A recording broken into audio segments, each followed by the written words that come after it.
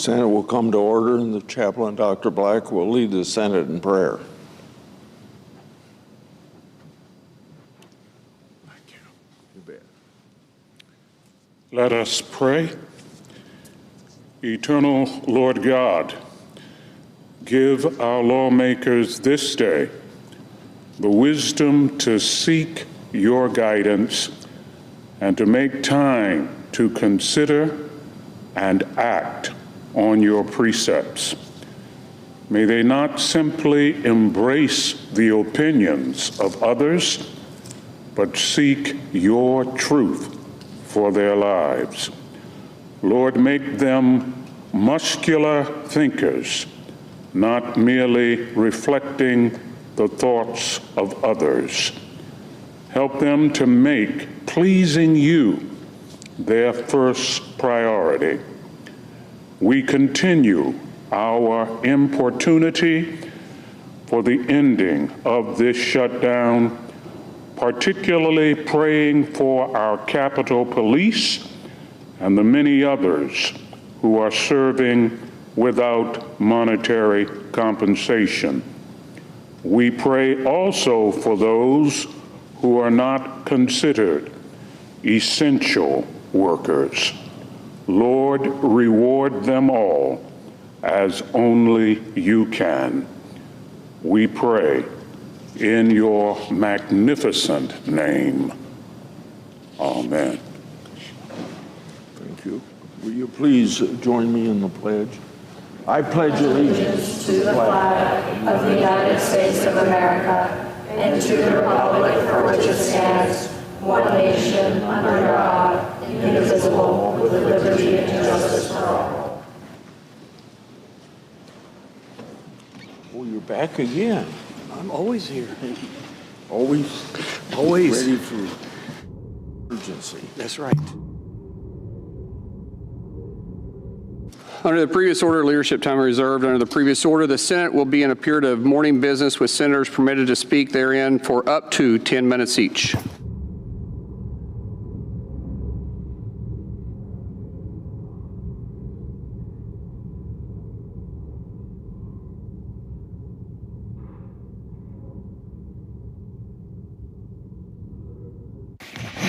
Great Senator from Iowa. On behalf of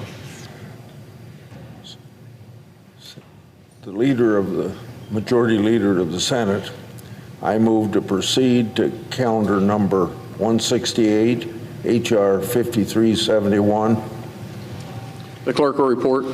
Motion to proceed to calendar number 168, H.R. 5371, an act making continuing appropriations and extensions for fiscal year 2026 and for other purposes. Yeah. Mr. President. Senator from Iowa. Yeah. First of all, I want to compliment the chaplain. Each one of his prayers this week, he's made very important in his prayers the importance of opening up the government and ending the Schumer shutdown. I come to the floor today to speak about the Department of Health and Human Services Inspectors General routinely issuing recommendations to improve the operation of healthcare programs and to produce savings for the taxpayers. Until this year, two very important and top HHS Inspector General recommendations were unaddressed, and they should have been addressed because these are egregious wastes of taxpayers' monies. Number one, the report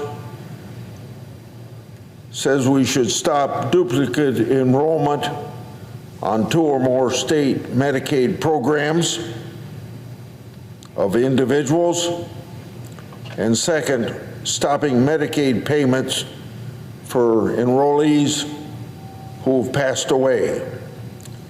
The tax bill signed by President Trump July 4th puts an end to this fraud, waste, and abuse in the Medicaid program. That legislation establishes solutions to stop duplicate enrollments and sending payments out for deceased enrollees and providers. Once implemented, I hope that these recommendations of the Inspector General are satisfied. Let me give some examples and reasons why these reforms are necessary. In July, the Centers for Medicare and Medicaid Services found 2.8 million Americans were enrolled in 2 or more Medicaid or federal marketplace plans. It's quite obvious that any enrollee only needs one insurance plan or Medicaid, not both, to satisfy their health care options. In this duplicative enrollment, a new discovery? No.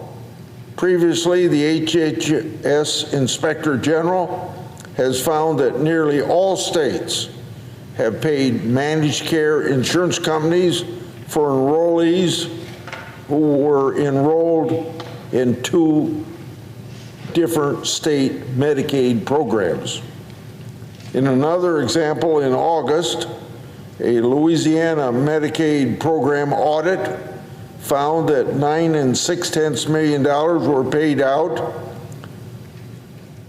for deceased enrollees in that Medicaid program. In other words, showing how stupid it is to pay for health care for people who have died. Now, do you happen to think that Louisiana is an isolated incident? It is not an isolated incident. In the past decade, HHS Inspector General has uncovered similar fraudulent payments paid out for deceased enrollees in at least 17 states. In addition, state Medicaid programs have been uncovering fraud, but at the same time failing to return the correct refund to the federal government. Last year, 4 states were found by the HHS Inspector General for failing to report and return federal Medicaid overpayments. Using the resources established in the 2025 tax bill, we will put a stop to this and save taxpayers over $24 billion over 10 years. While this action might seem like common sense, you've heard me say so often that Washington, D.C. is an island surrounded by reality, but now duplicate enrollment payments for deceased enrollees and failing to return federal money correctly is a stiff to the taxpayers every time it happens. With these savings, we can protect Medicaid resources for the reason that Medicaid was set up to help vulnerable Americans like the disabled, like the elderly, like pregnant women, like children, and many more groups of people you can name. So, common sense will now prevail as a result of the changes that the Congress has made in that 2025 tax bill that Congress passed and the President signed on July the 4th. I yield the floor.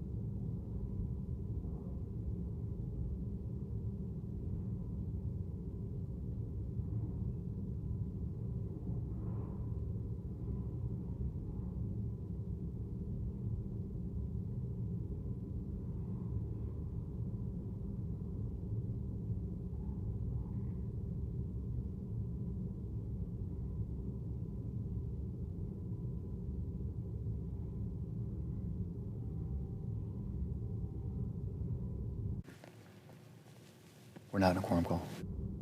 Mr. President. Republican leader. Mr. President, there was a time when Democrats opposed government shutdowns. And not just opposed.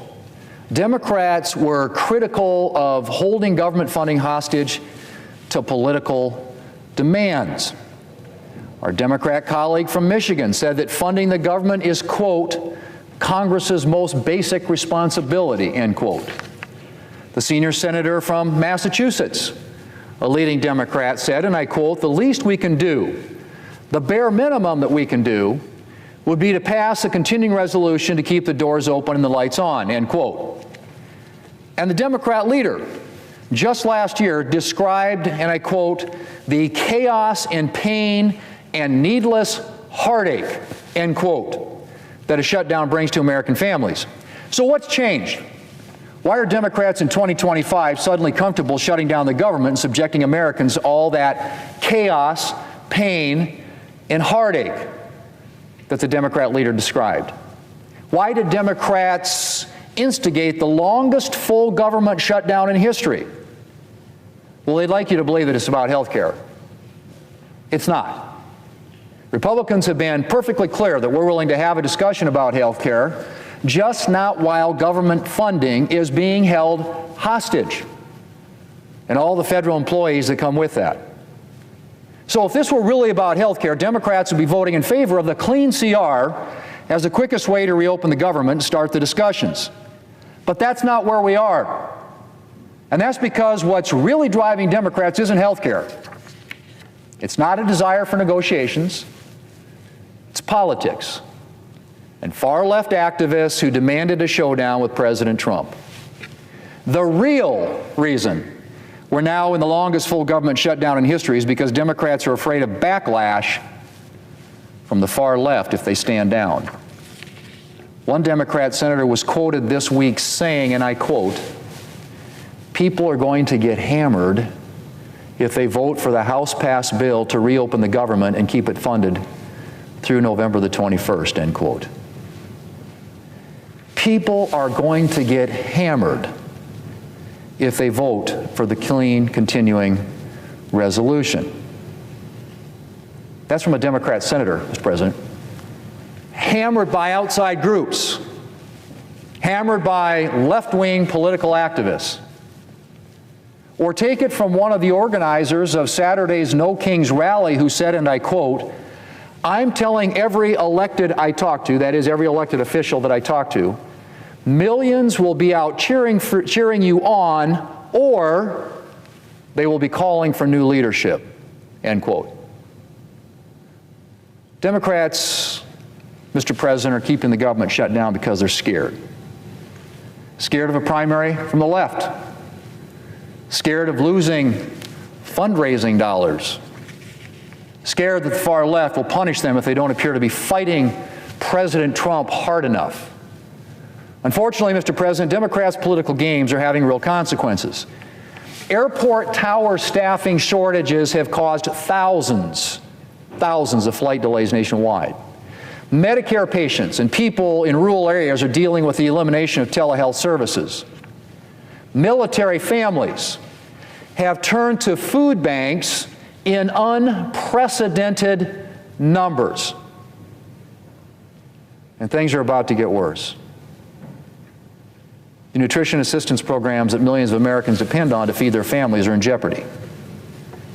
And tomorrow, federal workers will miss a full paycheck because of the Democrat shutdown. That's right. Tomorrow, federal workers will miss a full paycheck thanks to Senate Democrats. Mr. President, Republicans want to do something about this. We'd love to pass the clean, continuing, nonpartisan resolution, which would pay everyone. Passed the House a long time ago. We voted on it 12 times here now. They continue to, with the exception, 3 exceptions, to block vote against it. 12 times now Democrats have blocked just paying our federal employees. And Mr. President, it's federal employees all throughout the federal workforce, which literally is millions of Americans, but it's people right here. People in this chamber, people in this building had to stay here night before last, all night, to listen to some Democrats drone on. One Democrat senator read the same poem 4 times.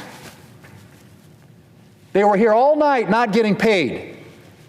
335 exactly federal employees in this building had to stay here all night, work through the night and into the next day, so they could make some campaign political speech or point in the middle of the night that nobody's listening to, obviously, which is why I guess you read the same poem 4 times, four different times, reading from books, while the people sitting here doing the work aren't getting paid.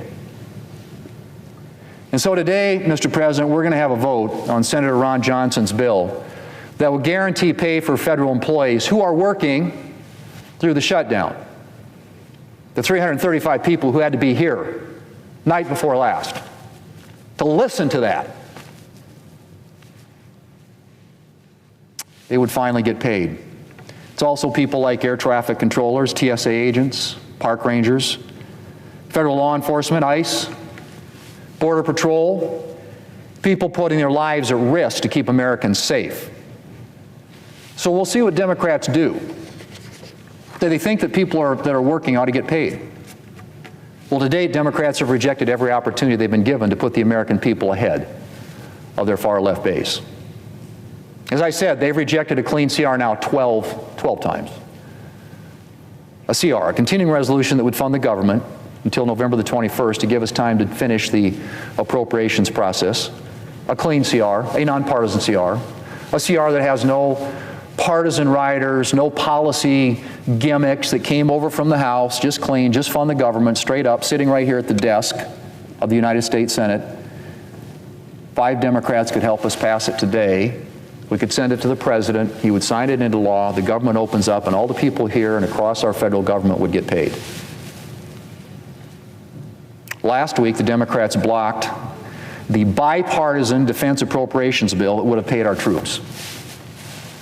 Came out of the Senate Appropriations Committee by a vote of 26-3. Very bipartisan on the floor. Should have been. Usually is. Usually gets 80+ votes on the floor of the Senate. But they blocked it. Would have paid our troops, defense appropriations bill. So today, we're going to have another opportunity to show whether they stand on the side of hardworking Americans or remain beholden to their far left base. Now, Mr. President, we've heard Democrats this week criticize Senator Johnson's bill because it would provide pay only to workers who continue to work through the shutdown. They say they want everybody to get paid.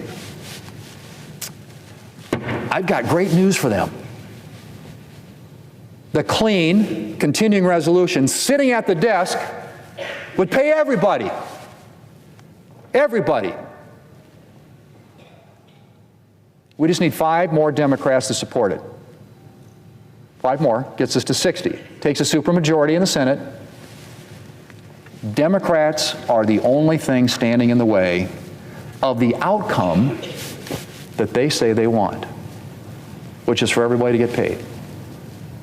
So, Mr. President, the clean, nonpartisan, continuing resolution sits right there at the desk. The President Trump is ready to sign it. The shutdown could be over in a matter of hours if just 5 Democrats would agree. But, unfortunately, the shadow of Democrats' far left base continues to stand in the way. And you don't have to take it from me. As one source familiar with Democrats' thinking told The Hill this week, and I quote, "We would have enough votes to reopen the government if people were not terrified of getting the guillotine," end quote. we would have enough votes to reopen the government if Democrats were not terrified of getting the guillotine. Mr. President, we just need 5 more Democrats to show some courage. This was a statement made yesterday by a Democrat House member. And sometimes people around here say the quiet part out loud. Sometimes it's just kind of subconsciously. And this is what she said. She's a member of the Democrat leadership in the House of Representatives. Of course there will be families that are going to suffer, but is one of the few leverage times we have, end quote. Boy, just take that in. Take that in. Of course there will be families that are going to suffer. But we don't want to give up our leverage. Leverage for what? Leverage for what? Mr. President, we need 5 Democrats to show a little courage. Reopen the government, and let's get to work. Mr. President, I yield the floor.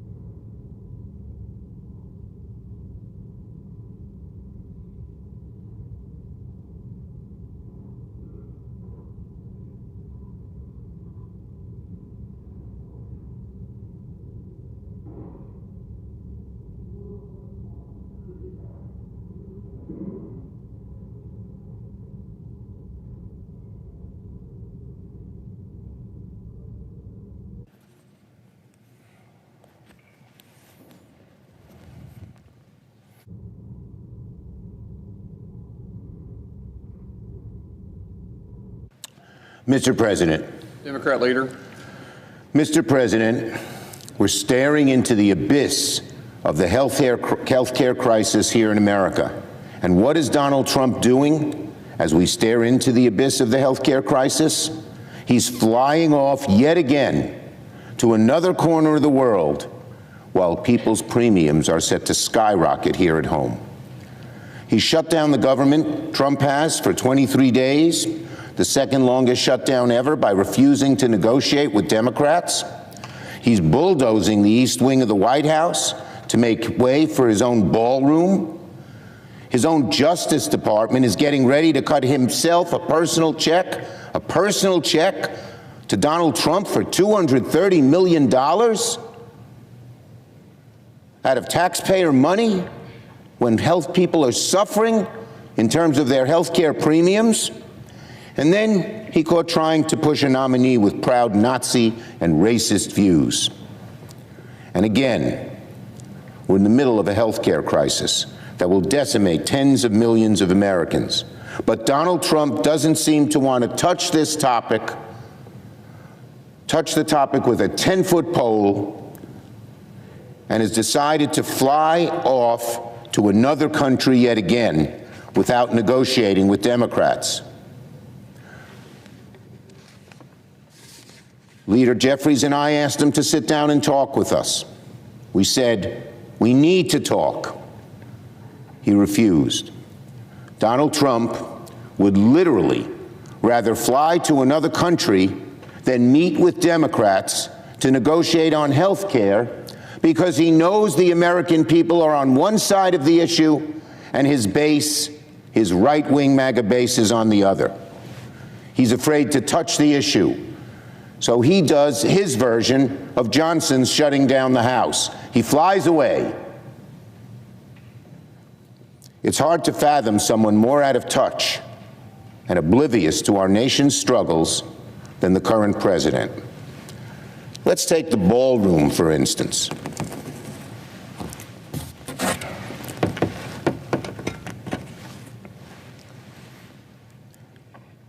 This is the image Donald Trump doesn't want America to see. This is the picture Donald Trump told his people to hide from the American people.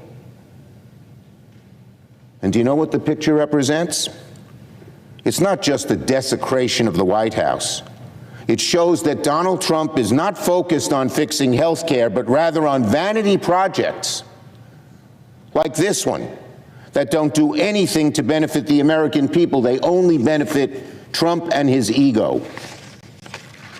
Donald Trump is telling the American people, no Medicaid for you. The ballroom for me.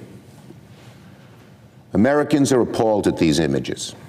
A YouGov poll this week found that 50% of Americans oppose this ballroom project, only 33% in support.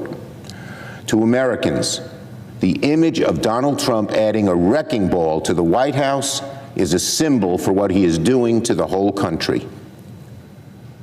Yes, this image Americans are seeing, and they don't like it. They don't like it. I asked my Republican colleagues, where are you?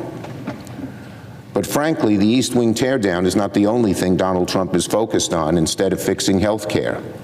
He is also using the presidency to enrich himself.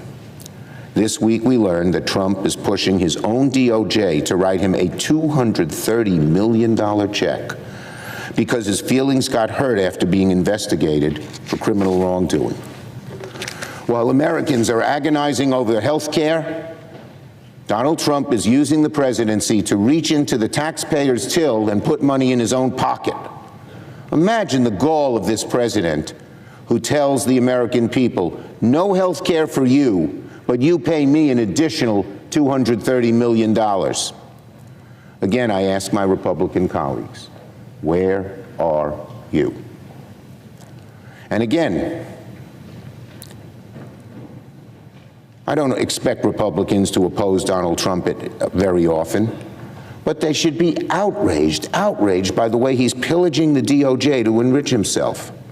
And finally, Americans are all getting awfully fed up with the Trump administration's incompetence, corruption, and chaos. And the data shows it.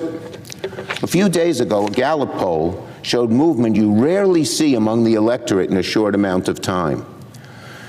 Democrats' party ID is now 7 points higher since the start of the year. 7 points higher. It was even with Republicans. Are you a Democrat or Republican?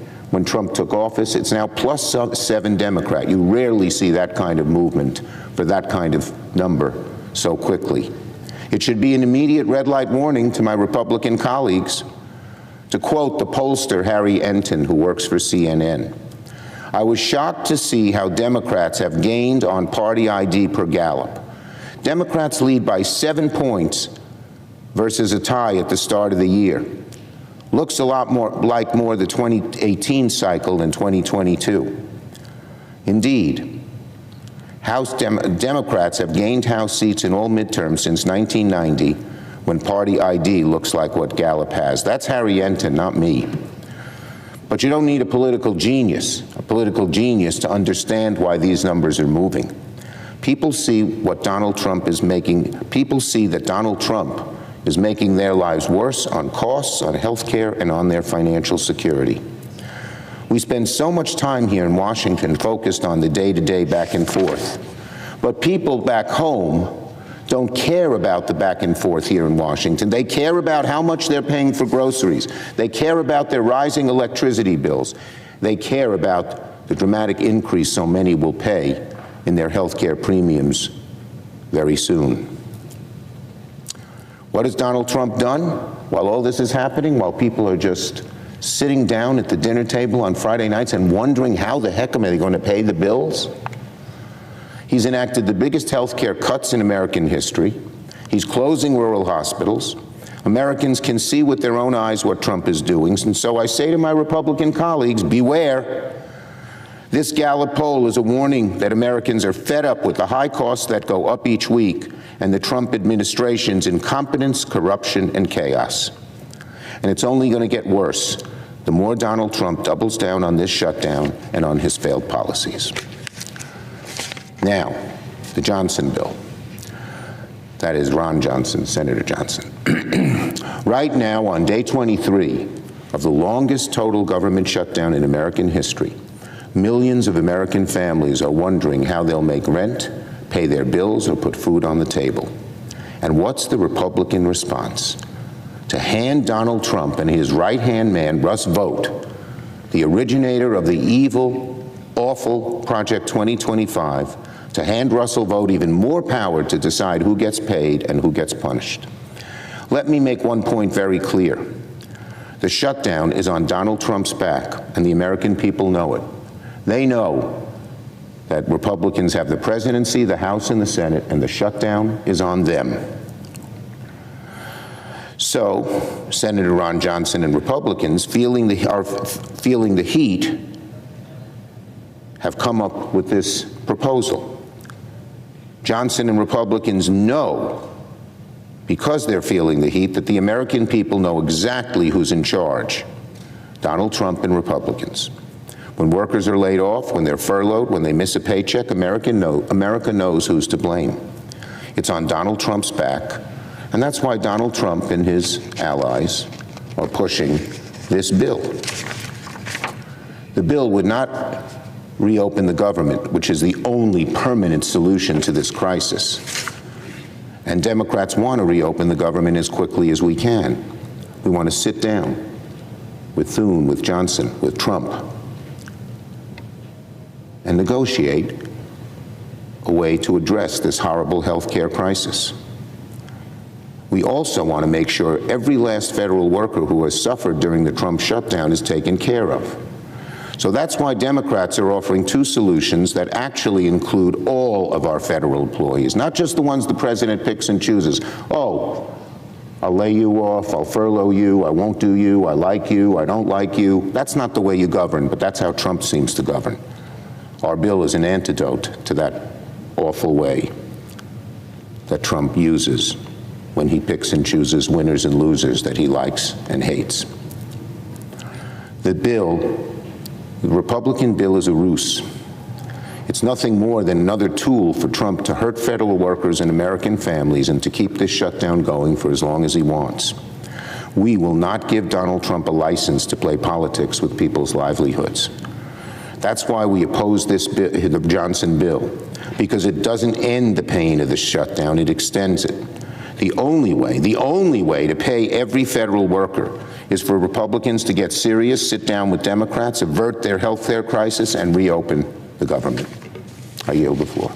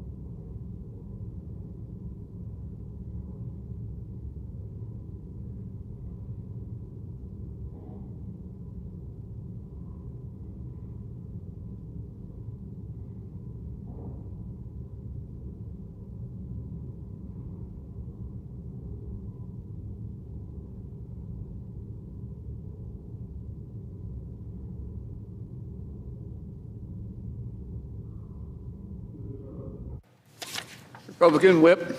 Mr. President, I ask unanimous consent to waive the mandatory quorum call with respect to cloture on the motion to proceed to calendar 191 S3012 and the Tableson nomination.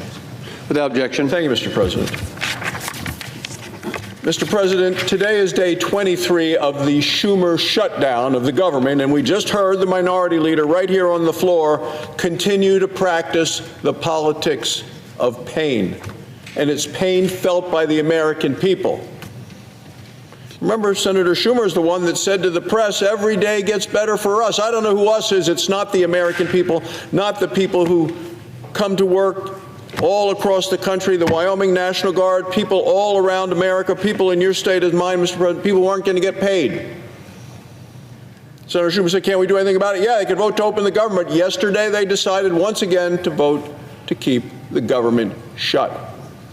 And tomorrow, hundreds of thousands of federal workers are going to miss their paychecks because Chuck Schumer and the Democrats will not vote to open the government. Won't do it, haven't done it. 23 days. Democrats have now set the record for the longest full-time government shutdown in American history. In previous shutdowns, some of the agencies stayed open. Not now. Longest history of the United States government shutdown of the entire government. Because this time, no one's getting paid. Not the police officers who had to come in during the so-called filibuster by the senator from Oregon, Senator Merkley. None of the people at the desk, none of the people who were working around the Capitol, none of even the Democrat staff or the Republican staff who were here as Senator Merkley droned on and on and on through the night, reading the same poem 4 times. To no avail. It was rubbish, all of it. Democrats have shut down this government, and they are punishing the American people as a result, and they're more concerned about playing politics than they are about protecting working families. It's a big game that they're playing as American families suffer, and they don't seem to care that families are suffering. They're actually bragging about the fact that families are suffering. This is the whip, the Democrat whip in the House of Representatives. What did she say this week? It wasn't just some slip of the tongue. She was in an interview. There's a video of her on television. I saw it earlier this morning of saying, of course there's going to be families who are going to suffer. Of course, she says there's going to be suffer, almost gleefully, because it's one of the few leverage times we have. That is the Democrat whip of the House of Representatives. You may have served with her, Mr. President, when you served in the House before coming to the Senate. You know this individual. This is the politics of pain practiced by the Democrats, and apparently they don't believe that withholding paychecks or stamps or funding to feed women and infants and children is a problem. They think it's leverage. They think it's a big game. Leverage for what? To give taxpayer-funded health care to illegal immigrants? That's one of the demands that we got from Chuck Schumer in the letter, the demand to open the government. Lay it all out there. What do they want? Lots of things, including health care free, paid for by taxpayers for illegal immigrants. They wanted $1.5 trillion in permanent new spending added to the debt. Because who are they trying to impress? The radical wing of the Democrat New York who've nominated Mondami to be the mayor of that city. The Democrats are willing to cause the American people to suffer because they want to continue to pass liberal policies that Americans don't want, never voted for, but they're being demanded by that radical wing of the Democrat Party. Well, so what have we done as Republicans? We have proposed a clean, bipartisan, continuing resolution to reopen the government and that pays the workers who have been working for weeks without pay so they don't miss their paychecks. Democrats have rejected it, continue to reject it, not once, not twice, 12 times. It's a cycle of obstruction, Mr. President. Democrats voted for clean continuing resolutions, as I've seen you say, Mr. President, a number of times, heard you say it on television. The Democrats voted for it 13 different times when Joe Biden was president. Now they oppose it. Why? Because President Trump is in the White House, and they don't even like the White House. They just had a picture of some of the improvements that the president is doing at the White House. They don't like that either. They don't like the fact he's in the White House. They don't like the fact he's improving the White House. They don't like the fact he's going to continue to be in the White House. And speaking of the president, just days ago, he told the Democrats he's happy to meet. And I agree, we were there when he said it. He says happy to meet once they reopen the government. But since the Democrats continue to refuse to reopen the government, the Senate's going to try to do the next best thing. So today, this body is going to move to begin debate on Senator Johnson's Shutdown Fairness Act. So let's talk about it. There is not a single good argument that I have heard against passing it immediately, because this bill ensures that the men and women who keep our nation safe, that they receive their pay during this Schumer Democrat-caused shutdown as they play politics. We got to pay the people who are keeping our nations safe. It pays our troops. They're protecting our nation at home and abroad. It pays the Coast Guard as they continue to patrol our waters. It pays Border Patrol as they defend our southern border. It pays members of Immigration Customs Enforcement as they round up and deport illegal immigrant criminals. It pays the air traffic controllers who guide flights safely to their destination. It pays the TSA agents who screen the passengers at every airport in America. It pays the Capitol Police officers that have worked for weeks here without pay. It applies back to the very first day of the Schumer shutdown, and that means employees will get their full pay. It applies to this shutdown, and it applies to future shutdowns, and I think that's very important, Mr. President. We cannot allow the Democrats to continue to painfully treat the people and use the American people as what the whip calls in the Democrats' House leverage. Hurting American people for leverage. No. So not just this shutdown, future shutdowns to provide stability and predictability to those who keep us safe. So would I prefer a clean continuing resolution that fully reopens government today, immediately? Absolutely. But Democrats have blocked a clean bipartisan continuing resolution every single time we have offered them. And it's been reported that Democrats are going to filibuster this bill today, too. So when Democrats stand up here today and criticize the bill, remember this: the Democrats have a choice. Pay the essential workers who are working right now when they're working here without a paycheck, or send them into the weekend with empty bank accounts and bills they cannot pay.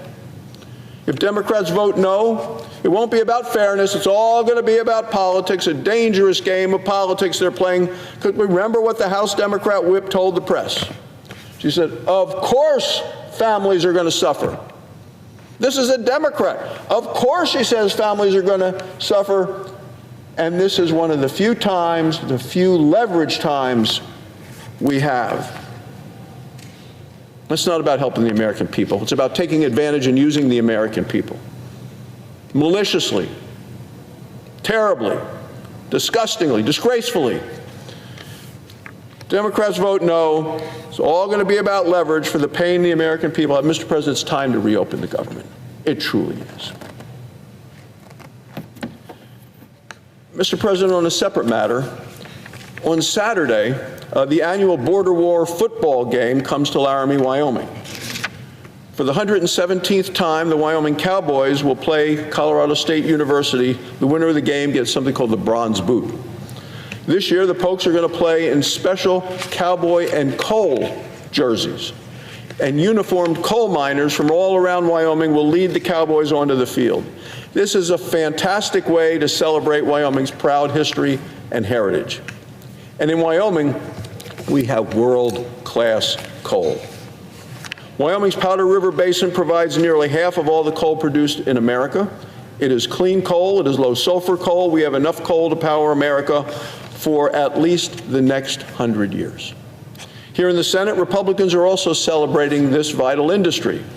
Senate Republicans introduced a resolution earlier this week to designate this week as National Coal Week. And I want to thank and congratulate Senator Cynthia Lummis for leading this important effort. No one knows better than our home state of Wyoming how important coal is to keep the lights on. Coal is the most affordable, available, reliable source of energy on the planet. And national security, of course, starts with energy security. Coal means freedom. That's why coal is such an important part of Republicans' agenda to unleash American energy. We're cutting red tape. We're opening up 13 million acres of federal land for mining. Coal production is up more than 6% since last year. The coal renaissance that we are seeing today is part of the broader American energy revival. It was even reported this week that the price of gasoline has fallen to below $3 for the first time in 4 years. You didn't see this when Joe Biden was in the White House and they were fighting American energy and making us desperate for energy. Oh no, we're now heading into an energy dominant time for America. Across the country, families are feeling the financial relief that comes from returning to common sense energy policies. Republicans know you can protect the environment without punishing the economy. Democrats never understood that. And in Wyoming, we know better than anyone else. America is an energy superpower. Wyoming is America's energy breadbasket. We have the resources, we have the workers, and now we are acting like it.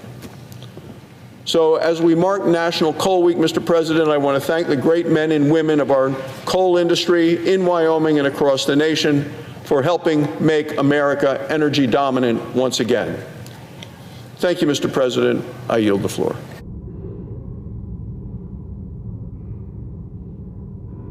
President. Minority Whip. Mr. President, I'm sure that those who are following the opening remarks in the Senate today can sense the frustration bordering on anger with the current situation, the current status quo. It is shared on both sides of the aisle. I've had the good fortune of serving in the House of Representatives and the Senate, representing parts of Illinois and then the entire state for a big part of my life. I've watched these institutions, the House and the Senate, face frustrating, disappointing, challenging situations. I found that the rule of thumb is basically if reasonable people will sit down at a table and put the items on the table and say, let's see if we can find common ground, it usually works. It could work here too. We could reopen this government by the end of the day. I believe it. It's going to be more difficult because the House of Representatives is not in session. I believe it's now been 3 weeks, maybe even 4 weeks, that they've been out of session. They need to be here, doing their job, helping to work to find a solution to this frustrating situation. What exactly is behind the shutdown of this federal government? Let me tell you, it's a serious issue that affects virtually every American. Do you have health insurance? I do. Most of us do. Is it expensive? Yes. Do you still need it? God, yes. Without it, it would be even worse. One automobile accident, one broken bone, one serious diagnosis, you could wipe out the savings of most American families. That's the reality. So health insurance is critical. People need it. And you know what's going to happen soon? I'm sorry to say, we're going to see a dramatic increase in health insurance premiums. There was a debate here several months ago on what the president called his big, beautiful budget. And the big, beautiful budget did many things, but in addition to some of the spending decisions, it made the decision that we were going to give a tax break to the wealthiest people in America. People like Elon Musk. His tax break, if I remember correctly, I don't have it written down here, was $230,000 a year. I would say that's a lot of money for most Americans. Mr. Musk, though, is so rich, multi-billionaire, he probably wouldn't even notice it. But the $230,000 tax break for the wealthiest Americans meant that other programs needed to be cut. And what were the programs that President Trump and the Republicans in Congress decided to cut? One was Medicaid. Medicaid is a pretty universal program that affects millions of Americans in the services that they receive from clinics, from hospitals, even living in nursing homes. Medicaid's an important part.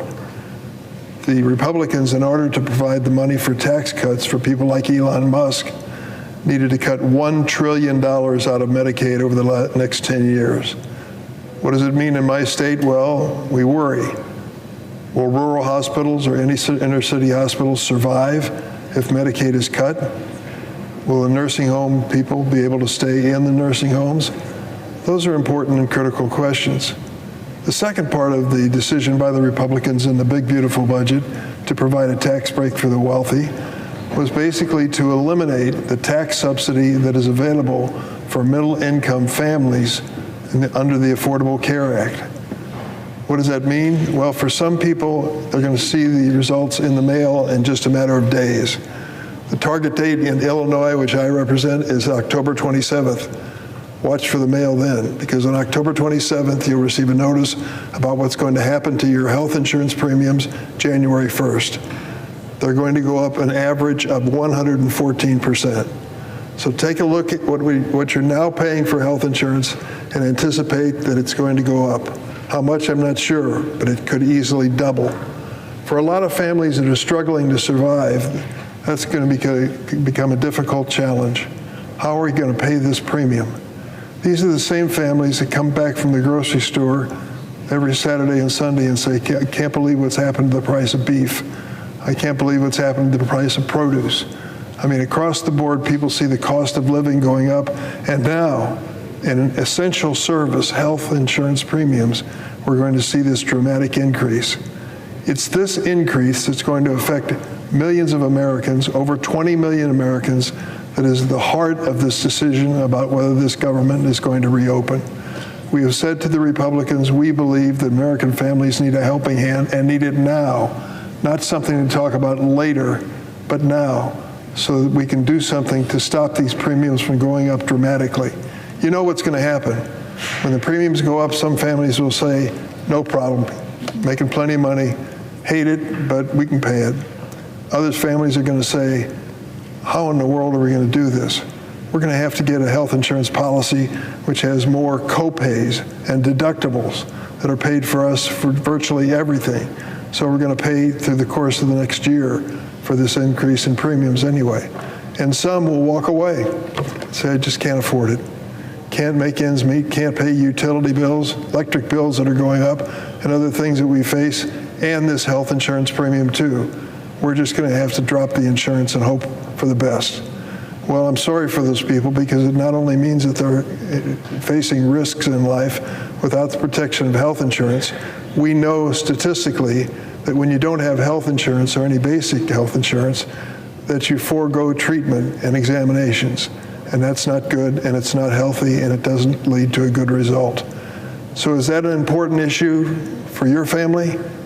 I'll bet it is. It's an important issue for every single family. And that's what is at the heart of this government shutdown. The need for the Republicans and Democrats to sit at a table and say, how can we spare American families from this hospitalization increase that they're going to face inevitably, millions are going to face, with bad consequences. Can we do it? Of course we can. People of goodwill can reach a conclusion that they're going to find a way to compromise and see this issue come to an end. We need to do it now, not next week, not the week following, but now. There's too much hardship that's going on with this government shutdown, and it should not continue. So my appeal is to the President, delay your trip overseas. My appeal to the Republicans in the House is come back home, come back down, I shouldn't say home, come back to Washington, leave your home, come back to Washington and go to work with us on a bipartisan basis. Is that what America wants? You bet it is. To address this issue of health insurance premiums, do it on a bipartisan basis and end this government shutdown. We can do it today. There's a lot of furniture in this Capitol. I've seen it over the years, and there are a lot of tables. There are many tables big enough for the leaders in Congress and the President to sit down and reach an agreement. That sit down ought to happen sooner rather than later. Mr. President, on another issue unrelated. Last Friday, the Trump administration asked the Supreme Court to greenlight the deployment of National Guard troops in my home state of Illinois after the lower courts had temporarily blocked the deployment. In her decision, District Court Judge April Perry said the Trump administration has produced, and I quote, no credible evidence that there is a danger of rebellion in Illinois. Rather, Judge Perry found that, quote, the unnecessary deployment of military troops untrained for local policing will escalate tension and undermine the ordinary law enforcement activities of state and local entities. 3 judges on the Seventh Circuit Appeals Court, including one appointed by President Bush and another appointed by President Trump, considered that decision by the lower court and agreed with Judge Perry. They found, and I quote, the facts do not justify the president's actions in Illinois. Political opposition is not rebellion. That panel is right. Last Saturday, I was part of the No Kings demonstration. We estimate there were 100,000 people in Grant Park, the Petrollo Band Show. It was nonviolent. It was orderly. Oh, they were loud once in a while, but no one was involved in any sort of rebellion. They were exercising their constitutional rights to express their opinion about the policies of this government. I've been honored to represent the great state of Illinois for over 40 years in the Senate and the House. And yes, like every state, Illinois has its challenges, such as addressing crime. But for the last 2 decades, the murder rate in Illinois has been lower than the murder rates in Republican-led states like Missouri, Louisiana, and Alabama. And violent crime is down dramatically in the city of Chicago. We should work together to build on this success and reduce the crime rate even more. But the president's actions in sending in National Guard troops, even from the state of Texas to Illinois, is not about public safety, it's about politics. And his unjustified and unlawful attempts to deploy troops to Chicago and other American cities are a threat to our basic democratic institutions. The Supreme Court should reject the president's petition to use these troops in America. There is no emergency that justifies bypassing the regular appeals process and resolving this issue on the court's shadow docket without the full public scrutiny this issue deserves. Just last week, I received a heartbreaking message from one of my constituents, Petty Officer Second Class Jessica Windland, a hardworking provider at Lake County Health Department in Waukegan, Illinois. In her letter, Officer Windland mentioned that some of her patients have stopped showing up for their appointments because ICE officers are camping out in front of the facility. Picture it, if you will. People, families taking their children in for a doctor's appointment, afraid to go, leave their car, and walk the short distance to the clinic because ICE officials in their combat uniforms and masked in unmarked vehicles were lurking outside the clinic. She said in what she wrote to me, "My patients have not been able to come to their medical appointments out of fear of being taken." These raids are impacting the ability of medical providers to provide basic family treatment. Jessica also mentioned she was treating a mother at the health center when the mother, quote, received several phone calls and messages that ICE agents had raided the apartment buildings right behind the facility. The patient was so distraught and in tears that treatment could not be completed that day because she needed to rush home to her other children. Imagine for a moment the fear that a mother must have felt receiving a call from her kids, scared and screaming that masked men are trying to break into their home. Is this America? Can you imagine the confusion and fear those children must have felt seeing those men at their door, wondering who they were and if they were there to hurt them or help them? And it's not just at health centers in Illinois. ICE is camping out in front of city halls, schools, churches, regularly outside of a Home Depot, where they detained a father who is the sole provider for his 2 children, including a daughter with stage 4 cancer. Do you remember what led us into this situation? You heard it over and over at President Trump's rallies. Rapists, terrorists, murderers, criminally insane, sexual predators were coming across our border. Well, let me tell you, I'll sign up with the president. We don't want those people coming into this country, and if they commit a crime while they're here, they should be gone, period. Now let's talk about the others, the 11 million who've been in America, working jobs, raising families, going to church, paying their taxes. They're the ones that they've targeted. 70% of the people who've been stopped by ICE in the state of Illinois, 70% of them have no criminal record whatsoever. They're not rapists and murderers and terrorists. They're people who overstayed a visa. And they may be American citizens. The ICE officers obviously don't distinguish any difference there. When will my colleagues on the other side of the aisle decide the cruelty and fear tactics of this administration must stop? This is America. When will they choose to put an end to the racial profiling which is going on and detention of even American citizens, including veterans and children? And this is all supposed to be about violent crime. It's not. Enough. If this was actually about reducing crime, President Trump would not be slashing programs that actually help local law enforcement. This cruelty is all for show. While Americans continue to pay inflated prices at the grocery store and face the prospect of skyrocketing healthcare premiums, this is what the president is focused on. Tearing families apart and separating kids from their parents. Our country is better than this.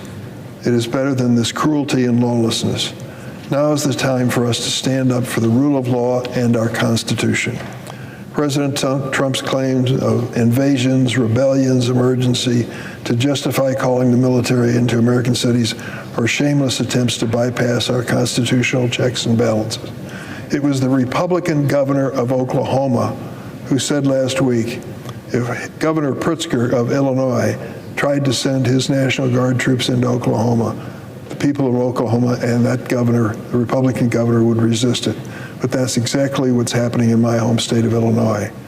This president, without invitation, is sending National Guard troops in from Texas. The Supreme Court should stand up to this administration's attempt to cut both Congress and the courts out of decisions squarely given to them by the Constitution. Political opposition, peaceful protest, nonviolent civil disobedience are not rebellion.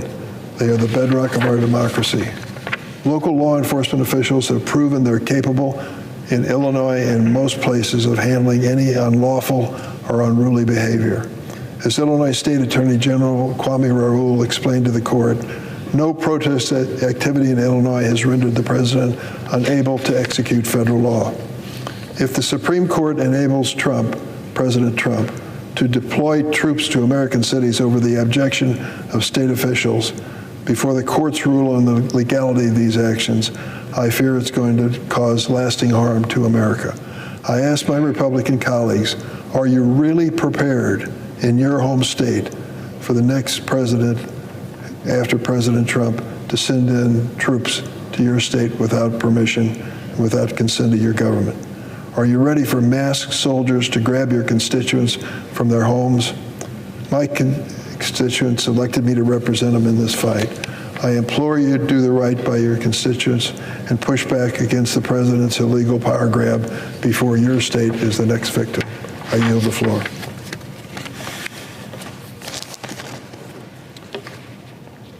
Mr. President. Senator from Oklahoma.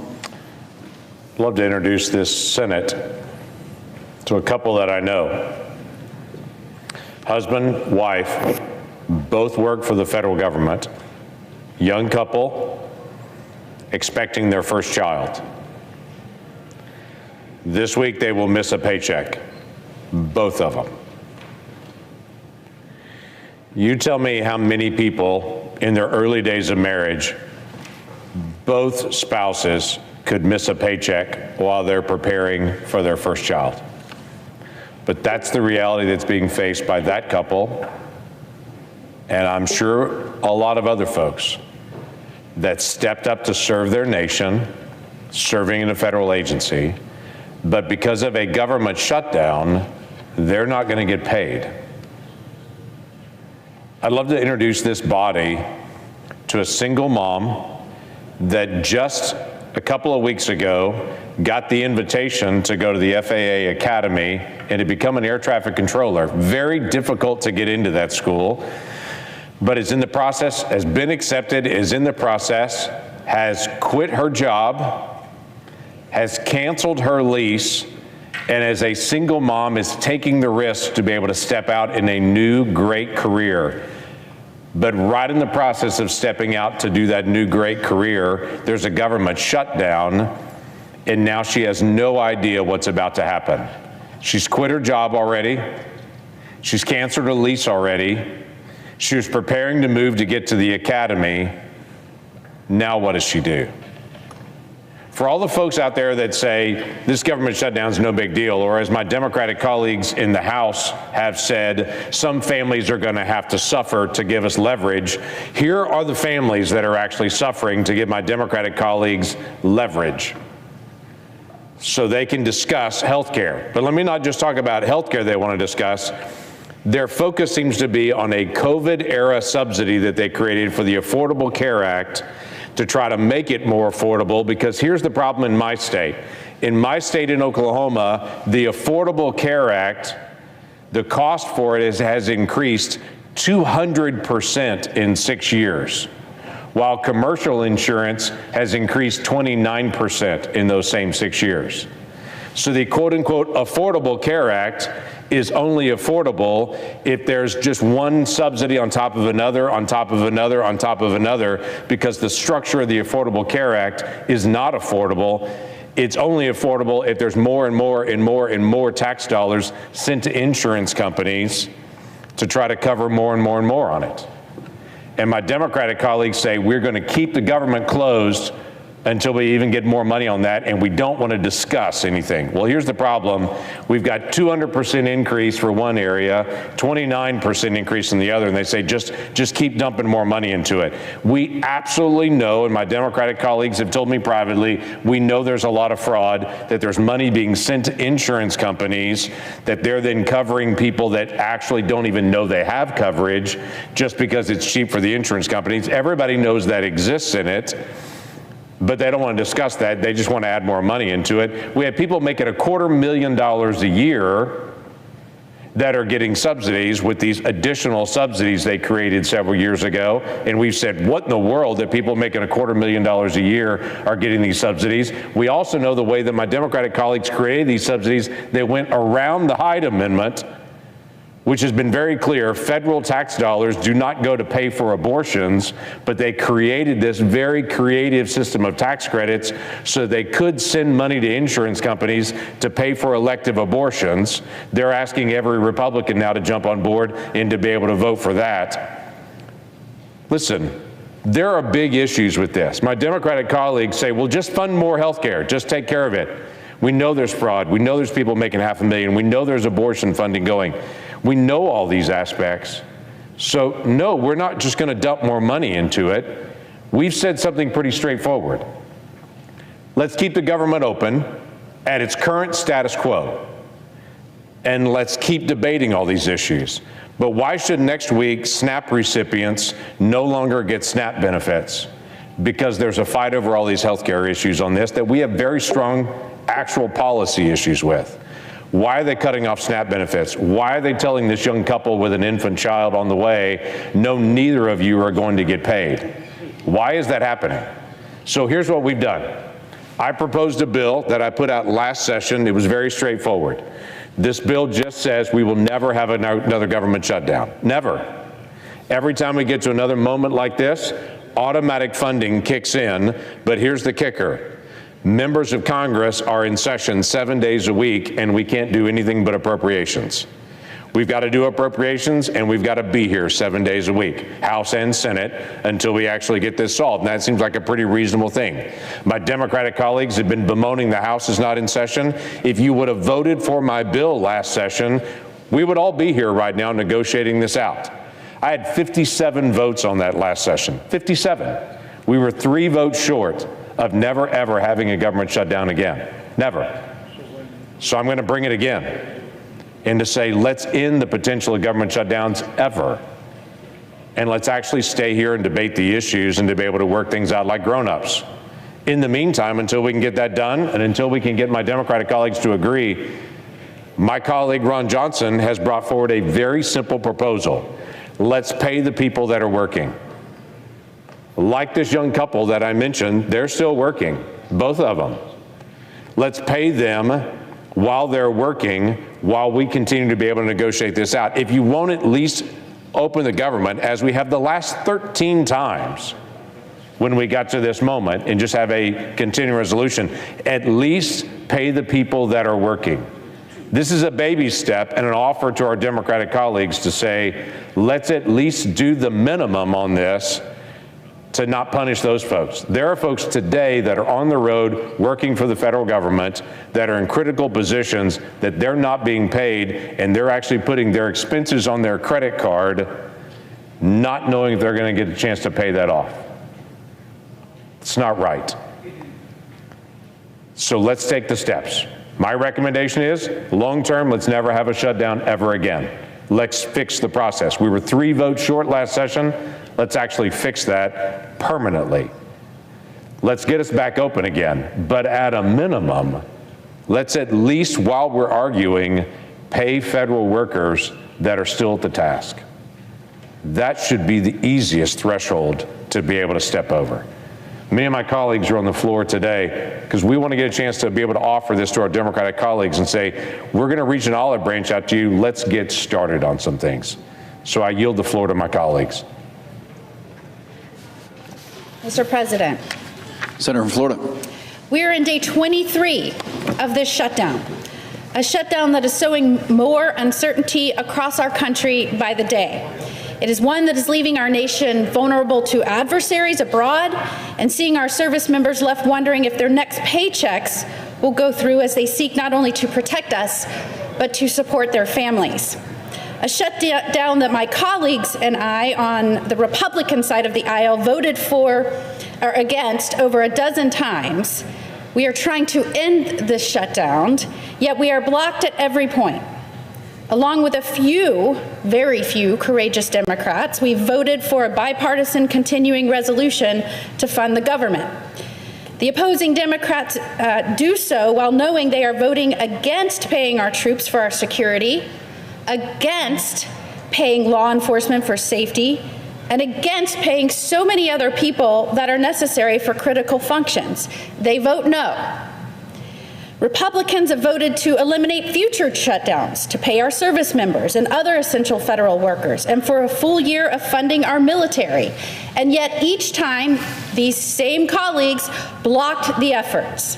They have now resorted to outright obstruction. I am the newest U.S. Senator from Florida, one of the newest U.S. senators for our country. I've been here 9 months. And I am disgusted that we have colleagues coming in here voting against continuing funding, reciting poetry. They are putting poetry over paying our troops. Since my arrival in Washington, I have watched every single effort by the Democrats to oppose the will of the American people, to undo the outcome of the election, attempting to paralyze not only the administration, but our policy goals to get this country back on the right track. Now these tactics have evolved into obstructing government itself, to hold the pay of federal law enforcement and our military hostage, let alone the thousands of other federal employees who continue to show up and fulfill their duties without pay. Shockingly, even senators with states that have large federal workforces have set aside the interests of those families beholden to some radical agenda. I implore my colleagues on the other side of the aisle to remember the effects of this shutdown go well past the boundaries of D.C. In my home state of Florida, we're seeing crisis centers which serve veterans, law enforcement officers, first responders, some of our most vulnerable that encounter hardships, all because of colleagues have refused to open the government. In fact, I have committed to donating my salary every day the government is shut down to a crisis center in Florida because they are suffering as this continues to go on. The choice is simple for my colleagues at this point. Either you stand for this country, for our service members, and for actually governing this nation, or you stand against that. And finally, I want to take a moment to thank every single federal employee continuing to work without pay. Our service members, federal law enforcement officers, Coast Guard members, air traffic controllers, so many others, including our own staff, including the staff on the Senate floor that show up and stay up all night as the Democrats recite poetry. Thank you for showing up without pay. Thank you for your patriotism, your work ethic, your embrace of duty and commitment to this nation. Throughout history, it is the selfless work of patriots that help build and sustain this incredible country of ours. And I look forward to the day, Mr. President, when our colleagues on the other side of the aisle cease with their partisan games, that they put governing for the people back as their #1 priority, that they remember it is an incredible responsibility they undertook when they took the oath to become a senator. I hope they remember that they were trusted to do this in good faith on behalf of the people. And I hope that they join us in reopening the government. They join us in our bipartisan, clean, continuing resolution to reopen the government. That is the only way forward, and it is the sole path available to continue our work on behalf of the American people. Thank you, Mr. President, and I yield back.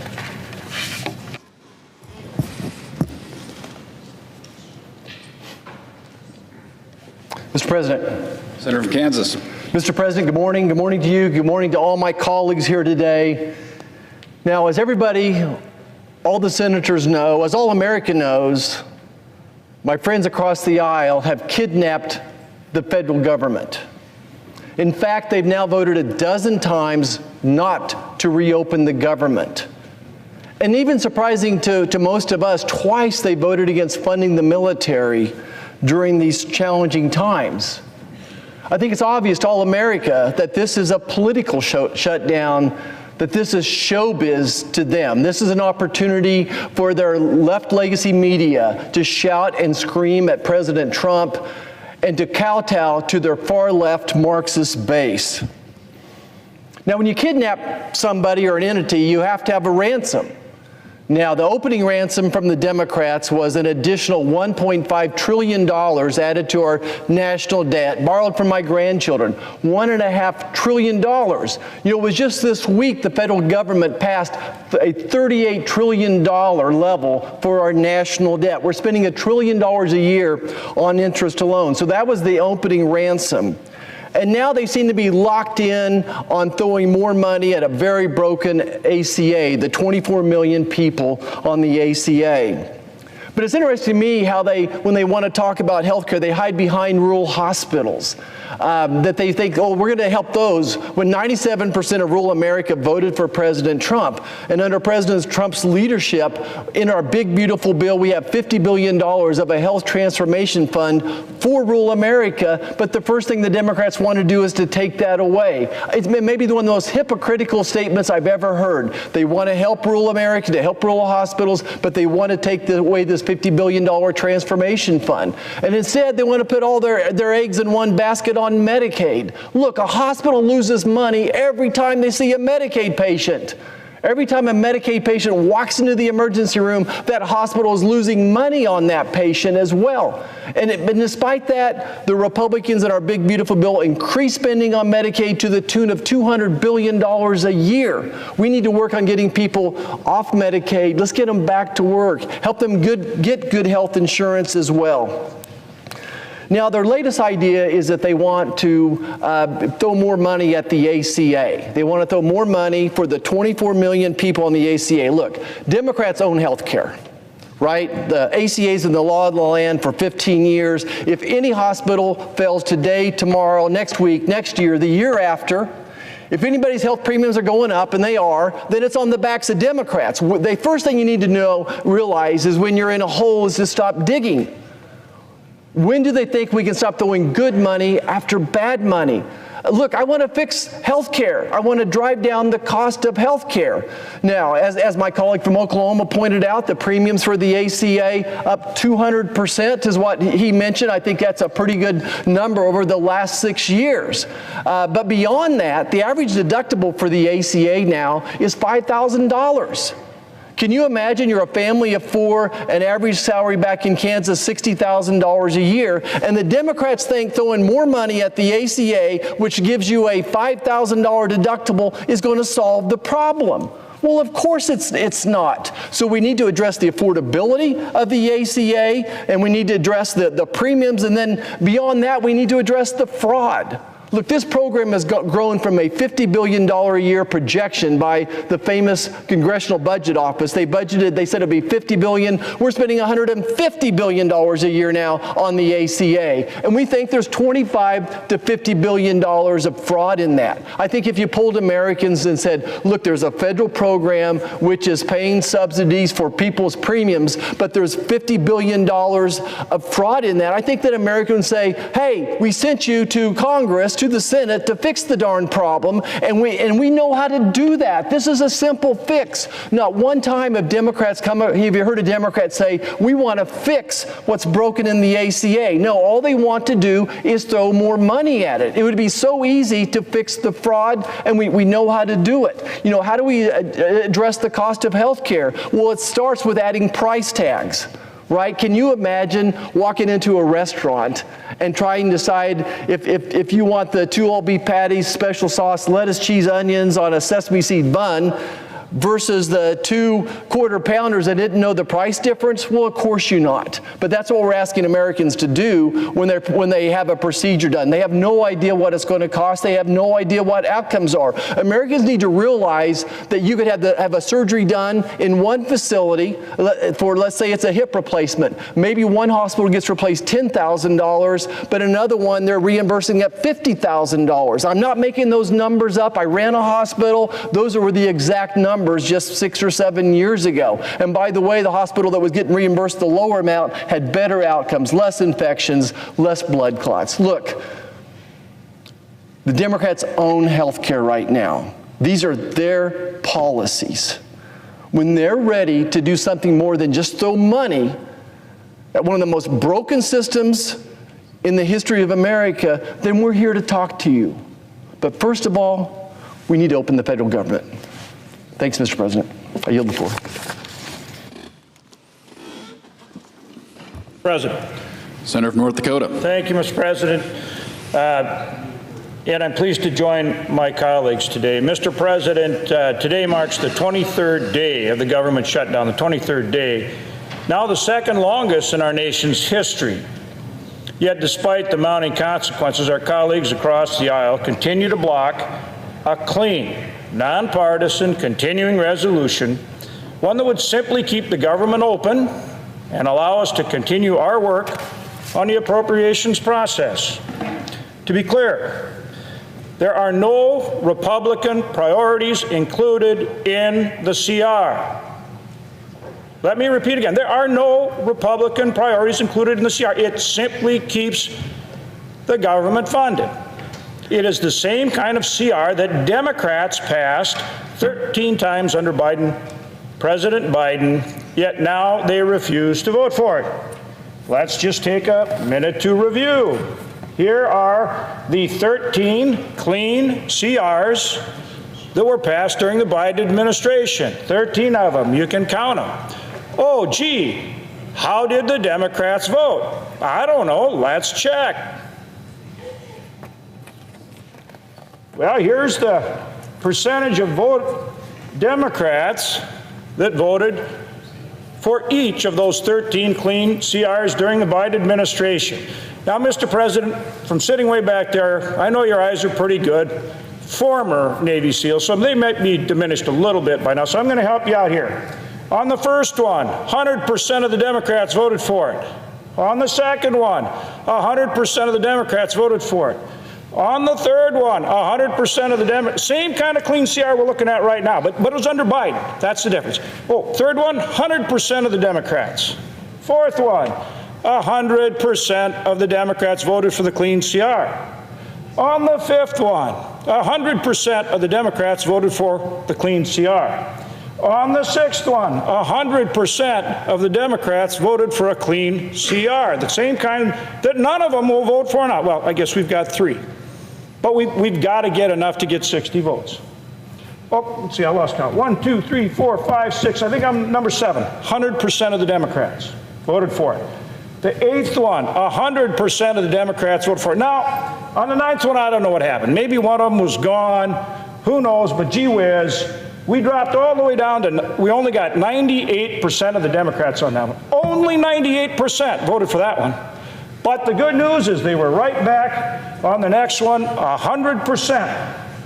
I think that's number 10, 100% of number 11, 100% of number 12, and gee whiz, they finished with only 98% of the Democrats on the 13th one. You kind of get the point maybe, right? Come on. What in the world's going on here? And then they have the gall to go out there and say, oh, well, you know, they're not shutting down the government. It's ridiculous. I don't know how there can be any doubt about it. And for anybody that thinks that this shutdown should be stopped right now, they better call their favorite Democrat on the phone and say, hey, it's time. It's way, way, way past time. But right now, instead, our colleagues across the aisle have chosen the different path. They've taken our government hostage, demanding more than $1 trillion in new spending just to keep the lights on. $1 trillion just to keep the lights on. And to pay people, federal employees, military, everybody else that's working. That is not compromise, Mr. President. That's called coercion. That is not compromise. That is coercion. That's holding our government hostage. And while this political stalemate drags on, American families are paying the price. Vital programs that hardworking families rely on, programs they've paid into and depend on, have been shuttered or are dangerously close to running out of money. Several states are now warning that they will be forced to shut down SNAP, the Supplemental Nutrition Assistance Program benefits, as soon as November 1st if the shutdown continues. That means millions of Americans could lose access to the assistance that helps them put food on the table. Meanwhile, our economy is losing $15 billion in GDP each week as long as this shutdown persists. Many federal employees, including critical air traffic controllers, they're working, they're not getting paid. How about our Border Patrol agents? It can be a pretty dangerous job. They're not getting paid. They're working, they're not getting paid. Or how about this group? Our troops. Mr. President, you were a Navy SEAL. You were in harm's way. We've got people in harm's way, and they're not getting paid because now the Democrats want to say somehow this clean CR shouldn't be voted for, and that somehow they're cooperating, they're trying to collaborate, when instead they're holding our government hostage. In rural America, our farmers, ranchers get left behind. Many of them are out in the field right now, harvesting, working on bringing in their crops, getting ready for next year. Programs, services they depend on with USDA they can't access. That means more uncertainty at a time when they can least afford it. Look, the list goes on and on. Goes on and on and on and on. But the bottom line is this. We need to get government. We have offered over and over again, as my colleague said, to work on any and all issues. But you do it once you get the government open. This has gone on, I'd say long enough, but actually way too long. And I don't know at what point Democrats are going to decide to come back and start doing their job, which is governing. But we are eagerly awaiting it. And for the American people are the ones that pay the price when the Democrats take our government hostage. And as I've made very clear here, there is no doubt, but that is exactly what they are doing. Mr. President, I yield the floor. Senator Virginia. Thank you, Mr. President. I do want to thank my friend from North Dakota. We see things slightly different, but one thing I think we'd probably agree on, you know who is getting paid? The House of Representatives, who's been on vacation since the middle of September. And gosh, wouldn't it be great if they were actually on the floor debating this issue as well, as opposed to getting a taxpayer-paid vacation for over a month?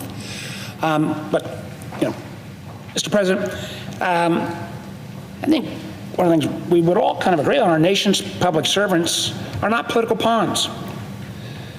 I say with due respect to my friend from Wisconsin, you know, the so-called Shutdown Fairness Act, in my view, is anything but fair. And frankly, this entire year has been anything but fair for all of our federal employees who show up every single day to serve the American people. Because remember, before Russ Vought even set foot in the Office of Management and Budget, he bragged that he wanted federal workers, his words not mine, increasingly be viewed as villains and put them in trauma. Think about that. This wasn't some political misstatement or slip of the tongue.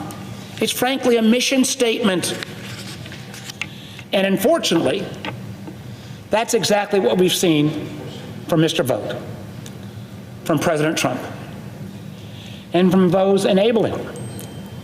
In just 9 months, they've forced out or driven into early retirement more than 148,000 federal employees. That's not efficiency or reform.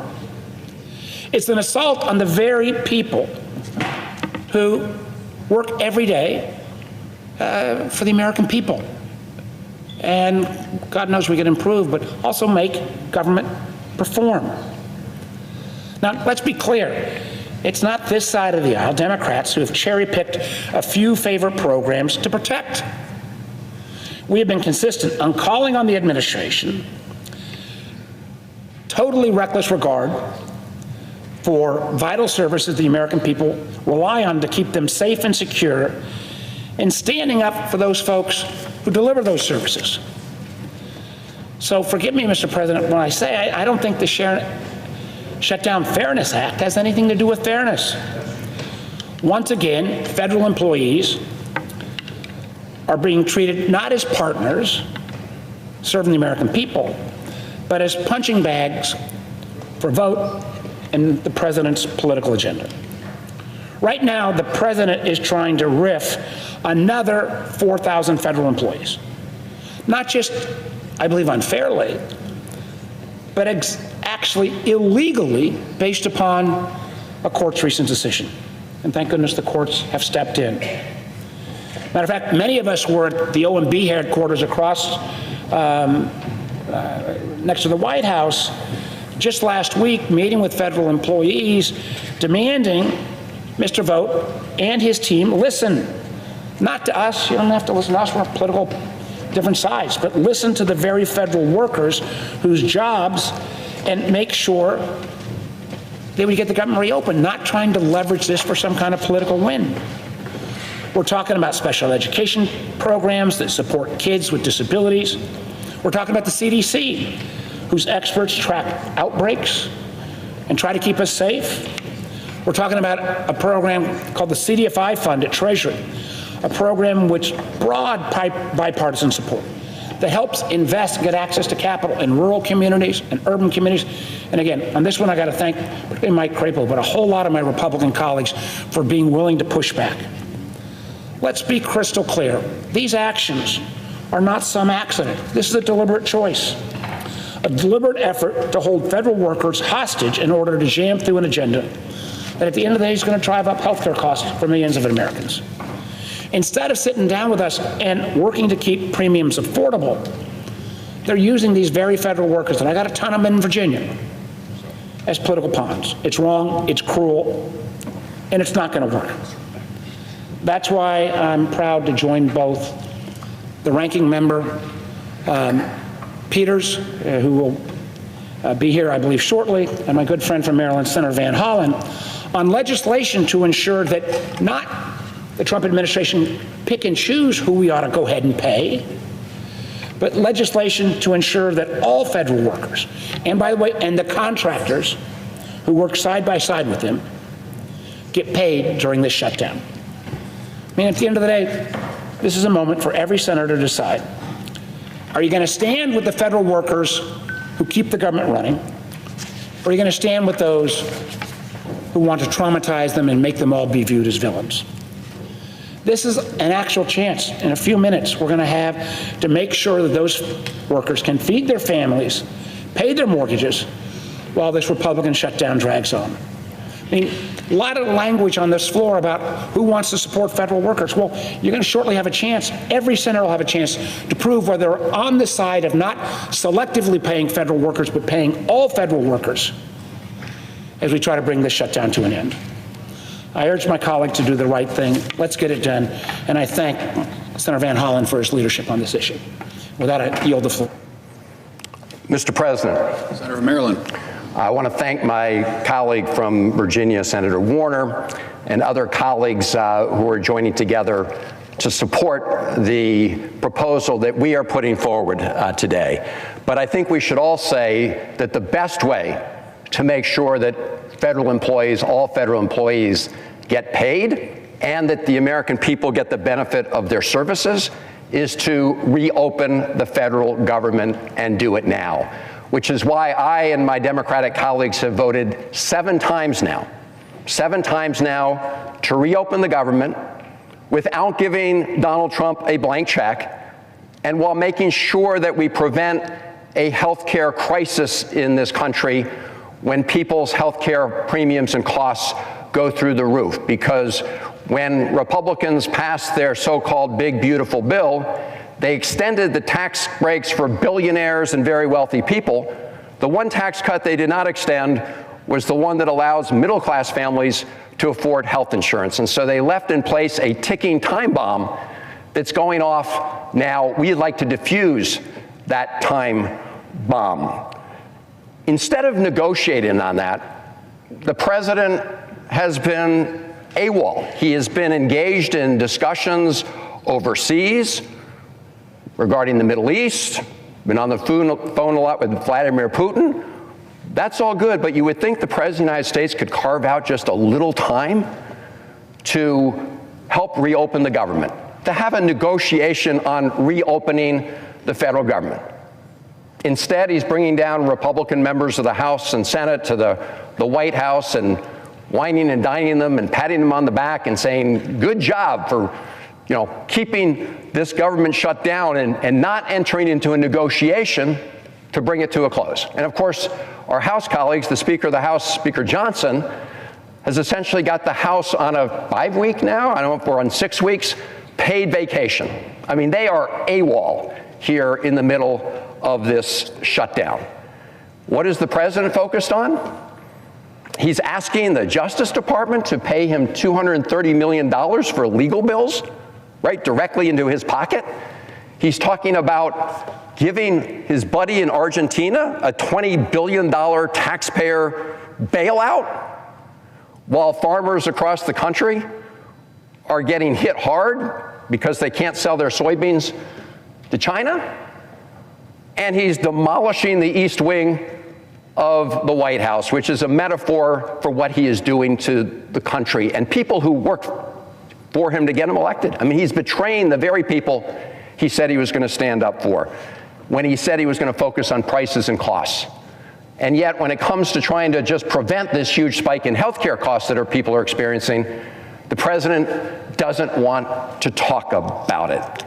So we should not be punishing federal employees for something they had nothing to do with. They're not responsible. They're innocent bystanders. They all want to get back on the job and provide services to the American people. And I'll be putting forth a proposal to say that they should not be punished and they should be paid. Now, we'll hear later today, we're going to be taking up here in the Senate a piece of legislation from Senator Johnson, and that proposal would pay federal employees who are currently working right now. Our proposal doesn't discriminate among federal employees. And here's the really dangerous part, I would argue, about Senator Johnson's proposal. We have a president, President Trump, who, along with Russ Vought, who's his guy in the cockpit at OMB, this is the guy who said publicly that he wanted to inflict trauma, that's his word, not mine, inflict trauma on the federal workforce. If you allow them to decide who they're going to keep on the job in the federal government and who they're going to pay, you're giving them also a blank check as to who they're going to send home and who they're going to punish by not paying. That's what they've been doing. Much of what they've been doing is illegal. In fact, we have a federal court in California that's already said that their layoffs of some of the federal employees and some of the agencies are illegal. But if you just let them decide who's going to get paid and who's not, you weaponize that illegality. You weaponize the federal government. And by the way, and I think we all know this, if President Trump gets to keep the folks he wants on the job and pay the folks that he wants who are on the job and nobody else, he'll have even less incentive to end the government shutdown. He'll have the government he wants, not the one that has been supported on a bipartisan basis by the United States Congress. So giving the president a blank check to decide which federal employees to punish and which ones not to punish is a very dangerous thing at this moment. That's why the proposal I'm putting forward, and Senator Peters will have an even narrower version that he will be put forward if our Republican colleagues don't support the one that I'm advancing, along with Senator Warner, Senator Kaine, Senator Alsobrooks, and others. These proposals say that federal employees should not be punished. Now, we've already made that decision. We've already made that decision as a Congress in the past. During the first Trump shutdown, that was the 35-day Trump shutdown. During that shutdown, Senator Card and myself and others, we passed a piece of legislation that was signed by the president that says at the end of a shutdown, federal employees get fully paid. They're held harmless. Why did we decide to do that? Because we collectively made the right decision that federal employees who have nothing to do with the government shutdown should not be the ones punished for something they were not culpable in. That was the right decision. What my proposal and our proposal will do is based on that idea that no federal employee should be punished for something they had nothing to do with. And not only should they get repaid at the end of this, but why would we say to them that you can't have enough pay to make your electric bills, or pay your water bills, or provide for your family? Why should federal employees be the ones who are punished for the government shutdown? Why should they be the ones that have to, overdraft their bank accounts, be penalized for that? That's not fair. So the proposals that we're putting forward say that in this government shutdown, federal employees, and yes, certain federal contractors who have nothing to do with this political situation that we face, they should not be the ones to bear the burden. And we certainly shouldn't set up a system where the President of the United States gets to decide what agencies to shut down, what they can open, who to pay and who not to pay, who to punish, who not to punish. That just gives him a blank check to put in place political cronies and pay them, and send home hardworking civil servants who perform important functions. So that's what our proposal will do. And for any of our colleagues, regardless of the side of the aisle, who agree that federal employees should not be the ones who are punished for something they got nothing to do with, I hope we'll all agree to support this measure. Now, I don't know if Mr. President, Senator Peters wants to talk at all on this particular proposal. He's going to be talking on the next proposal. I know that some of my colleagues are on the way to the floor as we speak, Senator Kaine and others. And I will, when they arrive, I will return the floor to them to have say their piece. But at this time, Mr. President, I ask unanimous consent that the Senate proceed to the immediate consideration of S-3039, introduced earlier today, that the bill be considered read a third time and passed, and the motion to reconsider be considered made and laid upon the table. Is there objection? Mr. President. Senator from Wisconsin. Reserving the right to object. Mr. President, I've come here today on the floor in good faith. I've come here not to argue. I've come here trying to find agreement. And I've listened to the senator from Virginia, now the senator from Maryland, and I have to say, I don't know exactly what percentage, but probably 95, 98% of what they've said, I agree with. Now, I do have to point out, and this would be the most, I would say this is a partisan comment. We have voted now 12 times on a measure that would open up government. It's what the House passed as a clean CR, similar if not identical to what happened 13 times during the Biden administration, just a clean CR to open up the government at President Biden's levels, funding levels that Democrats voted for. By the way, House Republicans could have come with a table to a CR with $1.5 trillion in spending reductions to match the $1.5 trillion of spending increase the Democrats wanted. And now there'd be areas of compromise. But the House Republicans basically said, let's not shut down government. But let's not make federal government workers pay for our dysfunction. So they passed a clean CR, the President Biden's funding level. So again, that's been voted down 12 times, regrettably.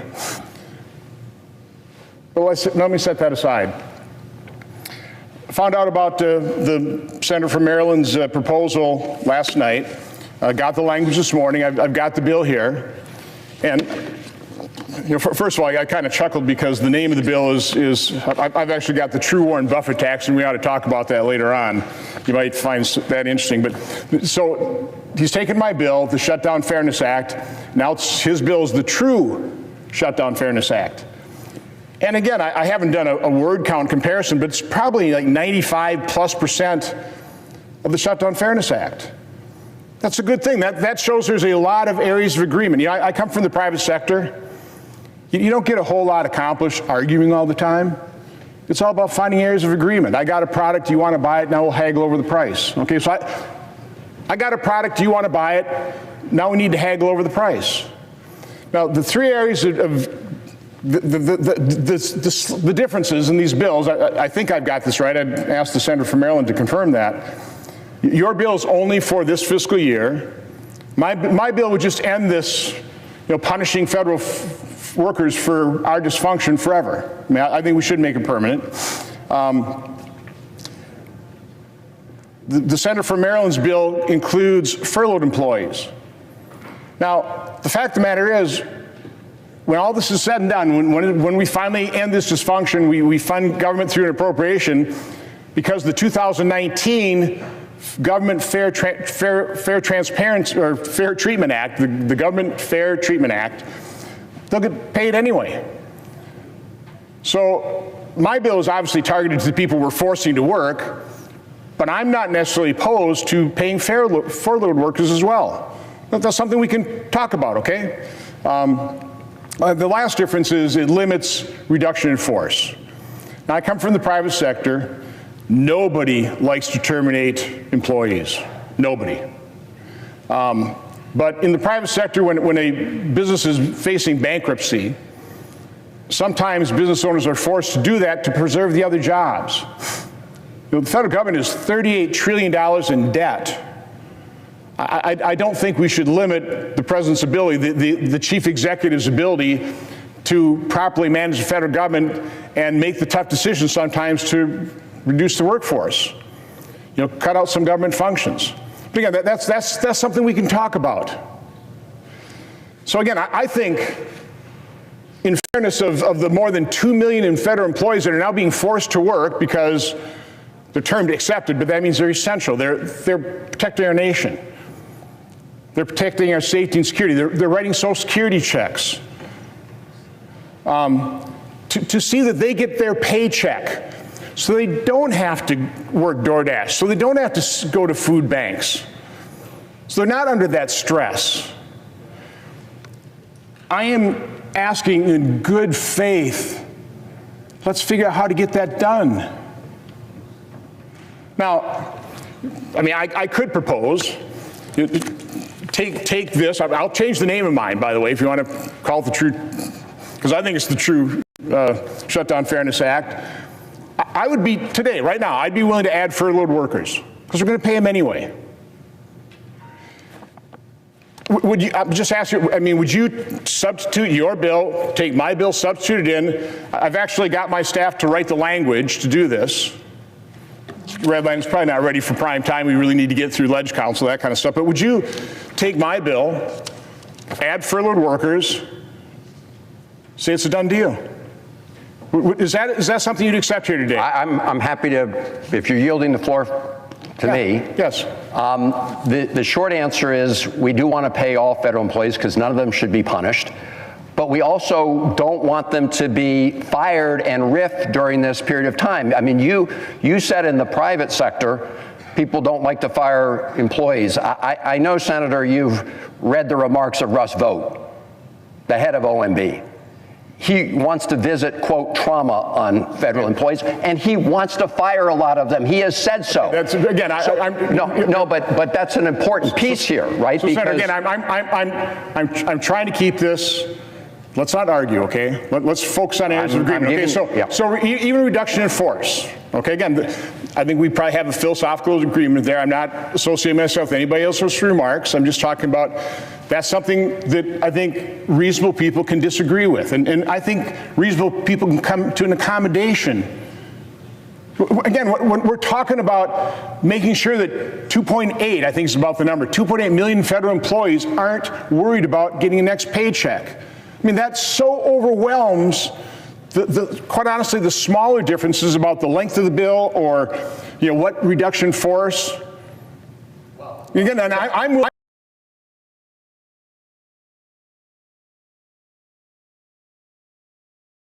so again, what I'm suggesting is the way to do it. And by the way, this could be a wonderful example for this body. Working on a piece of legislation that, again, you bring it to the floor. We filed it. I know it got Rule 14, but we're doing it the right way. We're going to ask for a cloture vote on it. Get it on the floor, open it up to amendments, perfect it. See what the body of the Senate wants to do with this piece of legislation that, again, we probably agree 95% of it or higher. The way to do it is when I offer my bill and we vote on cloture, vote for cloture. Let's get on the bill. Let's start discussing today. I mean, maybe if we're so successful, maybe if we find the differences are so slight, we can pass it by UC later in the day. But we do need to take this back to our conferences. We do need to go to leg staff. We need to perfect this. It'll probably take more time. But again, passing it by unanimous consent is not the way to do it. It just isn't. I mean, I appreciate the attempt. I appreciate the dialogue. And that's what I'm asking you in all sincerity, for the benefit of those 2.8 million workers, our military, our law enforcement. Let's take that burden off them today. Let's give them some hope to know this body is going to finally do something in a nonpartisan, I call it a nonpartisan way, that we all agree on. We're going to work out, we're going to iron out our differences the way you would generally do it, the way it used to be done, by getting onto a bill, voting for cloture, having the will of the Senate work its way, and then hopefully pass it early next week. That would be my suggestion. Again, I'd be willing to do it today. I don't think we could probably handle that because there's things to discuss. That's all I'm asking. If gentlemen will yield, look, thank you. Look, it'd be great to work this out because there seems to be some agreement that federal employees should not be the ones to bear the burden of a decision they had nothing to do with. I see the Republican leaders here with us on the floor. I think the best way to proceed would be to delay moving forward on the cloture vote on the motion to proceed on your bill, and let's sit down and let's talk about whether or not we can find that common ground. We may not be that far apart. I will just say to the senator, I would say that if you give the president the authority, as your proposal currently does, to decide who to send home and furlough and punish, and it sounds like you're willing to change that, but here's the scenario we're about. If you listen to Russ Vought and the president, they would just fire those people during the shutdown. That's what they're doing. In fact, they're illegally firing people during the shutdown. Again, Senator, I really didn't want to come and argue. Okay, well, why don't we sit down? Why don't we sit down together? I have to dispute that because even the National Active and Retired Federation Employees Association, who's endorsed my bill, says the bill does not single out favored political functions over disfavored ones. And you understand, under the Anti-Deficiency Act, under the opinions from the Office of Legal Counsel, accepted employees, it's pretty well standard. There may be some tweaks back and forth, which is what you give the latitude of the executive branch. Again, I'm willing to sit down. I'm sure the Republican Congress is willing to sit down and go, okay, what should we do? I think Congress has given way too much authority to the executive branch. I don't mind dialing that back a little bit. But again, the way to approach that is let's get on the bill. Let's talk about it. Let's offer amendments. Amendments that pass by voice vote. and let's get it done. There's a lot of pressure on all of us. We all want to get this done. But again, passing by unanimous consent is not the way to get it done. The way to get it done is the way the process should work. I mean, wouldn't it be wonderful to actually see the process work in the Senate? Again, I realize you don't Senator, I would love to see the process work. And then let's sit down in good faith, let's hammer out amendments, and let's get the thing passed next week. Let's do that. That's all I'm asking. Again, I honestly hate to object to this. I don't want to, okay? But again, this is not the way to pass it. So again, I'll speak to my bill. I know we've got to get votes for that kind of stuff. But again, truthfully, I'm in as good a faith as I possibly can be. We have to get this done. And the way to do that is vote to get on the bill. Let's sit down and talk in good faith, and let's see and hammer out what it might be pretty minor differences when all said and done. Okay? But with that, well let me just say, Mr. President, and just to say to the Senator Johnson, I'm more than happy to sit down with you. I think we should do that maybe later today, get our teams together, see if we can resolve some of these points. Because if we have the shared view that, number one, no federal employee should be punished for something they had nothing to do with, and that at least for the period of the shutdown, the president should not be able to fire additional people, which is, I think you well know, and this was partly considered by the federal court already. The president actually has less authority to do in a shutdown than when the government's open. But I don't want to debate these issues on the floor right now. Sure. I am more than happy to try and sit down with your team and see if we can let me quick address that. I think this brinkmanship has got to end here. I mean, I've been here 15 years. We should have passed 180 appropriation bills. Before the start of the fiscal year, we've passed 6. Again, a lot of people working in good faith to do that, okay? It's obviously broken. We've got to start working on appropriation and budget reform. We've got to start working on that together, okay? But my guess is part of what's happening with reduction in force is that brinkmanship, trying to get you folks to just agree to what you've done 13 times. Just open up the government, and then we'll talk, okay? We're more than open to talk. But anyway, so again, I'm literally begging you, please. Well, when we vote on cloture, vote to get on the bill, and then let's go through the amendment process and let's get it done quick. Again, there's not that big a difference. We can get this done, but again, I hate to do this, but with that, I will object and just, again, beg. Objection heard. Let's get on the bill. Mr. President. Senator from Maryland. As I said to the senator from Wisconsin, I'm happy to sit down with him and his team to see if we can put together a proposal based on the principle that no federal employee should have to bear the burden and the pain of a decision they had nothing to do with, as well as many of these federal contractors who are also involved. So I welcome the chance to sit down with the senator from Wisconsin. I also hope that the President of the United States will sit down with Democrats to resolve the overall issue and open the government. That way, we wouldn't even have to go through this exercise right now. With that, I want to yield the floor to my colleague from Maryland, Senator Alsobrooks. Senator from Maryland is recognized. Mr. President, thank you, first of all, to my colleague, Senator Chris Van Hollen, for yielding. And I also want to thank the senior senator from Maryland for his work on this legislation, the True Shutdown Fairness Act. Senator Van Hollen is a tremendous partner on this critical issue and an advocate for the thousands of federal workers in our great state. Maryland is home to 494,000 federal workers and federal contractors and 34,000 uniformed military personnel. Many of these Marylanders have spent their lives serving their fellow Americans, fighting to defend our country, ensuring our food and water are safe, making sure our parents and grandparents get their Social Security checks, and researching cures to cancer. That they have been characterized by this administration as an enemy worthy of trauma is repugnant. If you live in Maryland, you know a federal worker. They are your friends, they're your neighbors, they are the people like my grandmother, Sarah Daisy.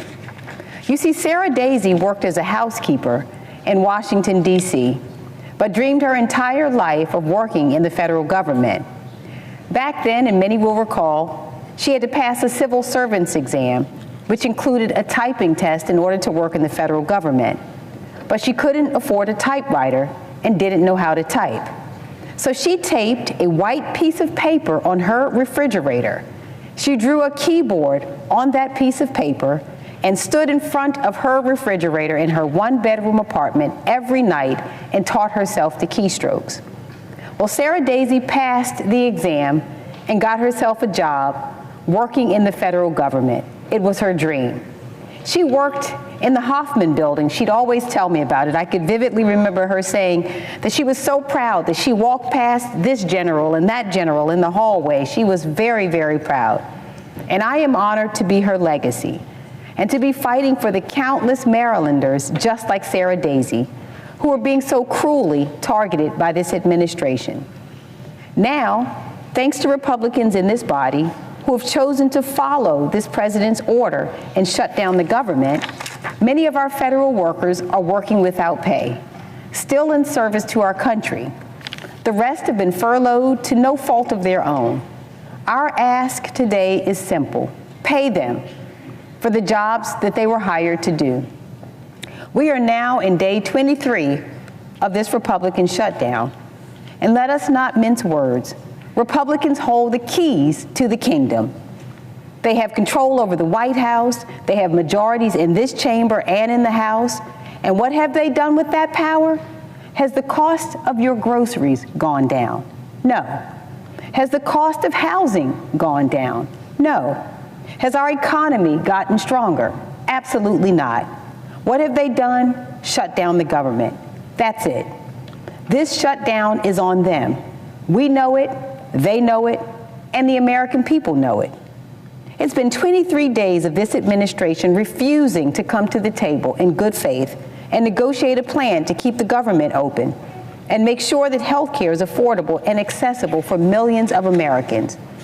It's been 23 days of this administration using the shutdown as an excuse to further target federal workers who are my constituents. My state is home to 494,000 federal workers and contractors. All of them are feeling the pain from this president's refusal to do what he supposedly loves to do best: make a deal. Right before the shutdown began, the very sinister Office of Management and Budget Director Russell Vought instructed agencies to use a shutdown as an opportunity to issue permanent government layoffs. Vought then began circulating a memo that would seem to challenge the legality of furloughed workers receiving back pay. By the way, Congress passed a bipartisan law ensuring their back pay during the last Trump administration. Yet this administration continues to disregard the rule of law. Just last week, Vought ominously tweeted, "The rifts have begun."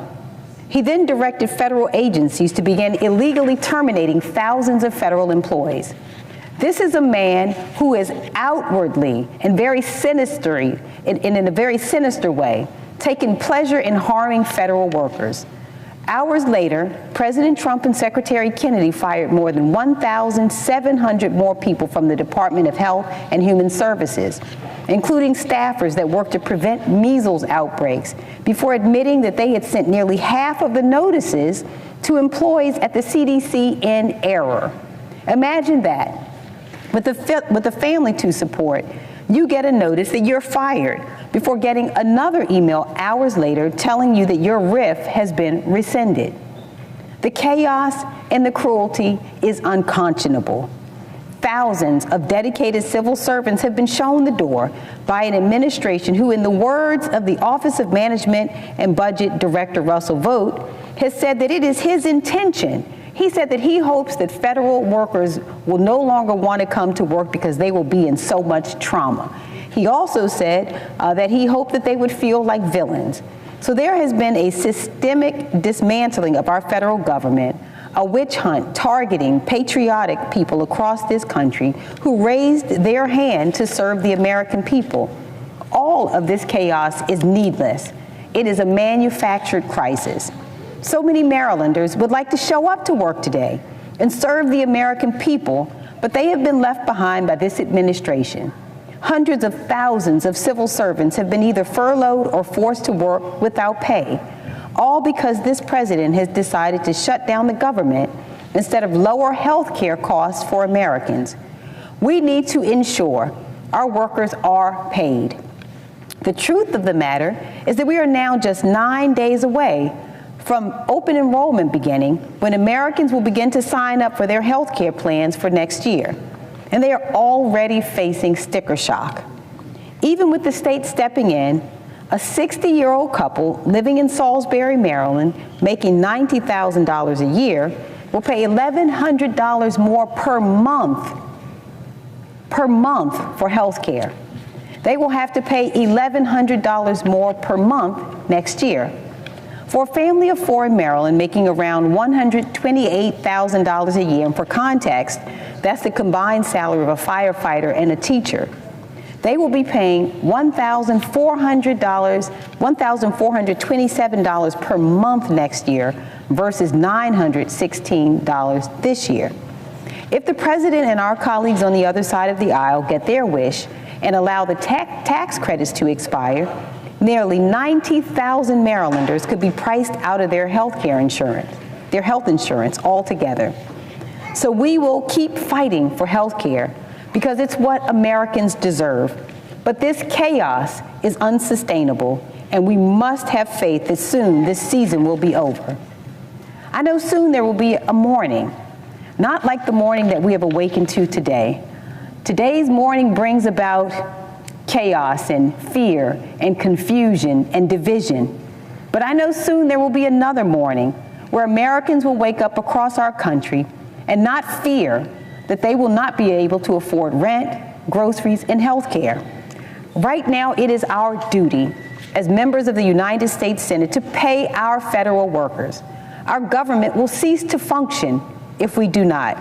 And the damage, I fear, is irreparable. Yet, just like Rust's vote, my colleagues today are picking winners and losers, putting forth legislation that would only make sure that accepted workers are paid, instead of the entirety of the federal and military workforce that has been held hostage by this Republican shutdown. We cannot cherry pick who gets paid during a shutdown based on our perception of the political affiliations of our patriotic civil servants. We must pass legislation that ensures our federal workers receive the paychecks that they have earned. Around 750,000 federal employees have been furloughed this month at no fault of their own. Hundreds of thousands of these employees live in our region, in Maryland, in Virginia, and the district. Senator Johnson's bill would ignore these dedicated workers, leaving them to continue to go without a paycheck, while President Trump refuses to get back to the bargaining table. They cannot afford to wait for the president to tire of throwing celebratory picnics or tearing down the White House for a gilded ballroom. They cannot afford to wait for Speaker Johnson and House Republicans to actually show back up to work.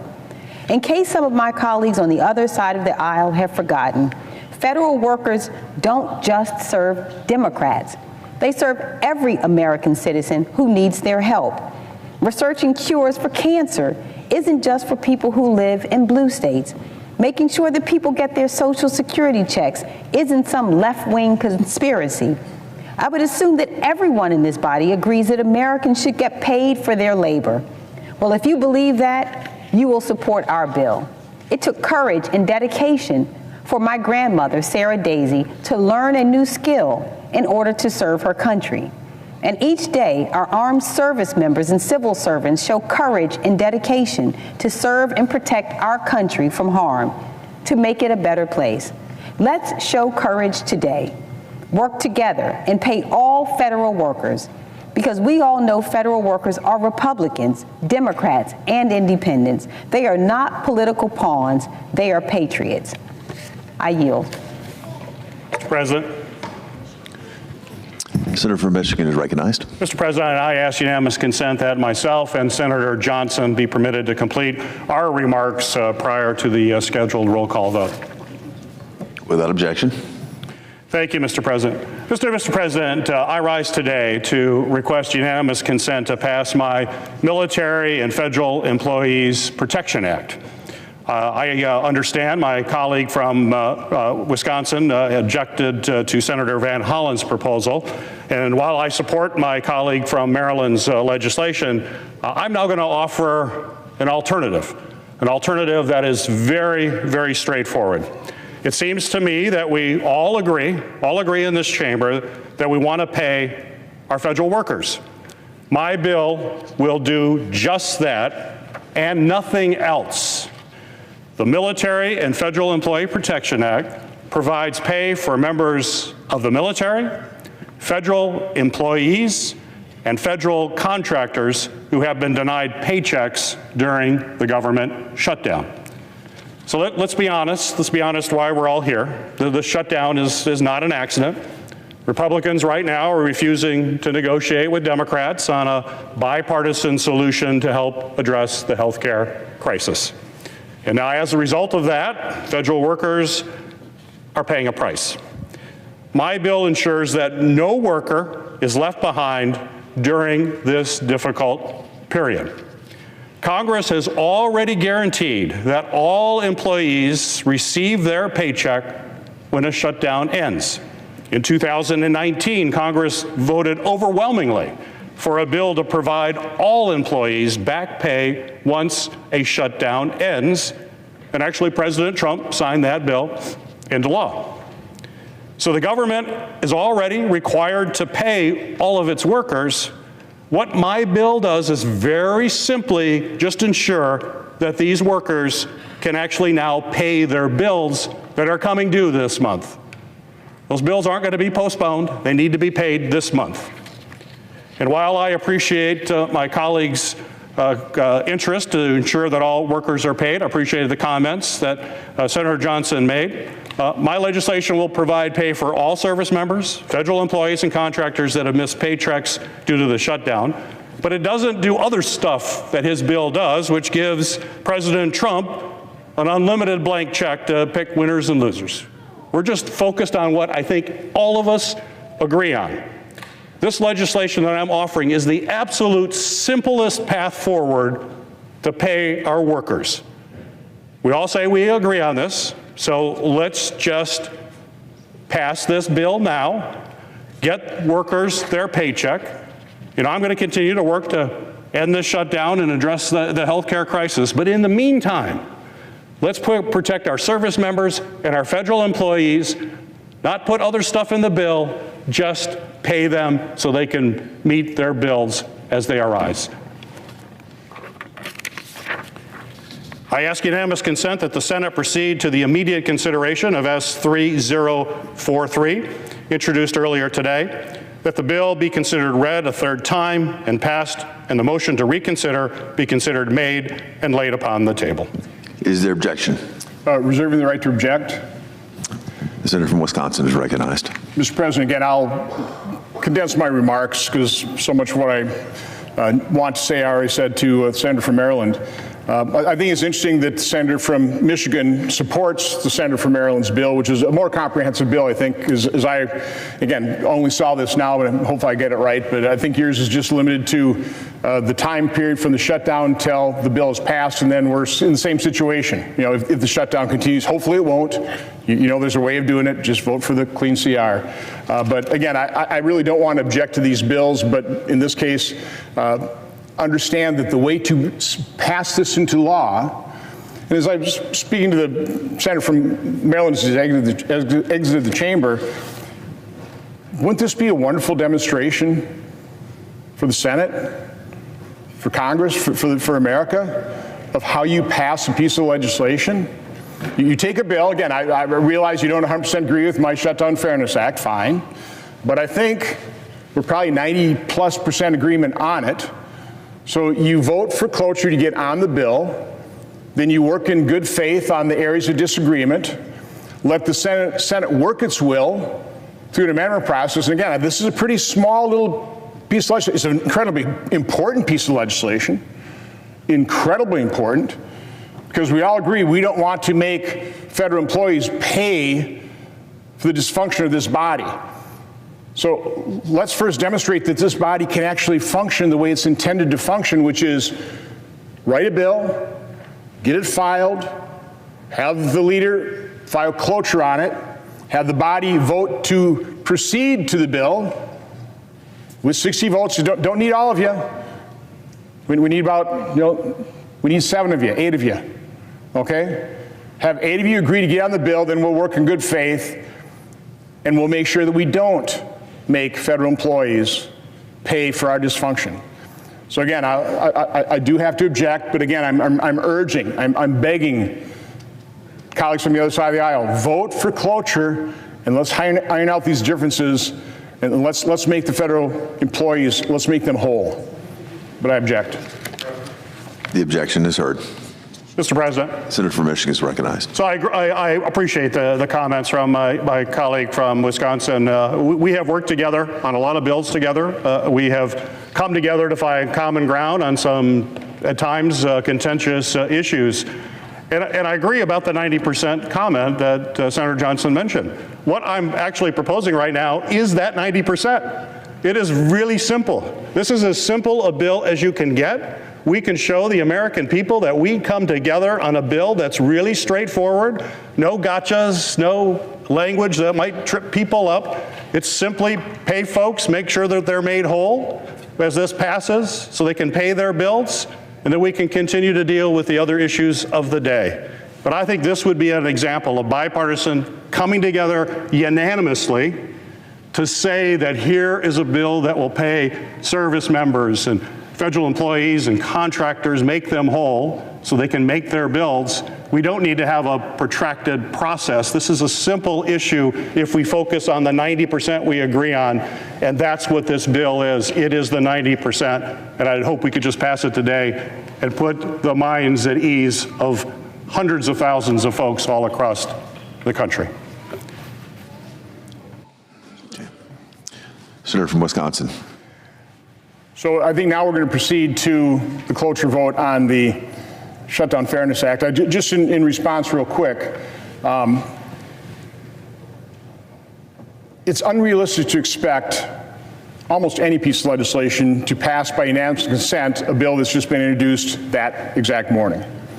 No matter how simple it is, there's going to be people that are going to object. So that's why the process is file a bill, file for cloture, to proceed to, get on the bill, have an amendment process, and go through that process. Now, it can go very quickly, but again, doing this by unanimous consent is just unreasonable.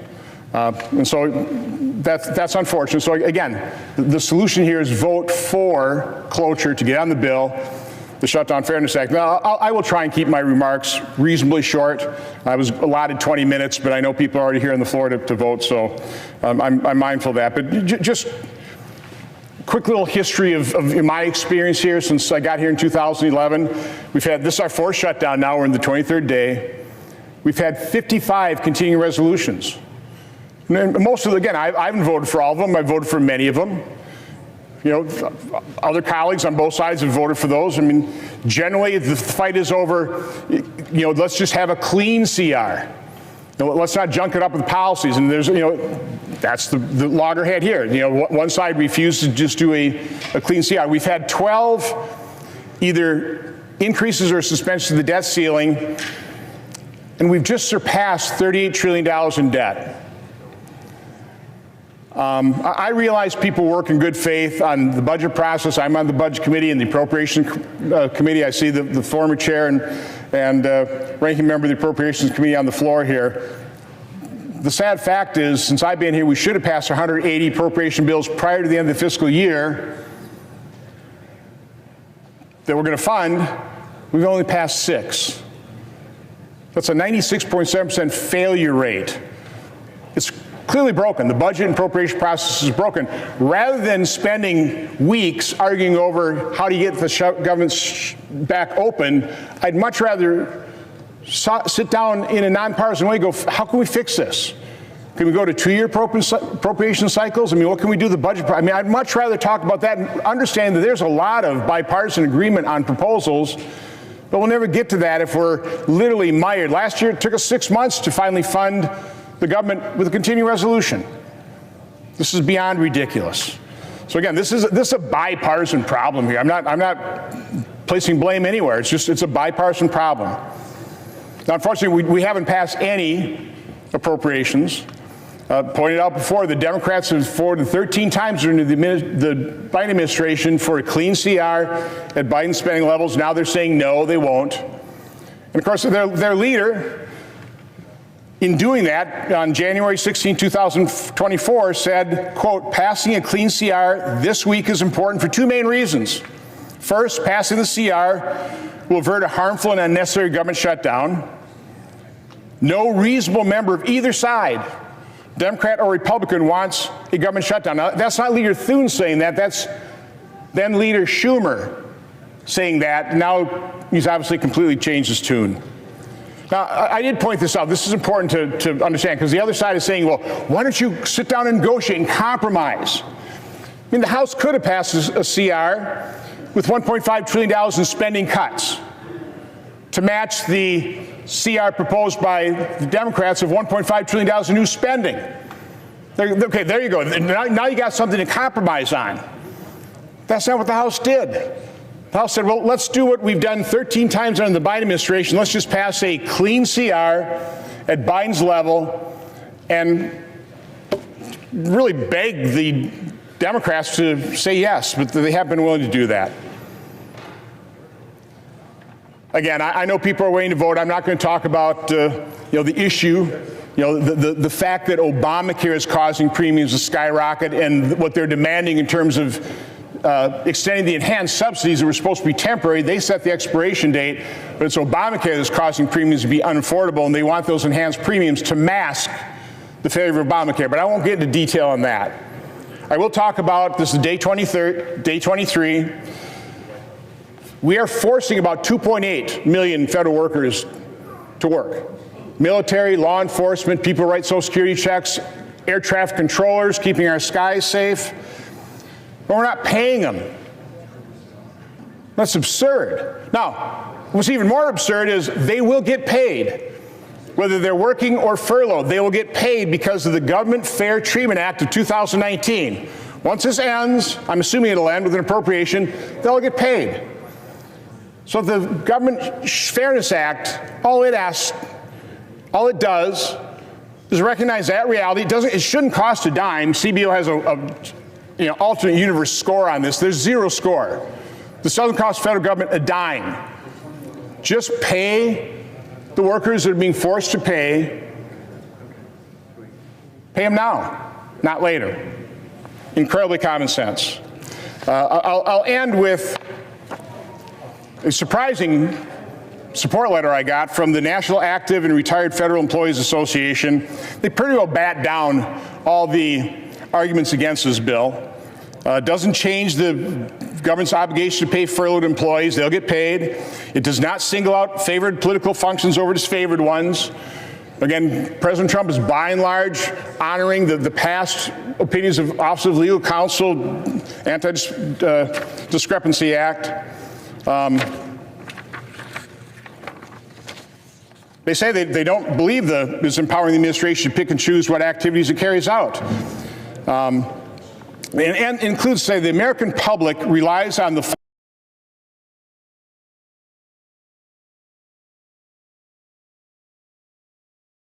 will remain to encourage resolution.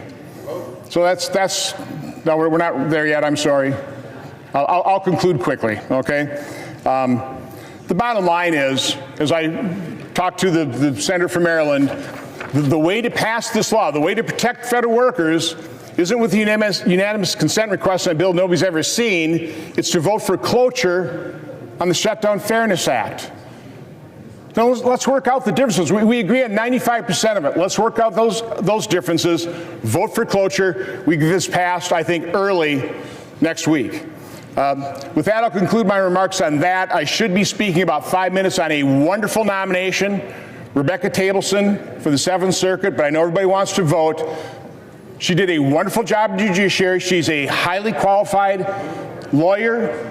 She'll make a wonderful judge for the Seventh Circuit. I urge all my colleagues to vote for her cloture on her confirmation. With that, Mr. President, I yield the floor.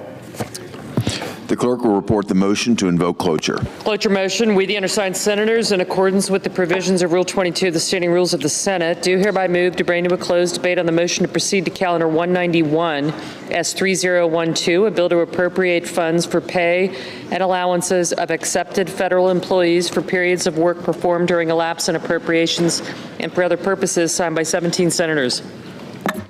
The question, by unanimous consent, the mandatory quorum call has been waived. The question is it the sense of the Senate that debate on the motion to proceed to Senate Bill 3012 to appropriate funds for pay and allowances of accepted federal employees for periods of work performed during a lapse in appropriations and for other purposes shall be brought to a close? The yeas and nays are mandatory under the rule. The clerk will call the roll. Ms. Alsobrooks, Ms. Baldwin, Mr. Banks, Mr. Barrasso. Aye. Thank you. Mr. Bennett. Houston. Rand.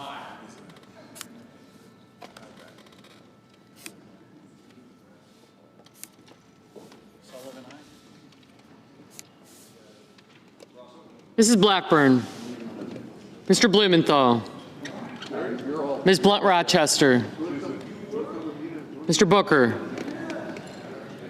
Mr. Bozeman. Mrs. Britt. Mr. Budd. Ms. Cantwell. Mrs. Capito.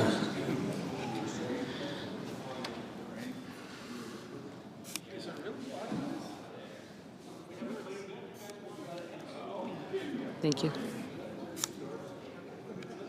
Mr. Cassidy.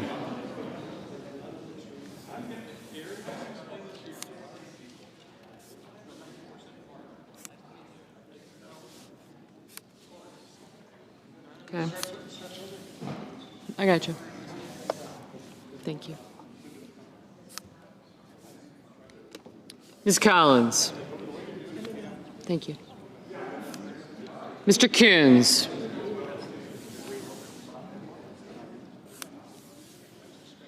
Mr. Cornyn.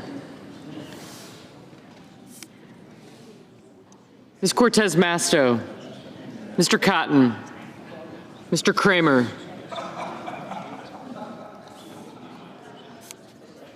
Mr. Crapo.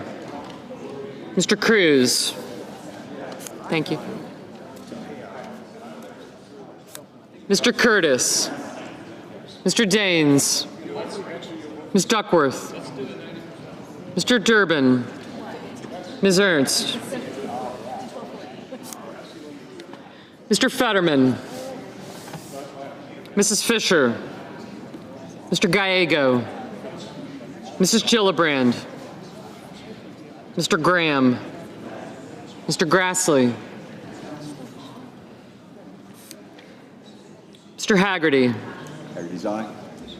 Ms. Hassan. Mr. Hawley. Mr. Heinrich. Mr. Hickenlooper. Ms. Hirono. Mr. Hoven. Mr. Husted. Mrs. Hyde-Smith. Mr. Johnson. Mr. Justice. Mr. Kane. Mr. Kelly. Mr. Kennedy. Mr. Kim. Mr. King. Ms. Klobuchar. Mr. Lankford. Mr. Lee. Mr. Lujan. Ms. Lummis. Mr. Markey. Mr. Marshall. Mr. McConnell. Mr. McCormick.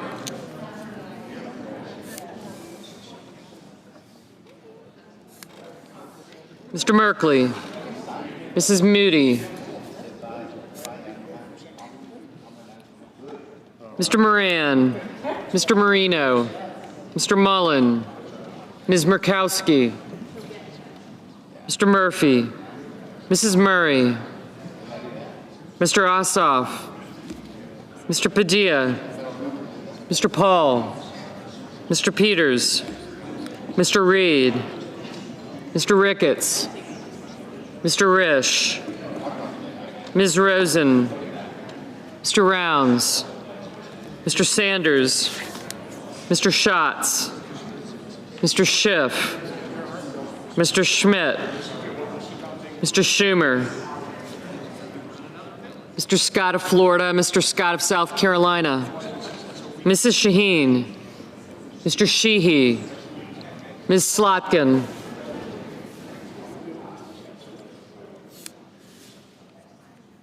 Ms. Smith. Okay. Yes. Mr. Sullivan, Mr. Thune, Mr. Tillis, Mr. Tuberville,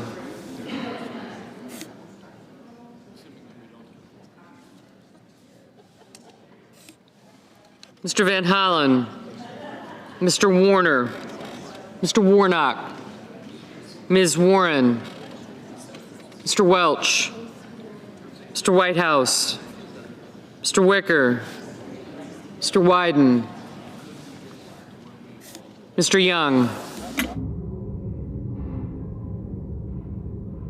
Senators voting in the affirmative: Barrasso, Capito, Cassidy, Crapo, Grassley, Haggerty, Hawley, Husted, Johnson, Lee, Moody, Moran, Marino, Ricketts, Scott of South Carolina, Sullivan, and Thune.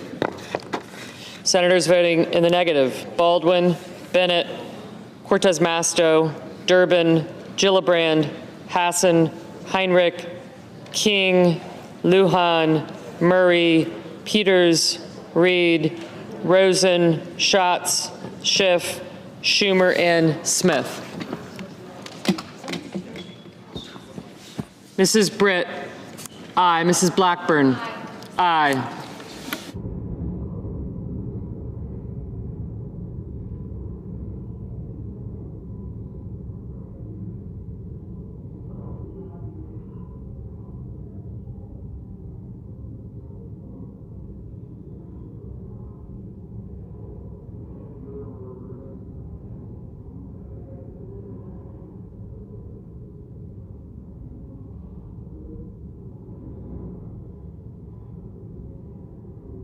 Young, aye. Mr. Young, aye.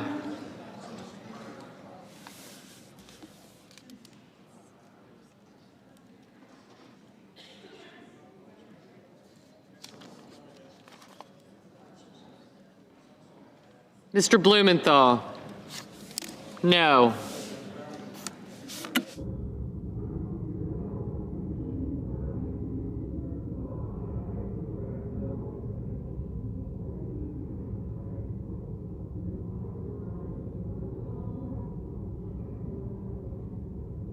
Mr. Padilla, no.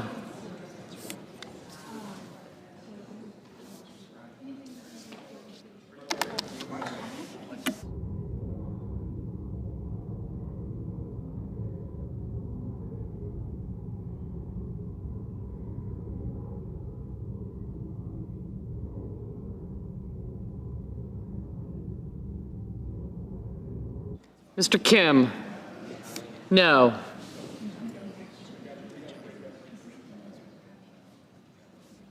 Mr. McCormick, aye.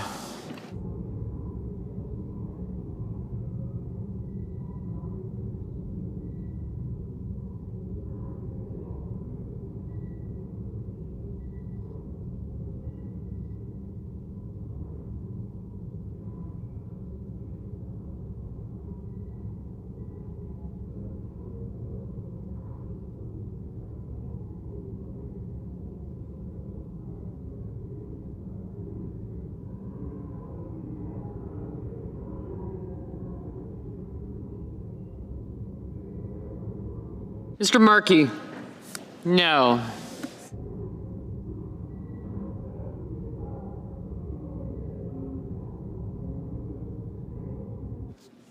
Ms. Murkowski, aye.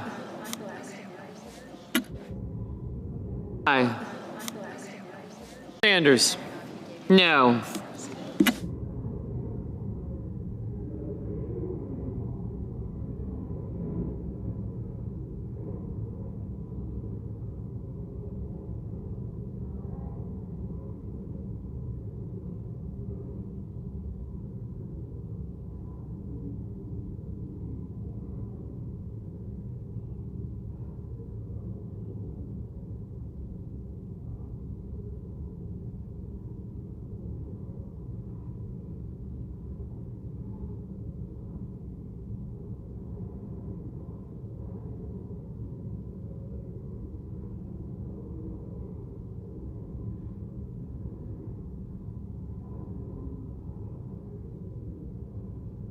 Mrs. Hyde-Smith. Aye.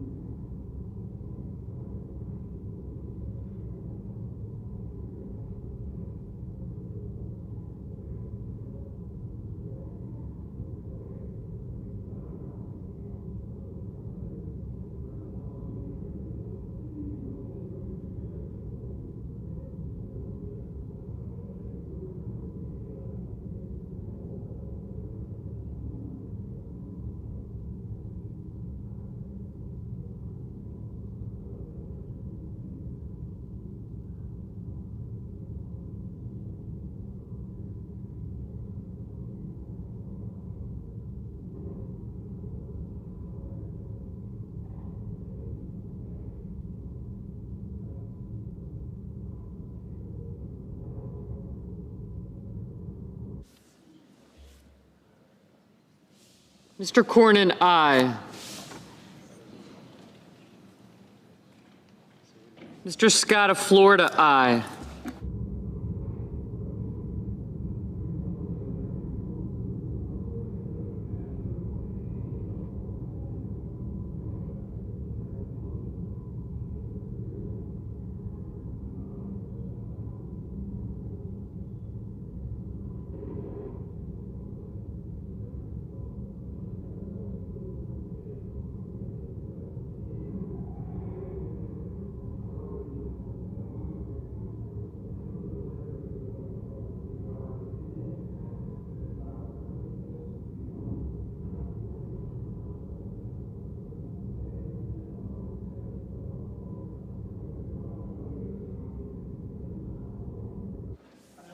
Mr. Wyden, no.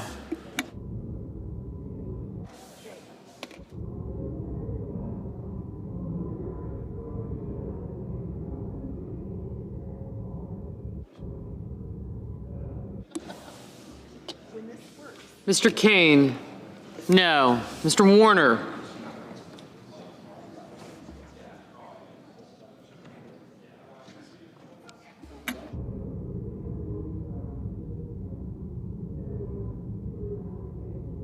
Mr. Warner, no.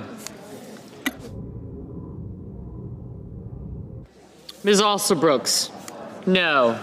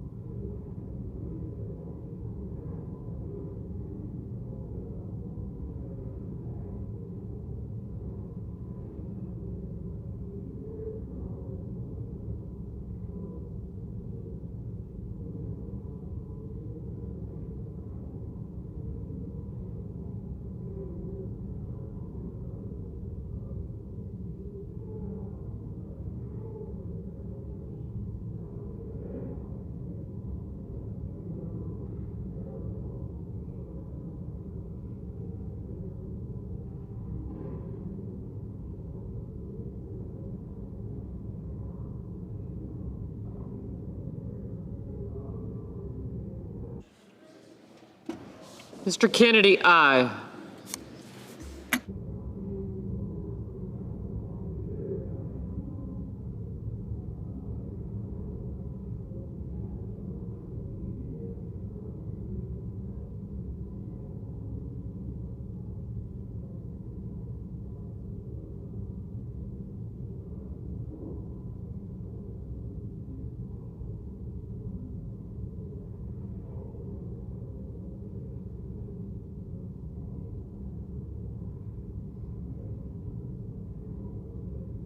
Ms. Ernst, aye.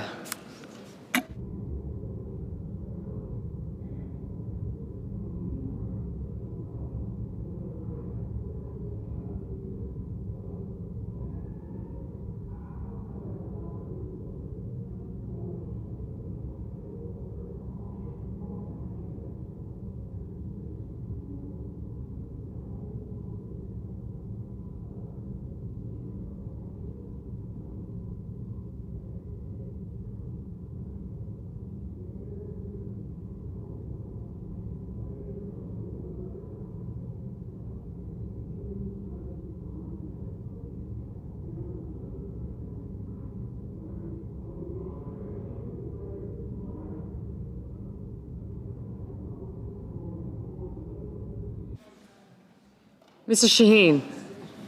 No.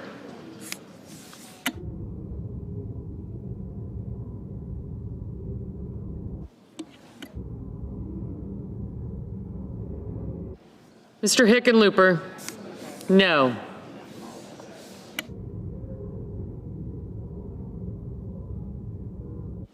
Mrs. Fisher, aye.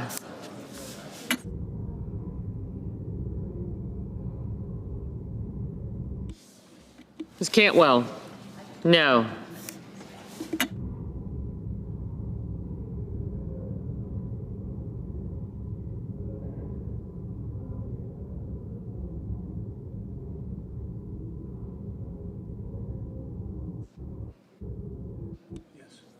Mr. Paul, aye.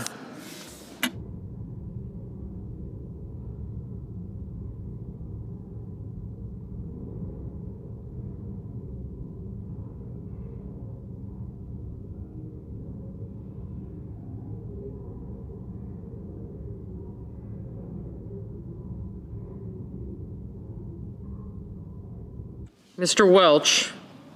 No.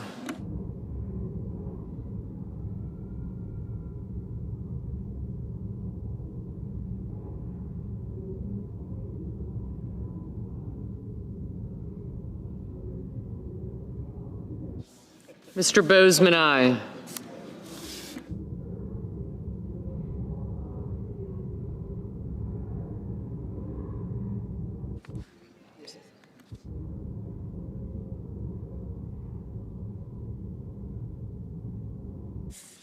Mr. Langford, aye.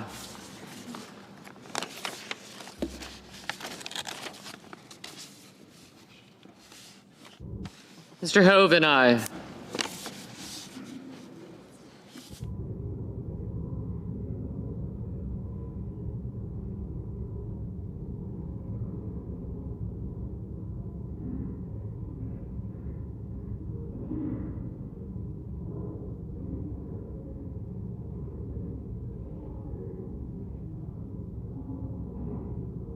Mr. Marshall?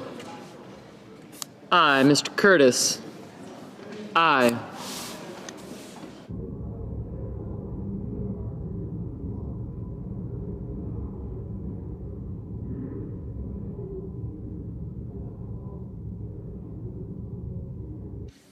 Mr. Murphy? No.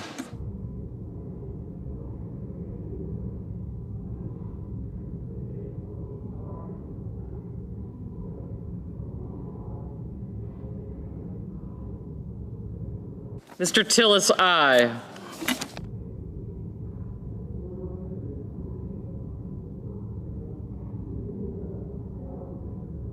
Mr. Merkley? No.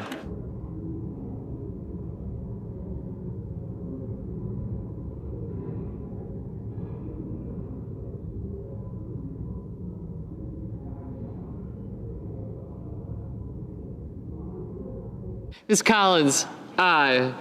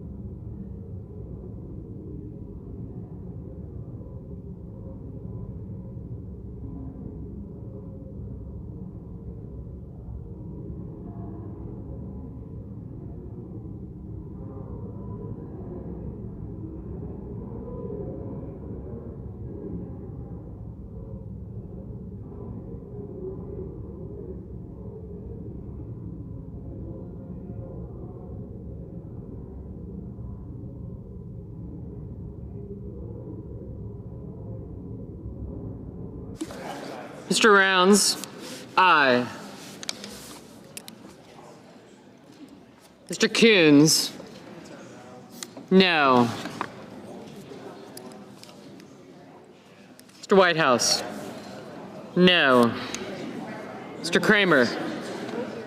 Aye.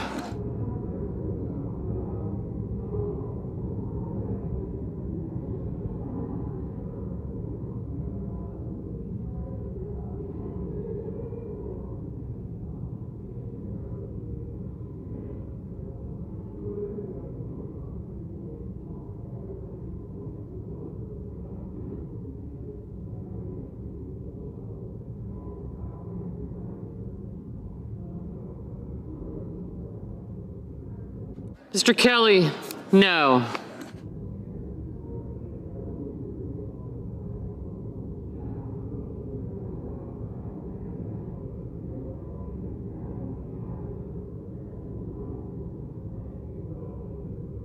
Ms. Blunt Rochester?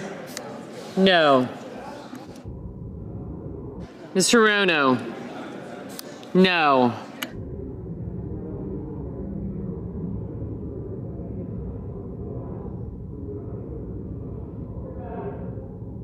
Mr. Fetterman, aye.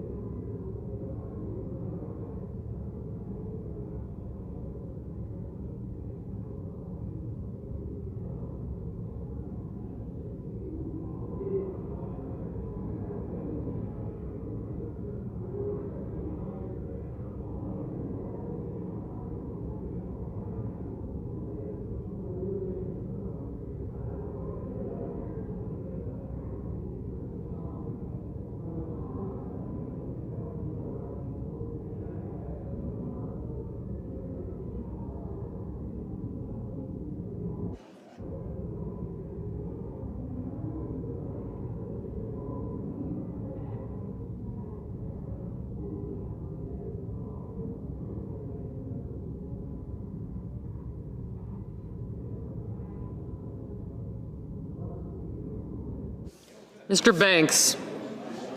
Aye.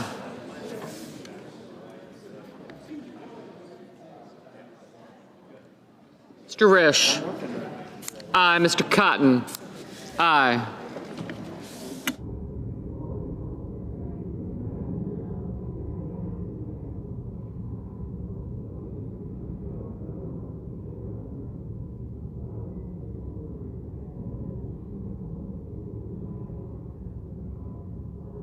Ms. Slotkin? No.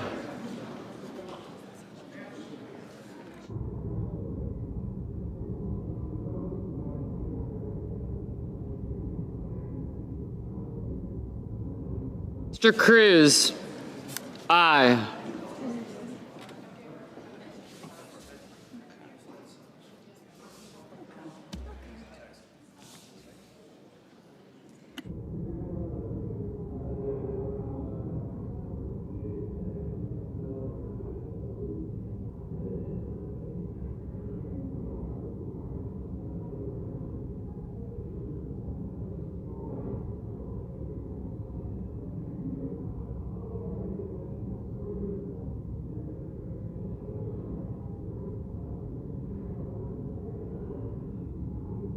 Mr. Booker. Mr. Booker. No.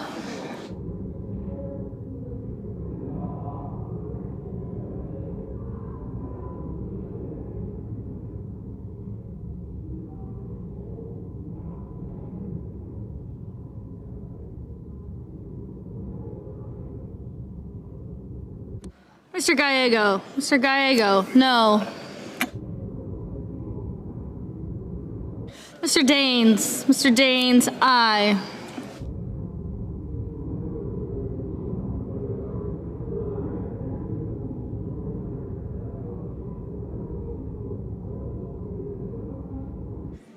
Mr. Van Hollen. Mr. Van Hollen. No.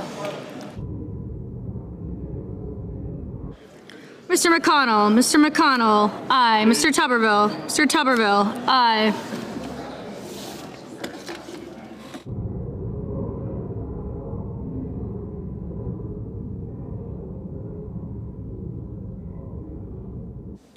Ms. Warren. Ms. Warren. No.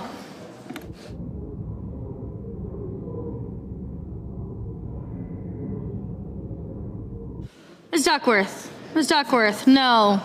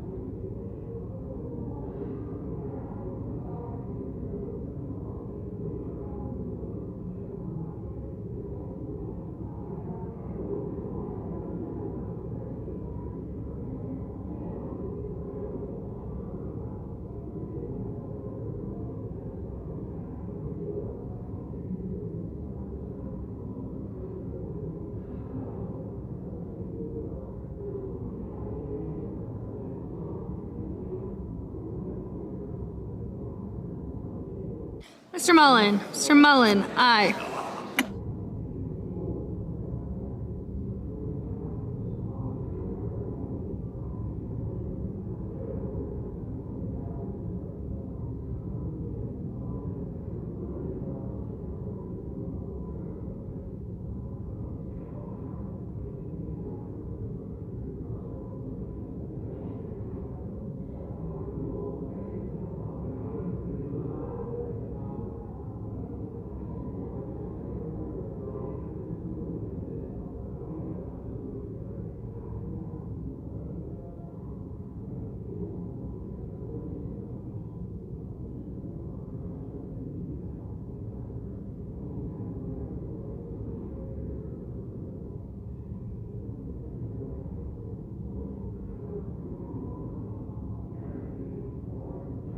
Mr. Graham. Mr. Graham. Aye.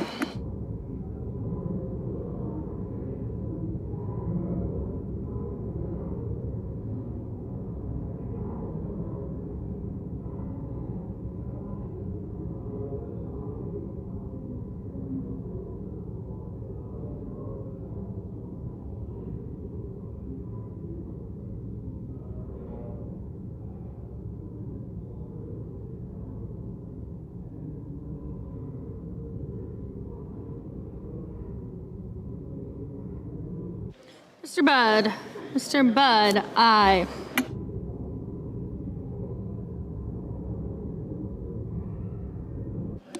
Mr. Warnock. Mr. Warnock. Aye.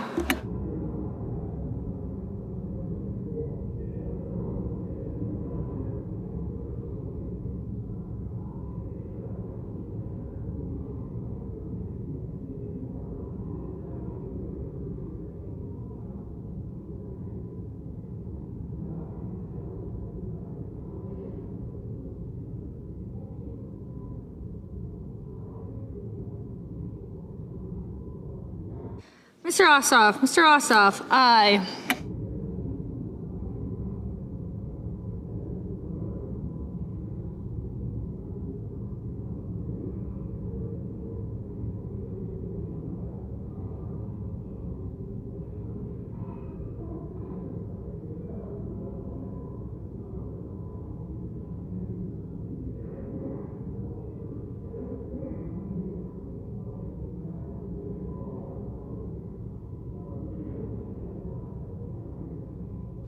Mr. Reed.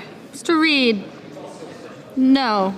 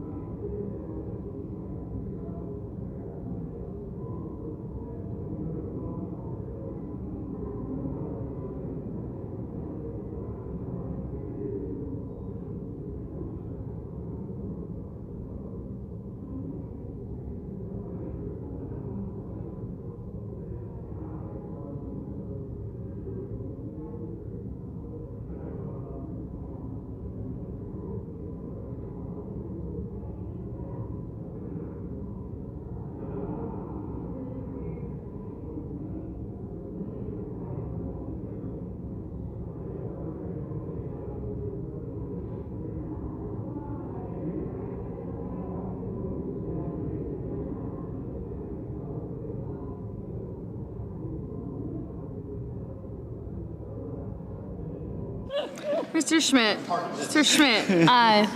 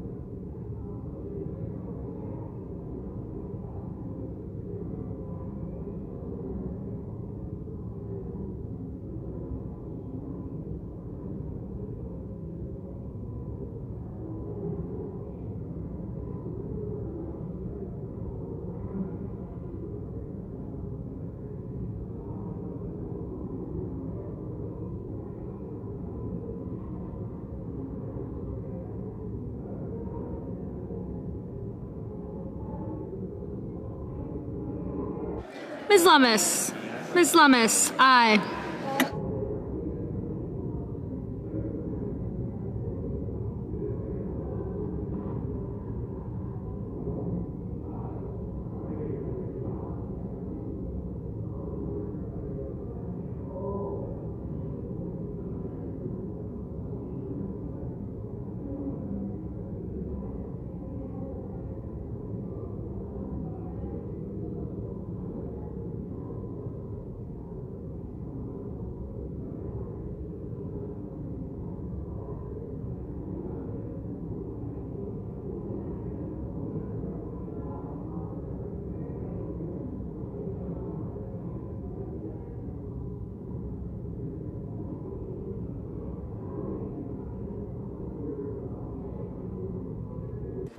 Mr. Justice. Mr. Justice, aye.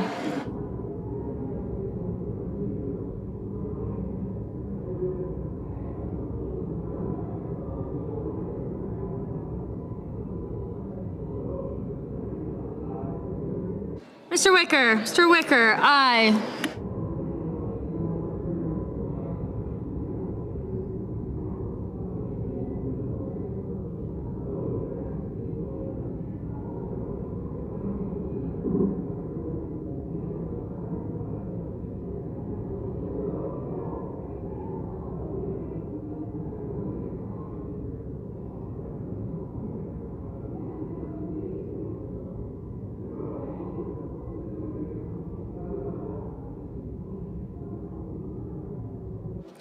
Ms. Klobuchar. Ms. Klobuchar, no.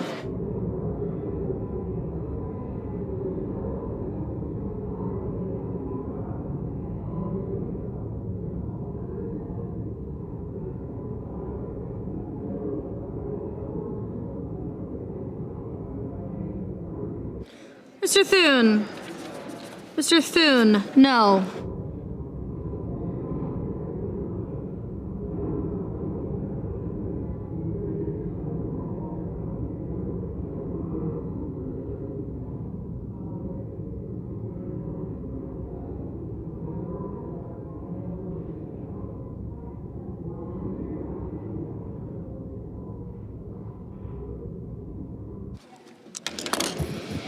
On this vote, the yeas are 54, the nays are 45. 3/5 of the Senate duly chosen and sworn not having voted in the affirmative. The motion is not agreed to. The majority leader is recognized. I enter a motion to reconsider. The motion is entered.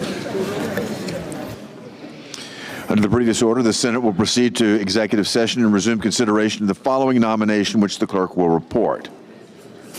Nomination, the judiciary, Stephen Chad Meredith of Kentucky to be United States District Judge for the Eastern District of Kentucky. The question is on the nomination. Is there a sufficient second? There appears to be. The clerk will call the roll. Ms. Alsobrooks, Ms. Baldwin, Mr. Banks, Mr. Barrasso, Mr. Bennett, Mrs. Blackburn, Mr. Blumenthal, Ms. Blunt-Rochester.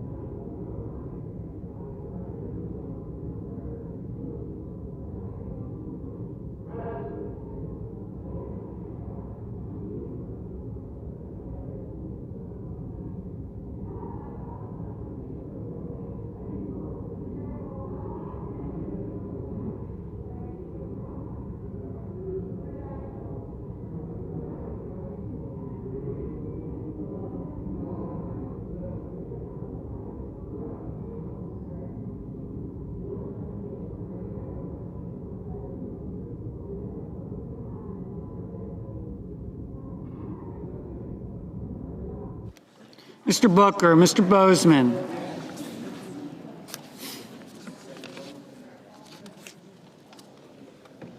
Mrs. Britt, Mr. Budd, Ms. Cantwell, Mrs. Capito, Mr. Cassidy, Ms. Collins, Mr. Coons, Mr. Cornyn, Ms. Cortez Masto, Mr. Cotton, Mr. Kramer.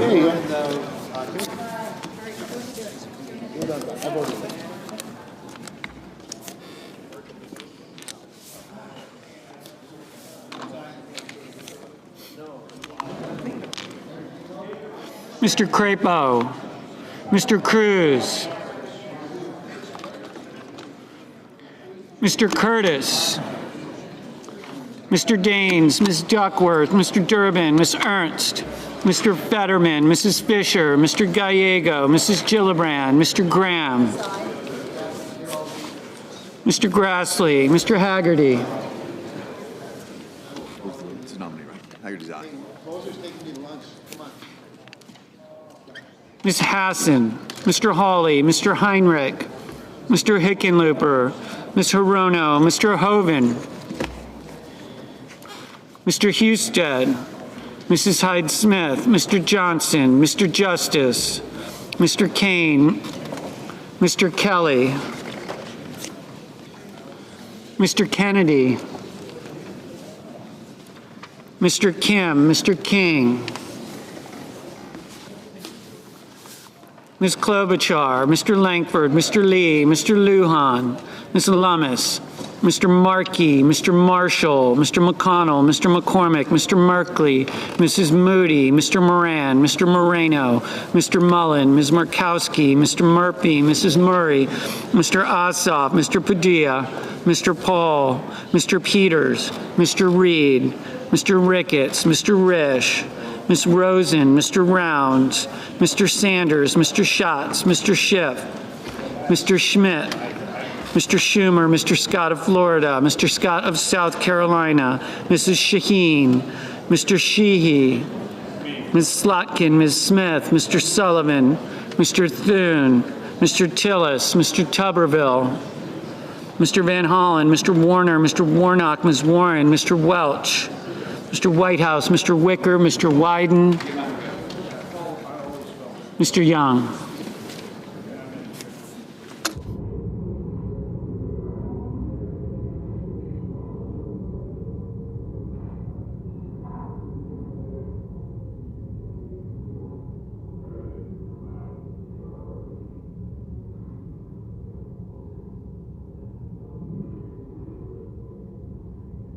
Senators voting in the affirmative: Banks, Barrasso, Bozeman, Britt, Budd, Cassidy, Collins, Kramer, Daines, Ernst, Graham, Grassley, Haggerty, Hoven, Langford, Lummis, McConnell, McCormick, Moreno, Mullen, Ricketts, Risch, Schmidt, Scott of Florida, Wicker. Senators voting in the negative: Also Brooks, Blunt Rochester, Booker, Cantwell, King, Merkley, Murray, Ossoff, Reed, Schatz, Schumer, Shaheen, Slotkin, Smith, Warnock.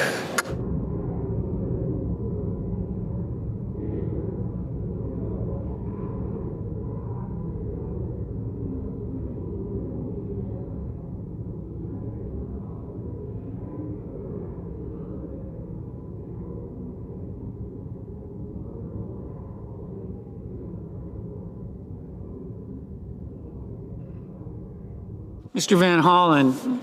Mr. Van Hollen, no.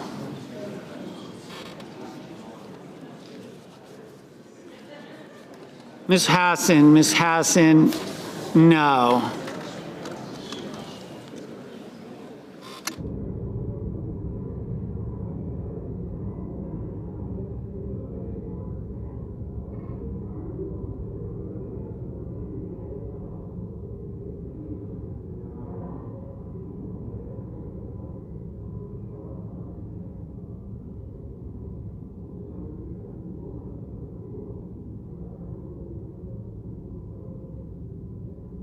Mr. Scott of South Carolina, aye.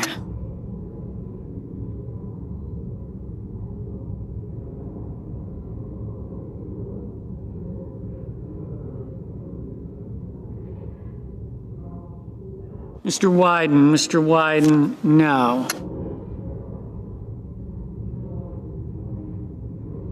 Mr. Thune, aye.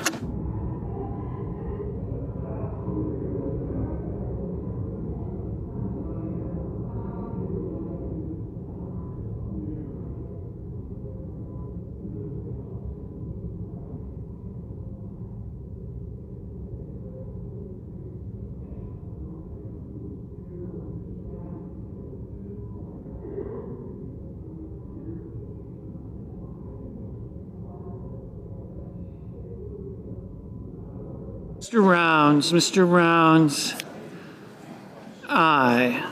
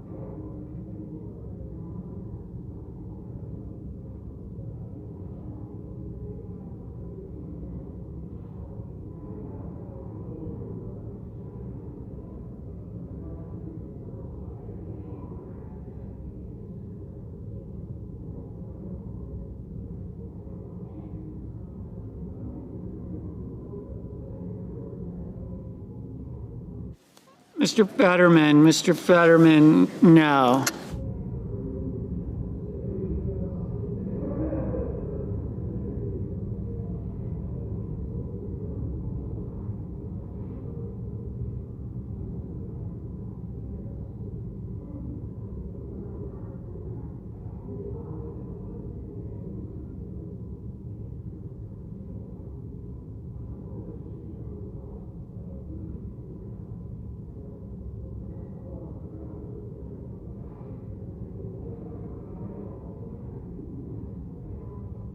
Mrs. Gillibrand,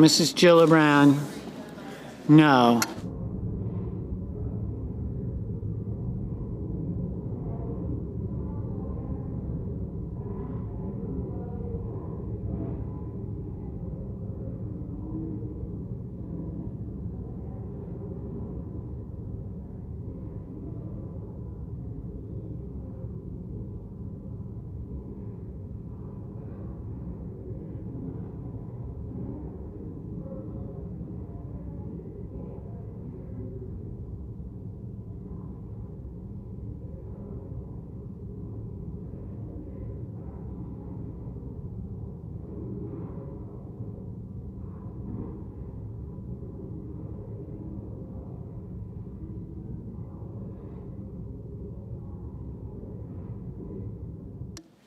Mr.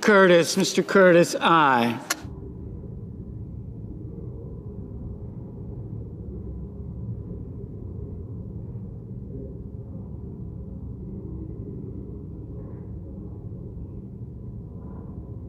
Mr. Tillis, aye.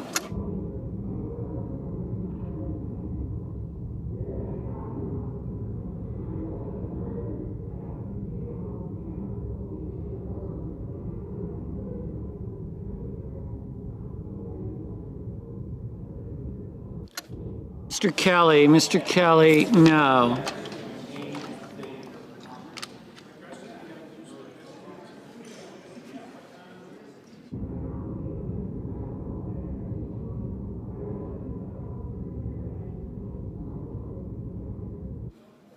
Mr. Durbin, no.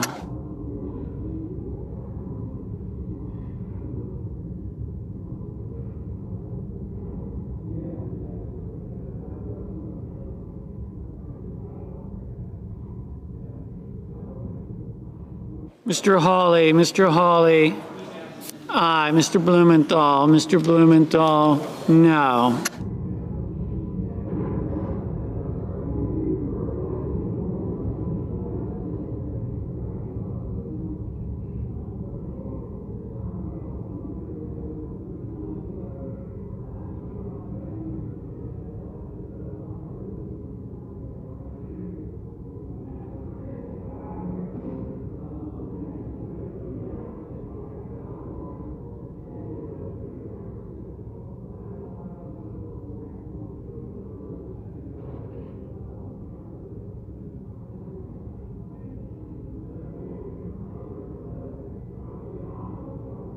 Mr. Heinrich, no.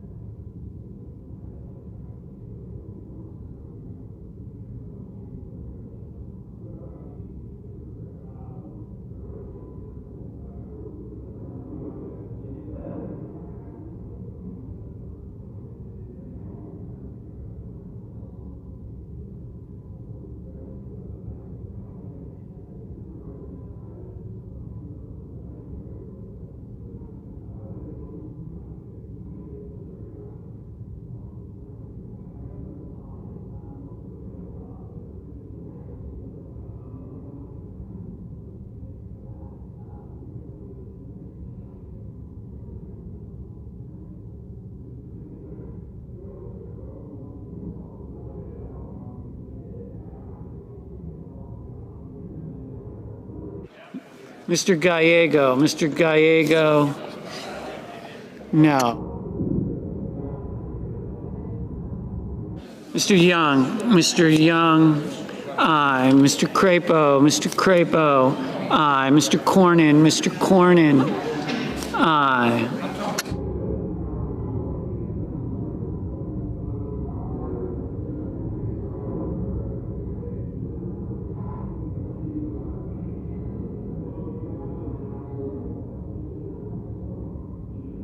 Mr. Lee, aye. Ms. Hirono, no.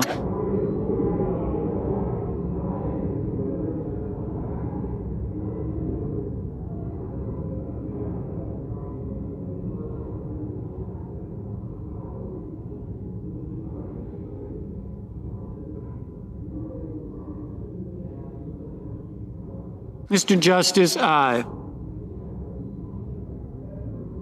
Mrs. Fisher, aye.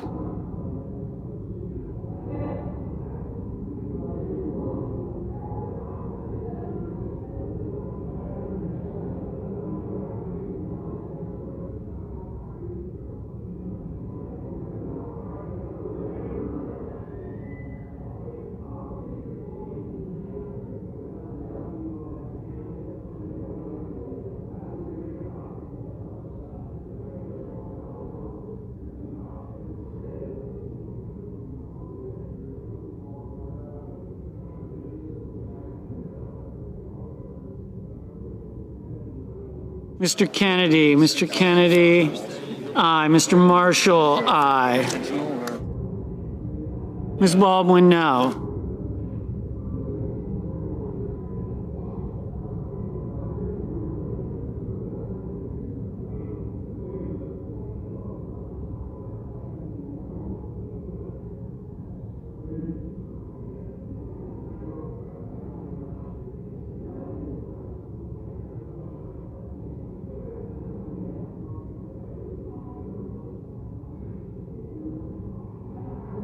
Mr. Padilla, no.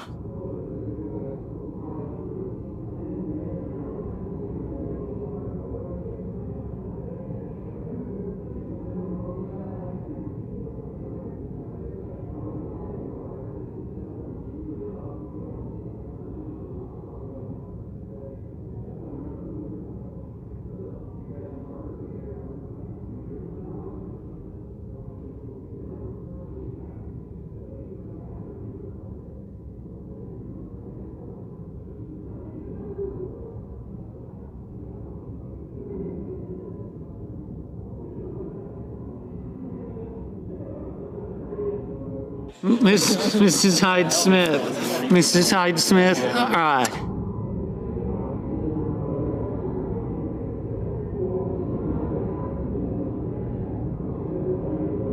Cortez Masto, no.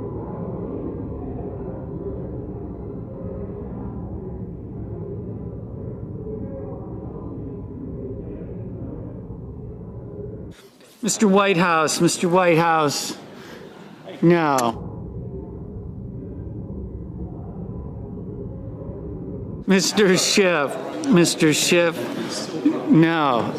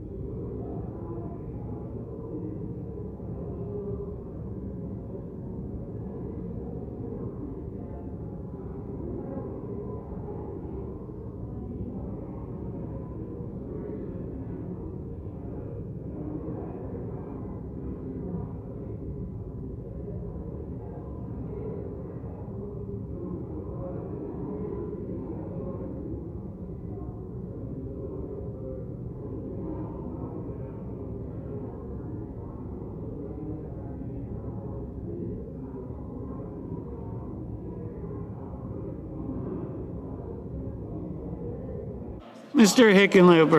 Hickenlooper, no.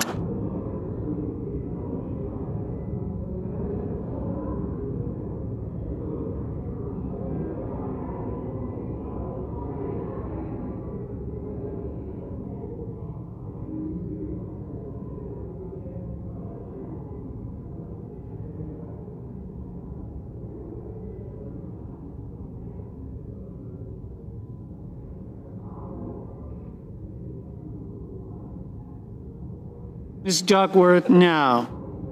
Mr. Markey, no.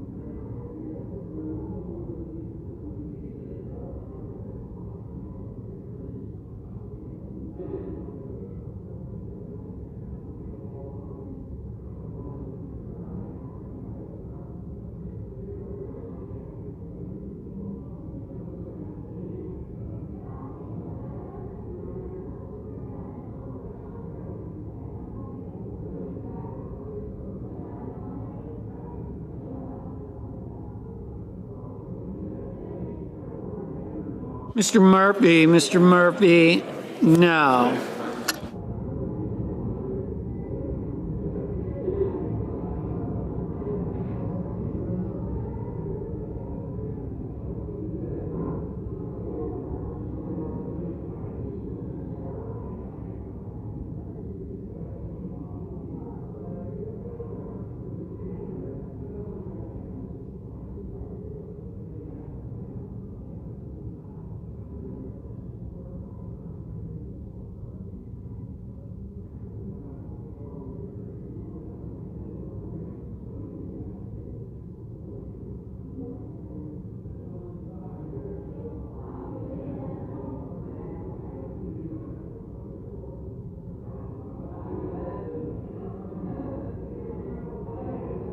Mr. Welch, no.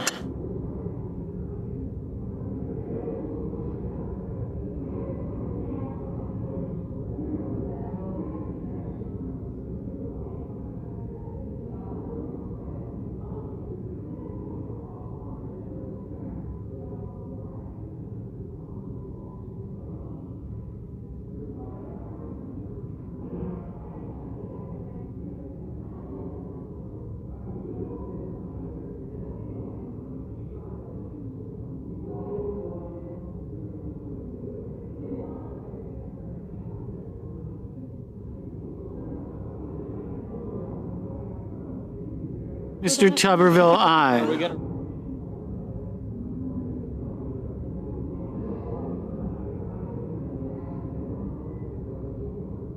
Mr. Lujan, no.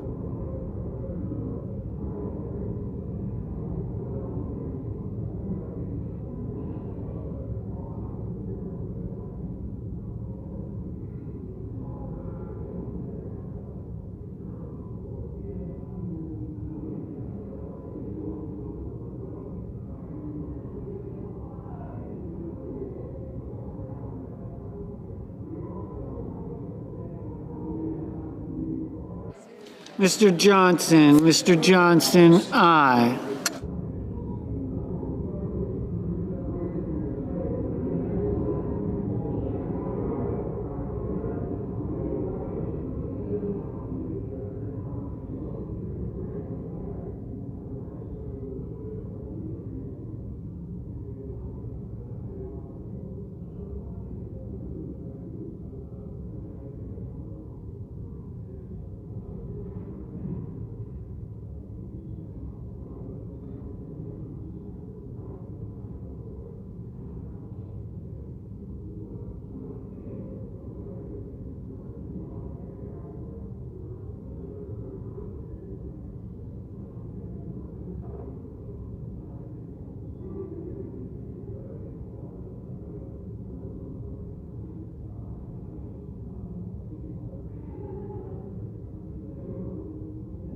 Mr. Bennett, no. Mr. Cotton, aye.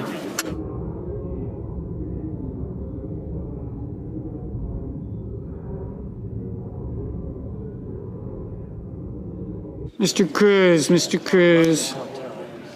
aye.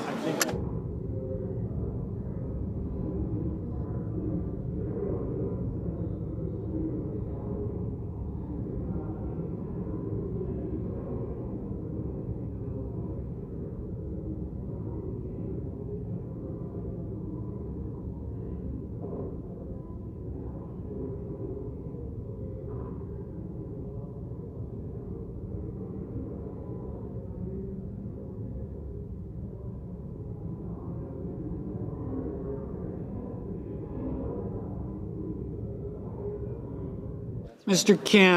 Kim, no. Mr. Husted, aye. Mrs. Moody, aye.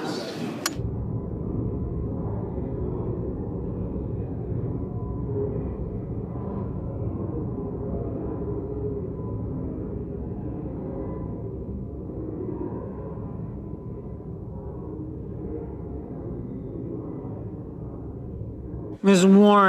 Warren, no. Mrs. Capito, aye.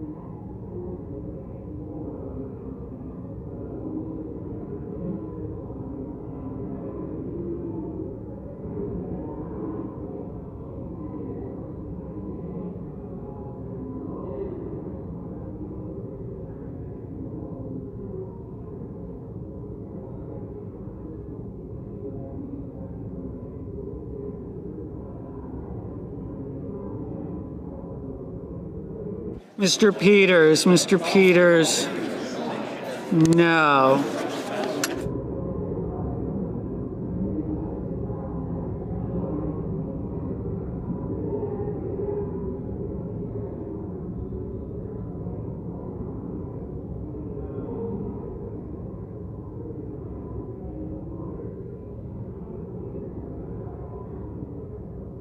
Mr. Coons, no. Yeah, that'd be great.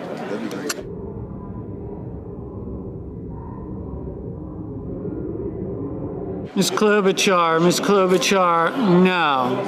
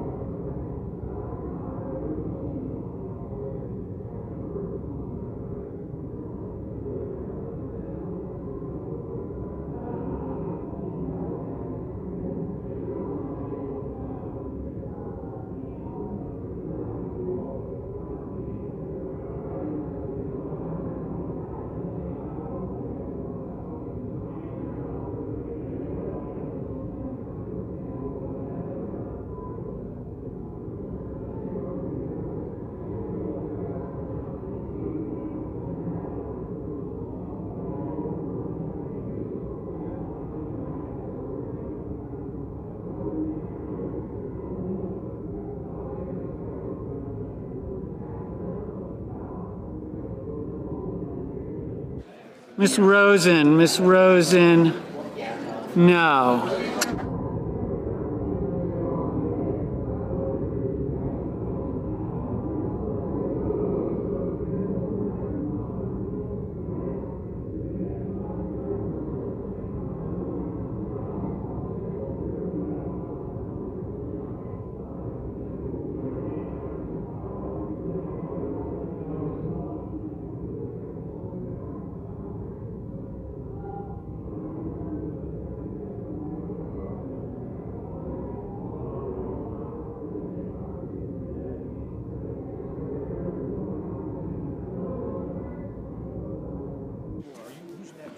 Mr.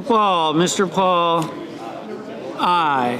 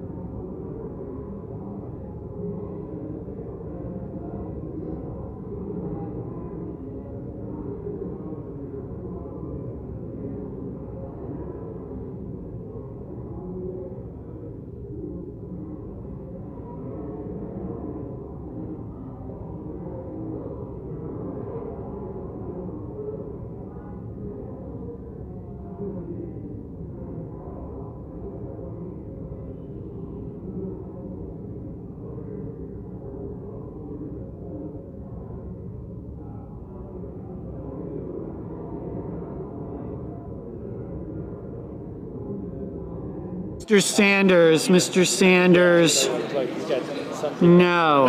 You won't miss it. You should have read it.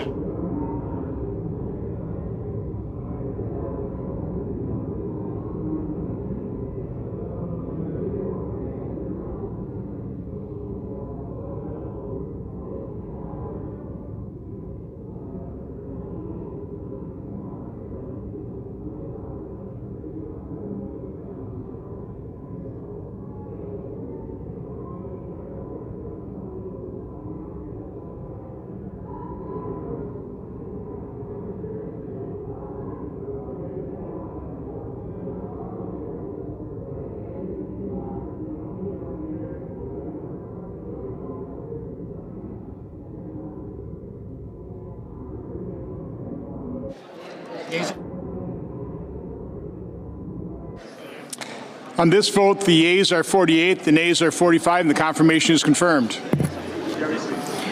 Under the previous order, the motion to reconsider is considered made and laid upon the table, and the President will be immediately notified of the Senate's actions. The clerk will report the motion to invoke cloture.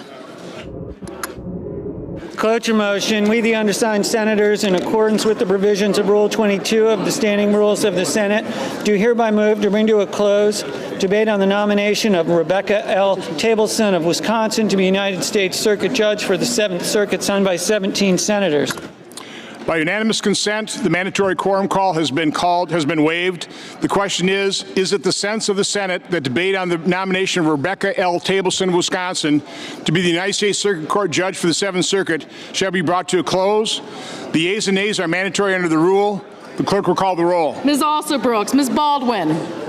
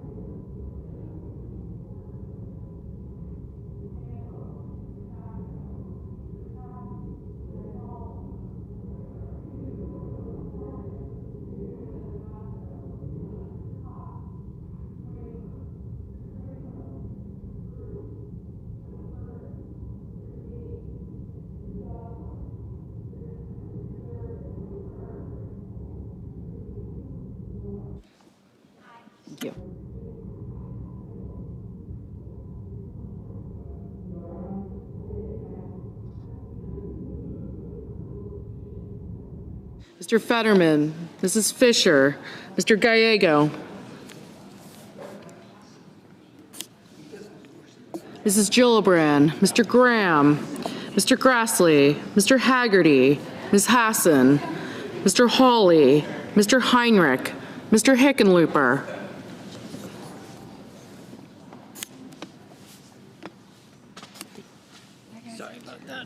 Ms. Hirono,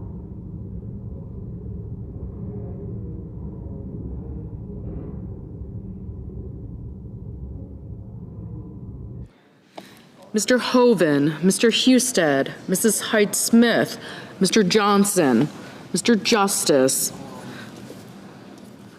Mr. Kane, Mr. Kelly, Mr. Kennedy, Mr. Kim, Mr. King, Ms. Klobuchar, Mr. Langford, Mr. Lee, Mr. Lujan, Ms. Lummis, Mr. Markey, Mr. Marshall, Mr. McConnell, Mr. McCormick, Mr. Merkley, Mrs. Moody,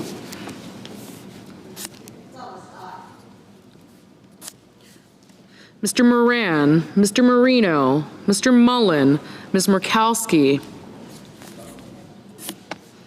Mr. Murphy, Mrs. Murray, Mr. Ossoff, Mr. Padilla, Mr. Paul, Mr. Peters, Mr. Reed, Mr. Ricketts, Mr. Risch, Ms. Rosen, Mr. Rounds, Mr. Sanders, Mr. Schatz, Mr. Schiff, Mr. Schmidt, Mr. Schumer, Mr. Scott of Florida, Mr. Scott of South Carolina, Mrs. Shaheen, Mr. Sheehy, Ms. Slotkin, Ms. Smith, Mr. Sullivan, Mr. Thune, Mr. Tillis, Mr. Tuberville, Mr. Van Hollen, Mr. Warner, Mr. Warnock, Ms. Warren. Aye. Sullivan, aye. Mr. Welch, Mr. Whitehouse, Mr. Wicker, Mr. Wyden, Mr. Young.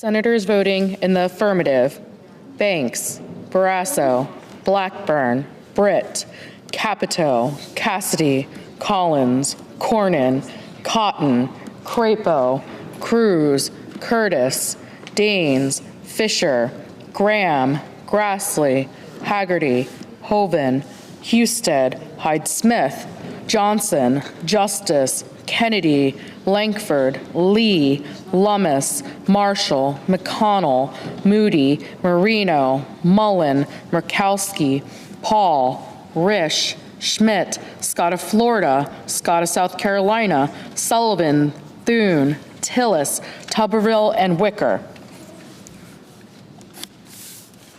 Senators voting in the negative: Baldwin, Booker, Cantwell, Coons, Duckworth, Durbin, Fetterman, Gallego, Hassan, Heinrich, Kane, Kim, King, Klobuchar, Lujan, Murphy, Murray, Padilla, Peters, Reed, Rosen, Sanders, Schiff, Smith, Warner, Warren, Whitehouse, and Wyden.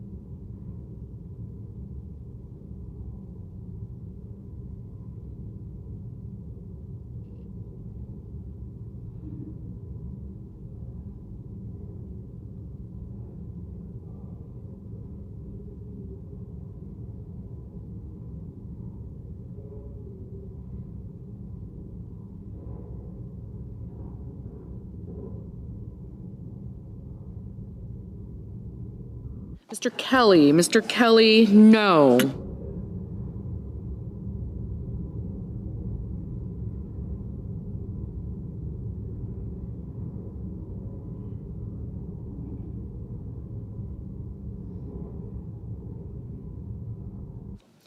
Mr. Markey. Mr. Markey, no.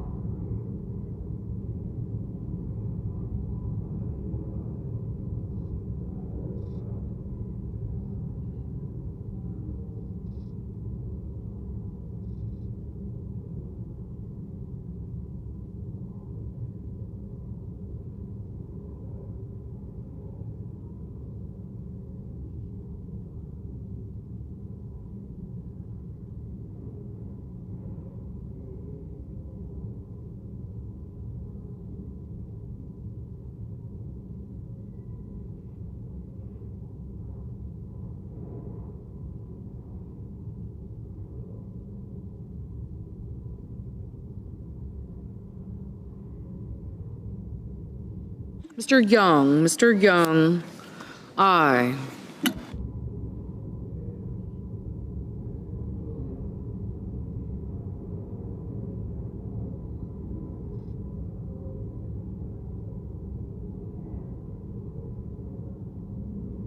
Mr. Welch. Mr. Welch, no.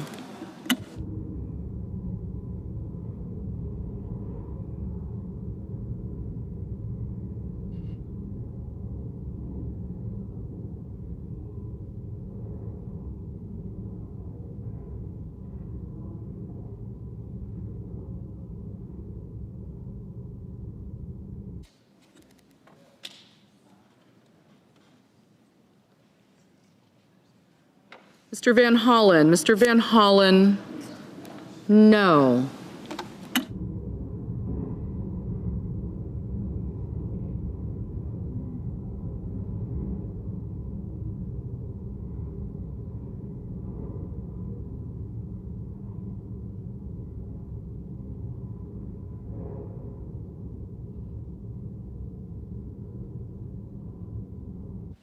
Mr. Warnock. Mr. Warnock, no.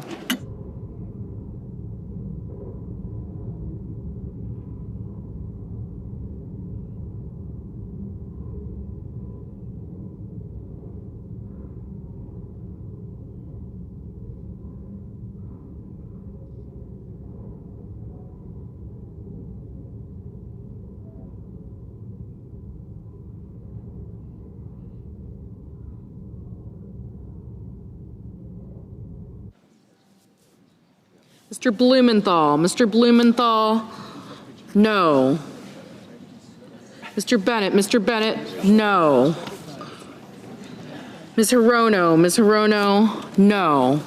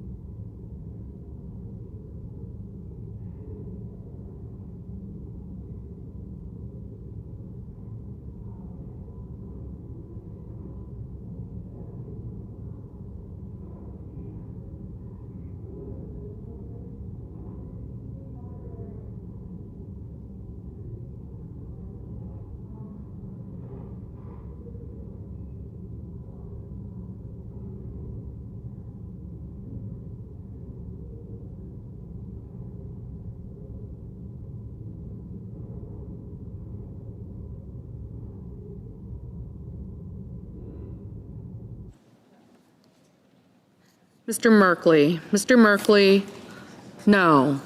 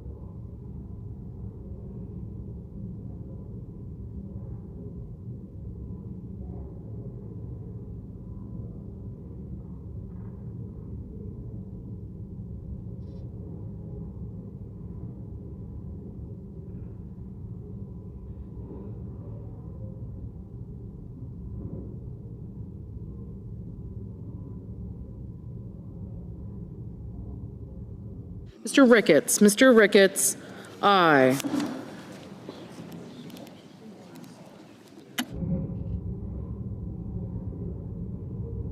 Ms. Lotkin. Ms. Lotkin, no.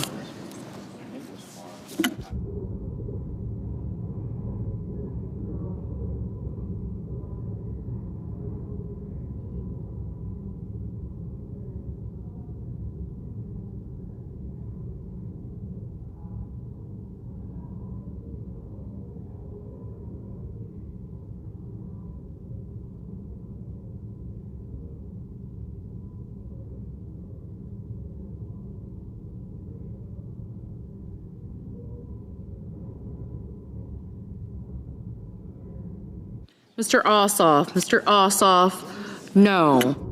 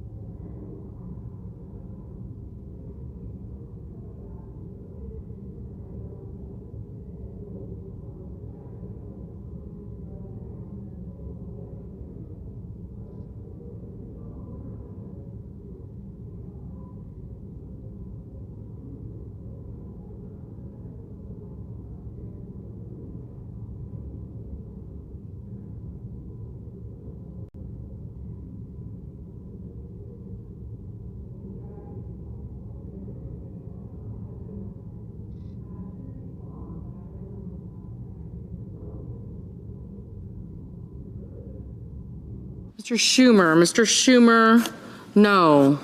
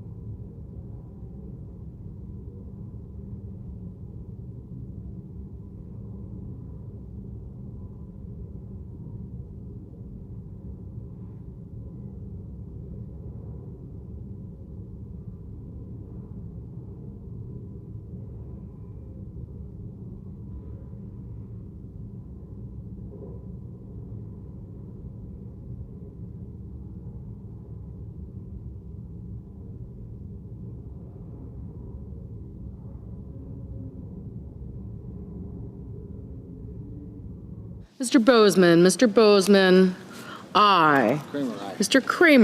Kramer, aye. Mrs. Gillibrand, no.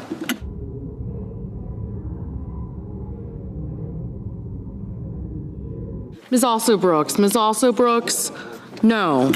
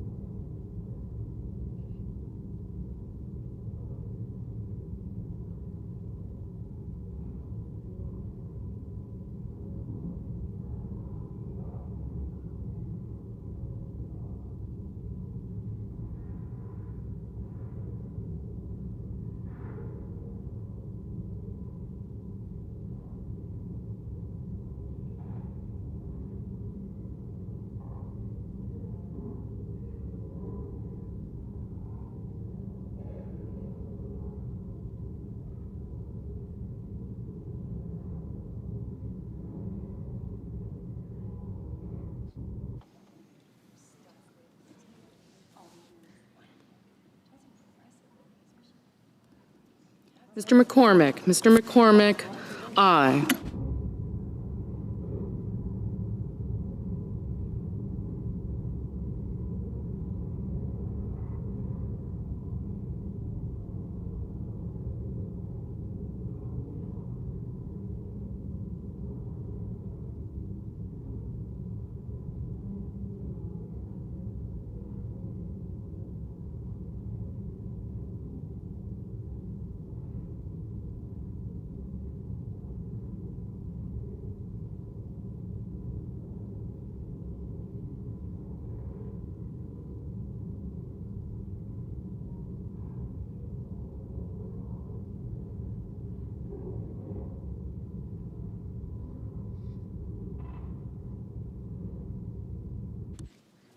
Ms. Blunt-Rochester, no. Mr. Hawley, aye.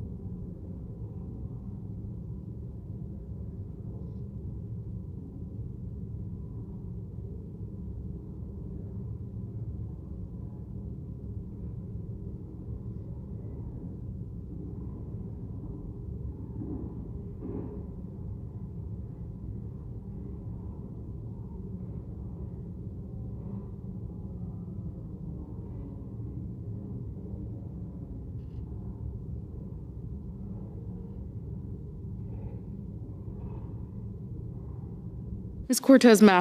Cortez Masto, no.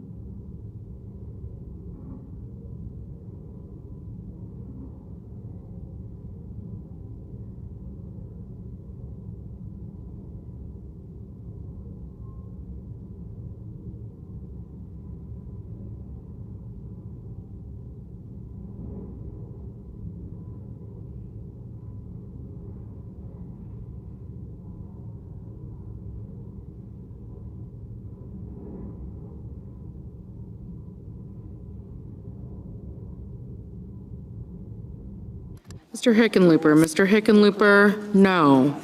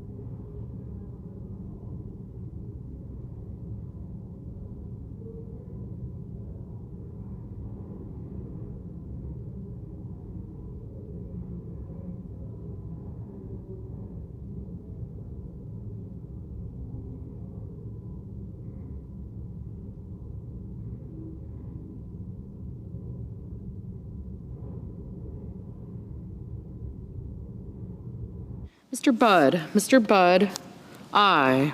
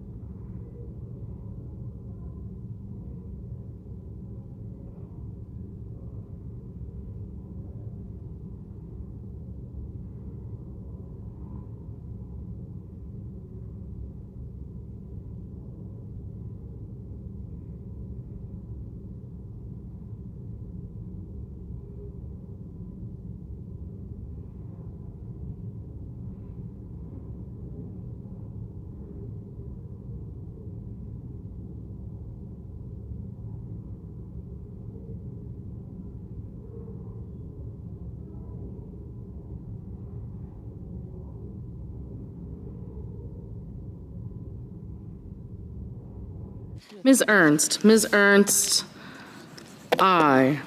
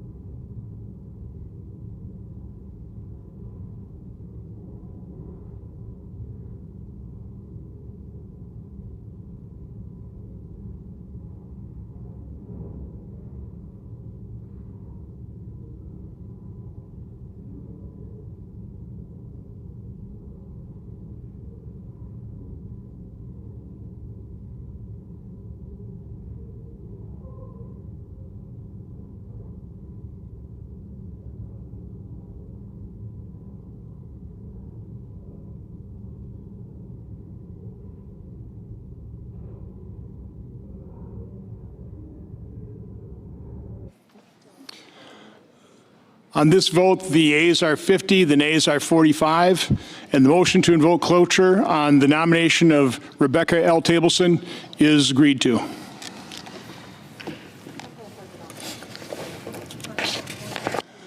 The clerk will report the nomination. The judiciary, Rebecca L. Tableson of Wisconsin, to be United States Circuit Judge for the 7th Circuit. Mr. President. Majority Leader. Mr. President, just to remind our colleagues, we've had it now a series 3 votes and a couple of them on judges, but one of the votes in there was on a Senator Johnson proposal that would have paid all federal employees who are currently working in the middle of a shutdown. Now, I don't know how you explain, if you have any federal employees, how you would vote against something that would make sure that in the middle of a government shutdown, if they continue to work, that they get paid. That's all it was. Very simple, very straightforward.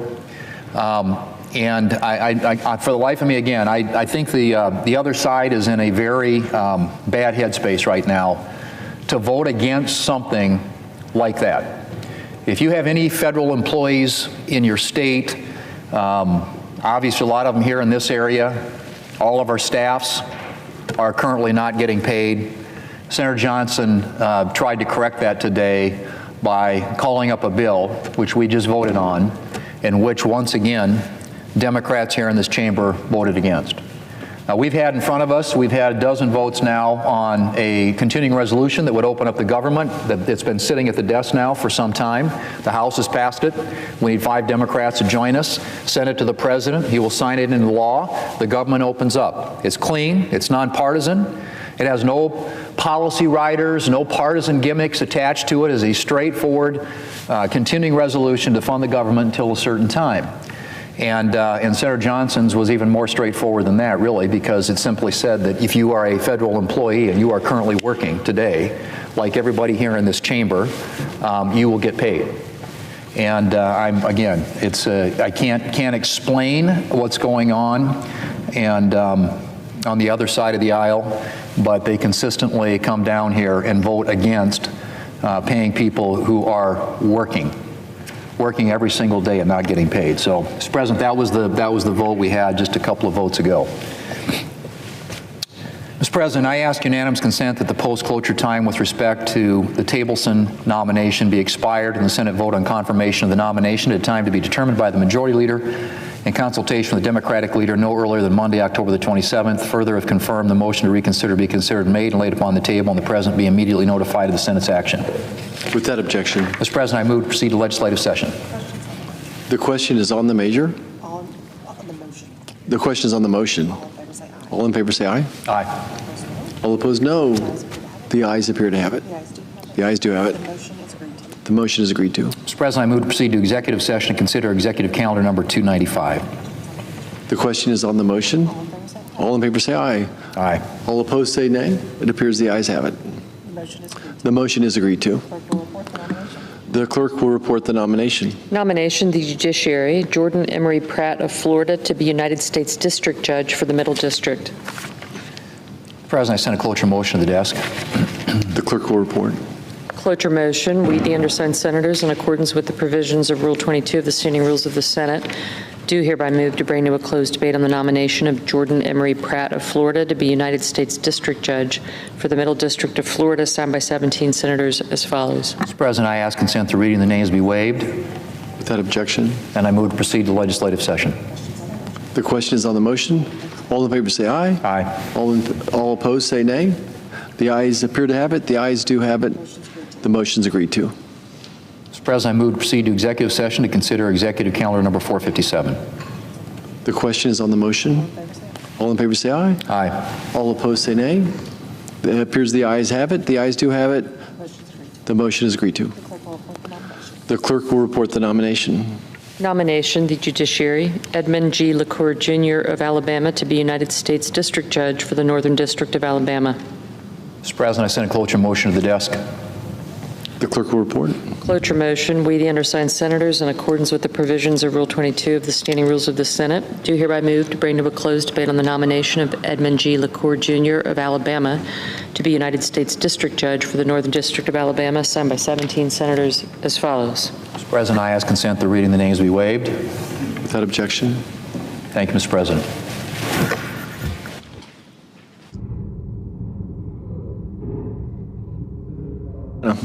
Thank you very much.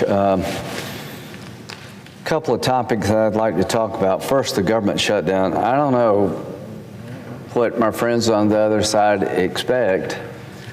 We will talk about the Affordable Care Act at the right time, starting with the idea it's not affordable. And you created a law without any Republican votes. You had the subsidies expire. That was your choice. Most of us believe that the Obamacare program you created is very expensive, and we're not going to extend it. We would look at trying to make it better. The president has a brilliant idea about how better to use the money to help consumers. Senator Marshall just left. So we're not going to, whether you open the government up or not, I'm not going to change my vote. I'm not going to vote to authorize these subsidies as they are. I'm not going to vote to repeal the good work we did under the big, beautiful bill. So let's open up the government and talk. And if you don't want to do that, then a lot of people are going to have their lives turned upside down for no good reason. Because I don't feel like we should be held hostage here to get a legislative outcome to open up the government. We tried that as Republicans. You got to build a wall or we won't open the government. It's probably not a good idea for us. Didn't work out well for us, and nothing else learned from what we did. So I'm hoping the government will open soon. Dangerous time to have the federal government not functioning in the security space. It's danger for air travel, but if you haven't noticed, the world's a pretty dangerous place. So I want to talk about two things, China and Russia. President Trump is traveling to South Korea, and I think he's going to meet Chinese President Xi. I don't mind talking with people that I disagree with. I like the fact that President Trump has reached out to adversaries, try to find common ground to end conflicts that have been very destructive. So when it comes to President Trump and Russia, he's made a full court press to try to get Russia at the table to find a way to end the bloodbath in Ukraine, to make it an outcome that's acceptable to all parties. I don't think President Trump's out to humiliate Putin at all, but he does want to end the war in a way that we don't have a third invasion. So I appreciate what he's done, and it's been very aggressive effort to engage the parties. In the past, we kind of ignored Putin. I don't think that's the right solution. But we've come to a point now where every time President Trump talks about a proposal to end the bloodbath, Putin has a reason not to get there. The latest proposal by President Trump is to have a ceasefire in place. Stop the fighting, stop the killing at the line of contact, go back to your respective sides, and we'll sit down and find a way forward to get a comprehensive deal. That's the best proposal I've heard from anybody. Ukraine said yes, Europe said yes, Putin says no. Putin continues to attack Ukraine. They show no indication of wanting to stop this war until they meet their war aims.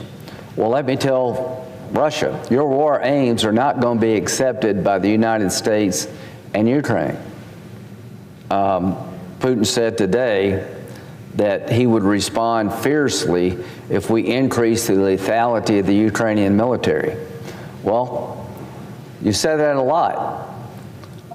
I want the war to end. I don't want anything Russia has. I just want the war to end in an honorable and just way.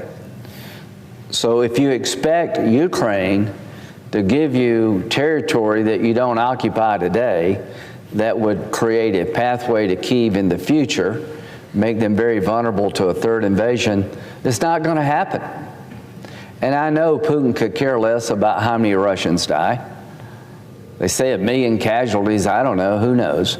I know this. His respect for life is pretty low.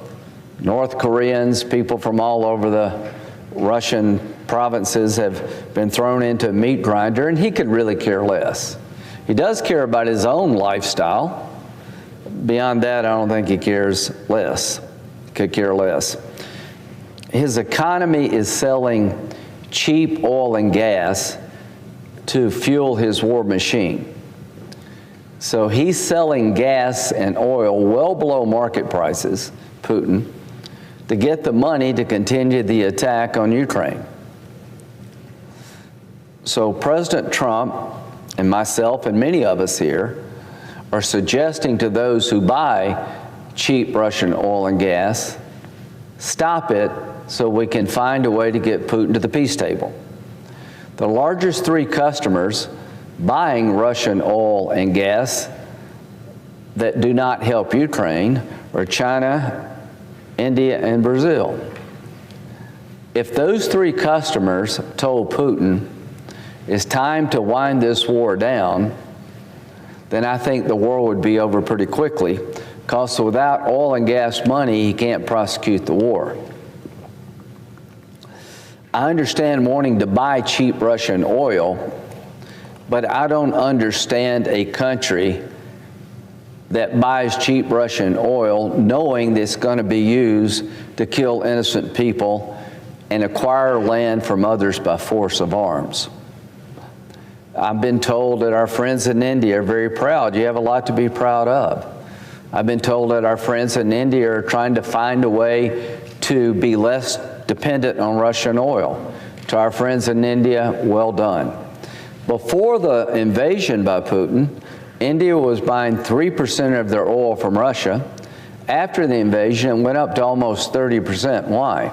They were buying it below market prices from Russia, refining it in India and selling it at a profit.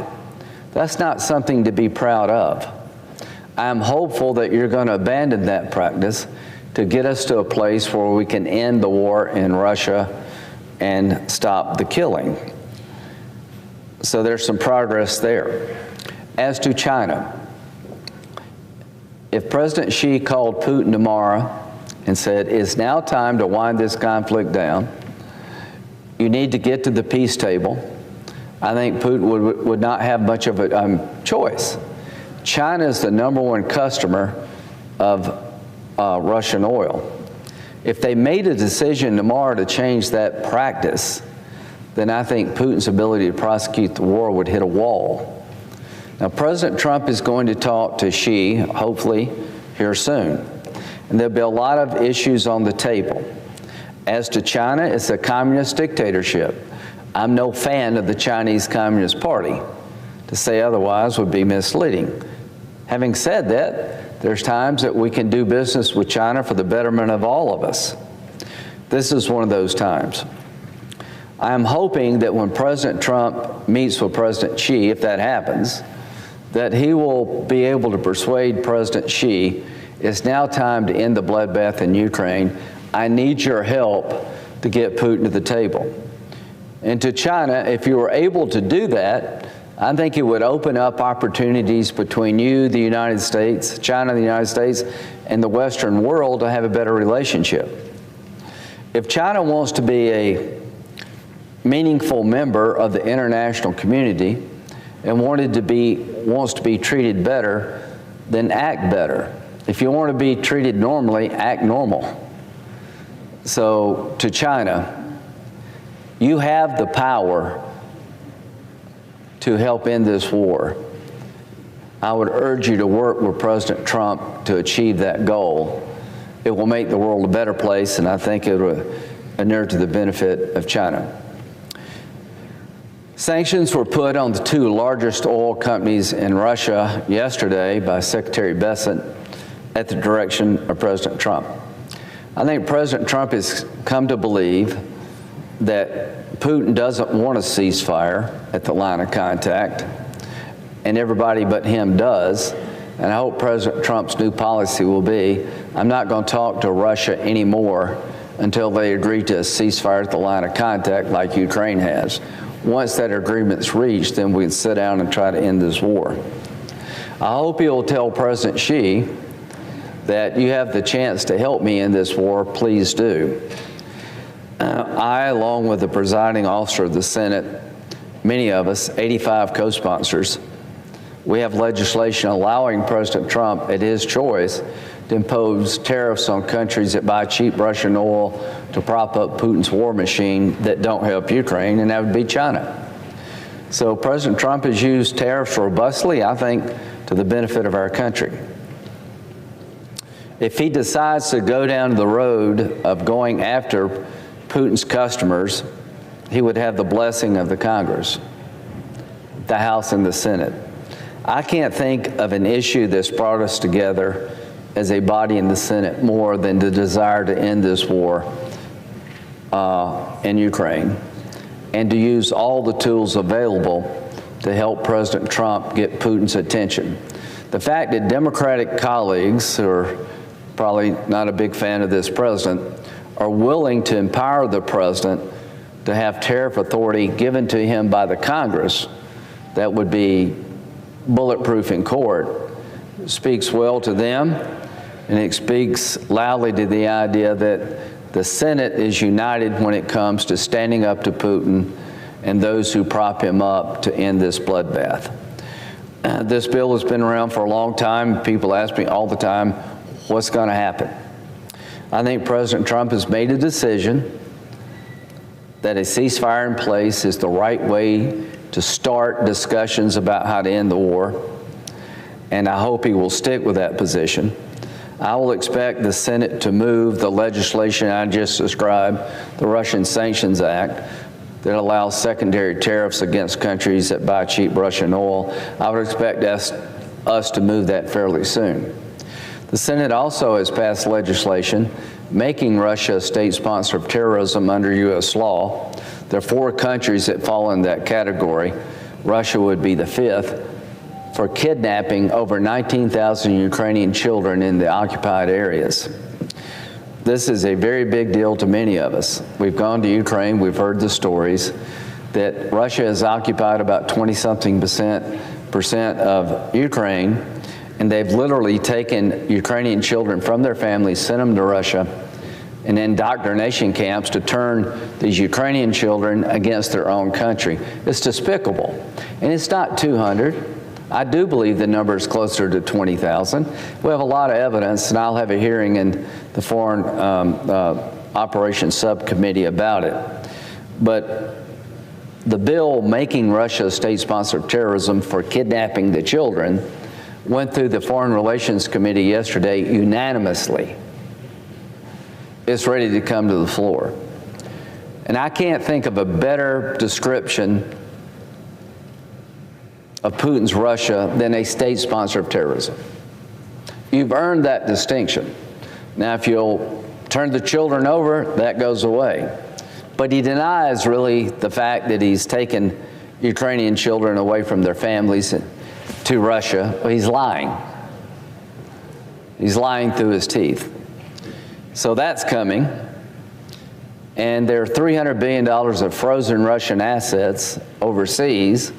And we have legislation here, Senator Kennedy and others, that would take that money for the benefit of Ukraine.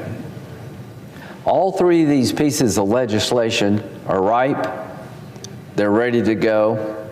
And after this last rebuff by Putin of President Trump, now's the time to act. There was supposed to be a meeting in Budapest between President Trump and President Putin.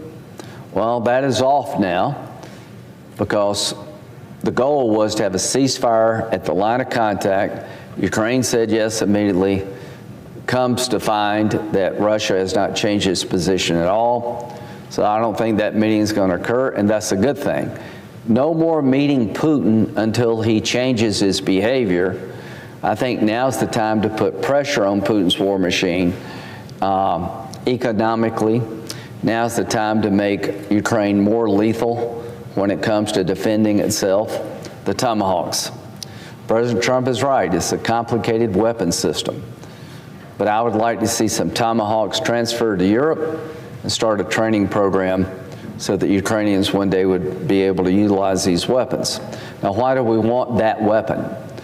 It could go deep into Russia and knock out factories that make drones that come from Iran, and to destroy missile factories that are used to terrorize the Ukrainian people at night. I think we have a moment here to act decisively with our European partners. I appreciate what President Trump has done to try to solve this conflict through diplomacy. I appreciate what he's done to make Ukraine more lethal, providing more weapons by selling to Europe weapons to the benefit of Ukraine. I appreciate the sanctions that were imposed yesterday, and I think they're having a beneficial effect already. But I think we need to do more. So as President Trump engages President Xi, it is my hope that the Chinese will change their position about this war and work with President Trump to get Putin's attention to find a way to end the bloodbath honorably and justly. Now, why do I keep talking about China? There is no way Putin can prosecute this war if China decided to isolate Russia and stop buying their oil. And we would find ways to help China with their oil needs so they wouldn't be at a loss. If that happened, then this war would end pretty quickly. So to President Trump, good luck. I'm glad you're talking to China about a bunch of things, including trade.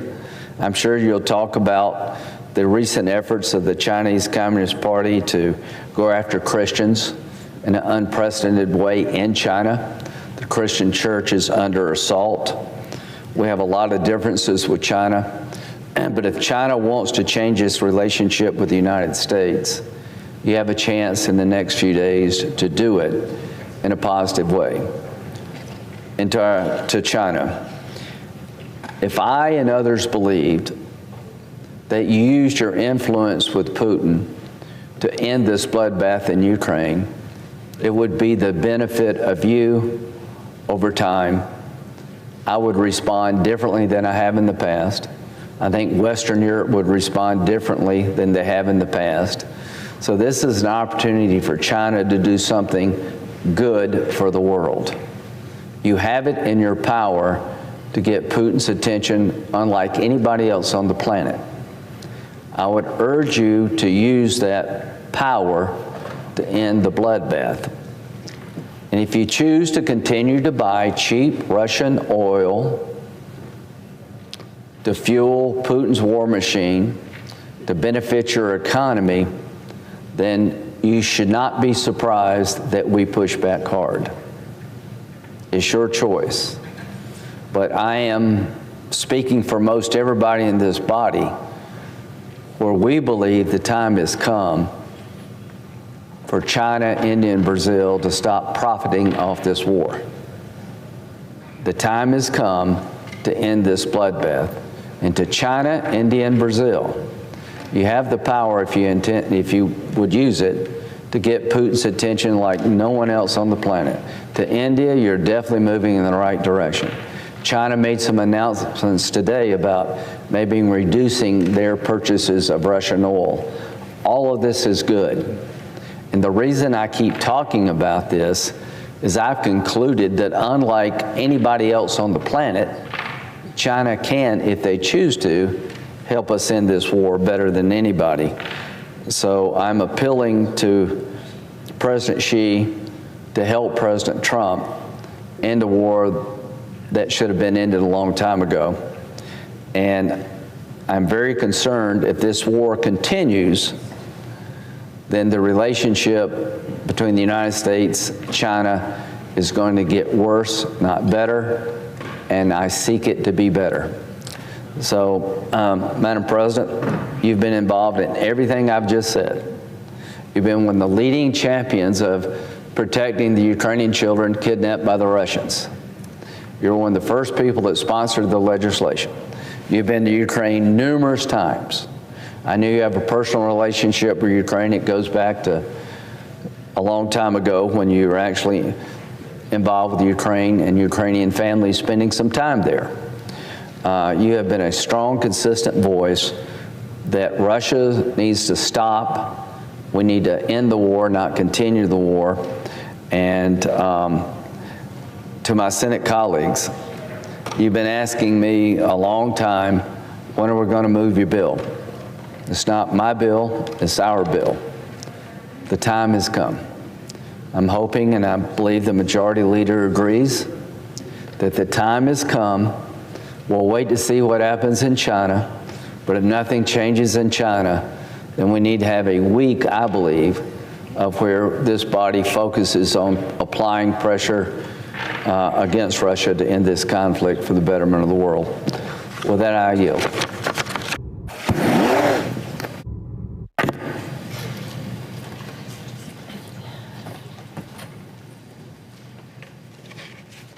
Madam President. Senator from Minnesota. Thank you, Madam President. I rise today to honor my friend and great American, Richard Moe, who we lost to Parkinson's disease at the age of 88 on September 15th of this year. Dick leaves behind a legacy that shaped Minnesota and our country and my own life and career. And Madam President, I understand that some of Richard Moe's family are visiting us in the gallery today, and I want to, through you, welcome them to the chamber. From leading Minnesota's Democratic Farmer Labor Party at only 32, to serving as chief advisor to Walter Mondale in the Senate and the White House, to spending 17 years as president of the National Trust for Historic Preservation, Dick leaves behind a remarkable legacy of public service.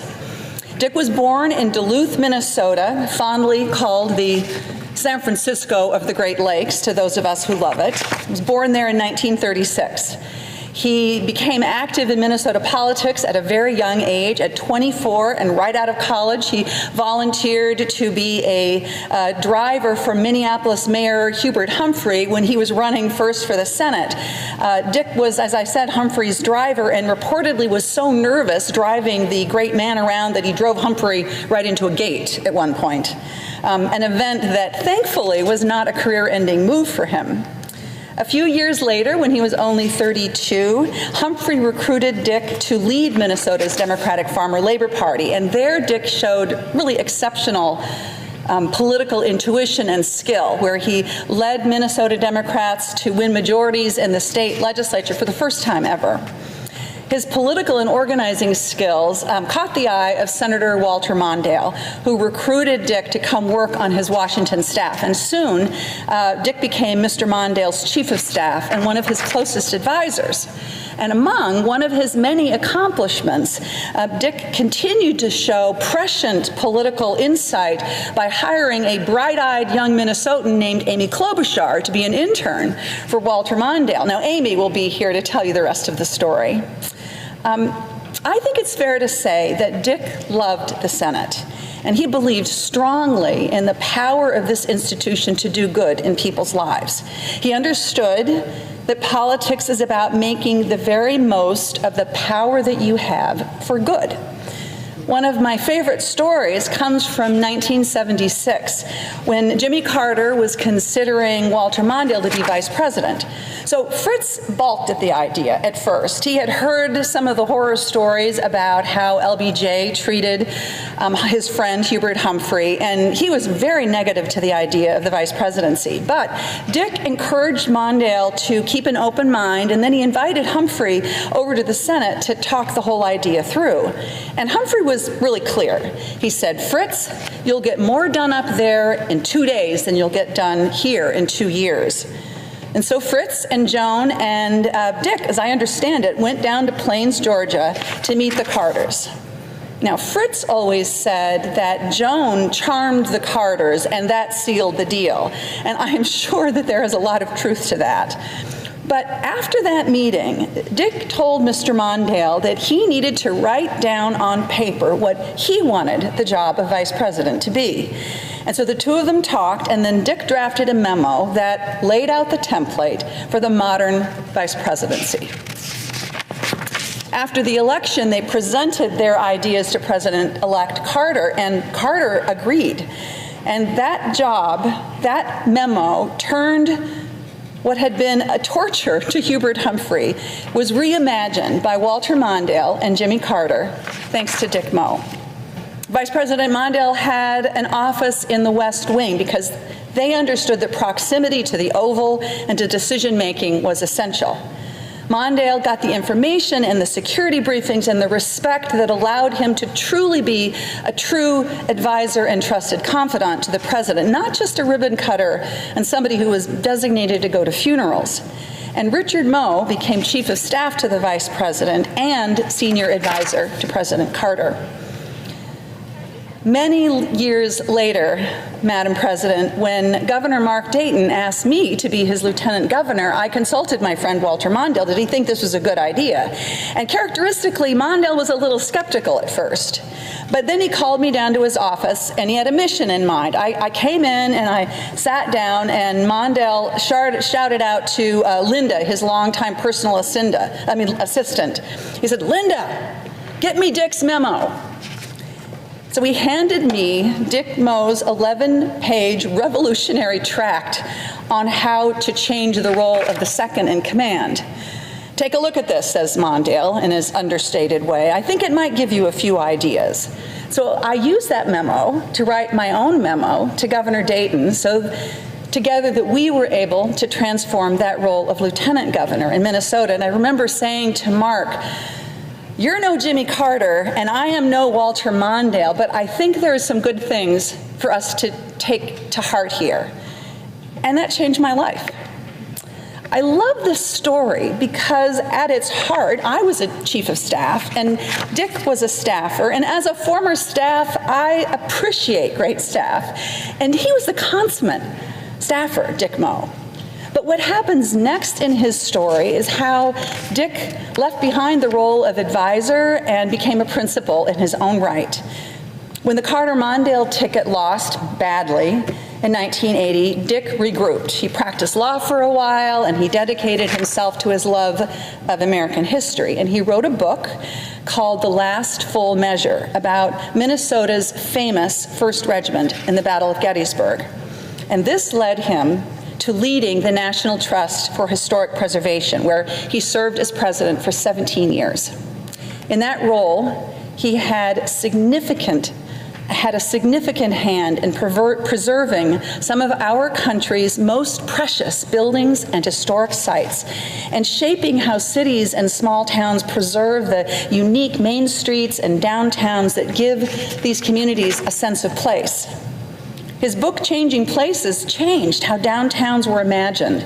And he called out how big box stores were destroying what's precious and unique about these communities that we love.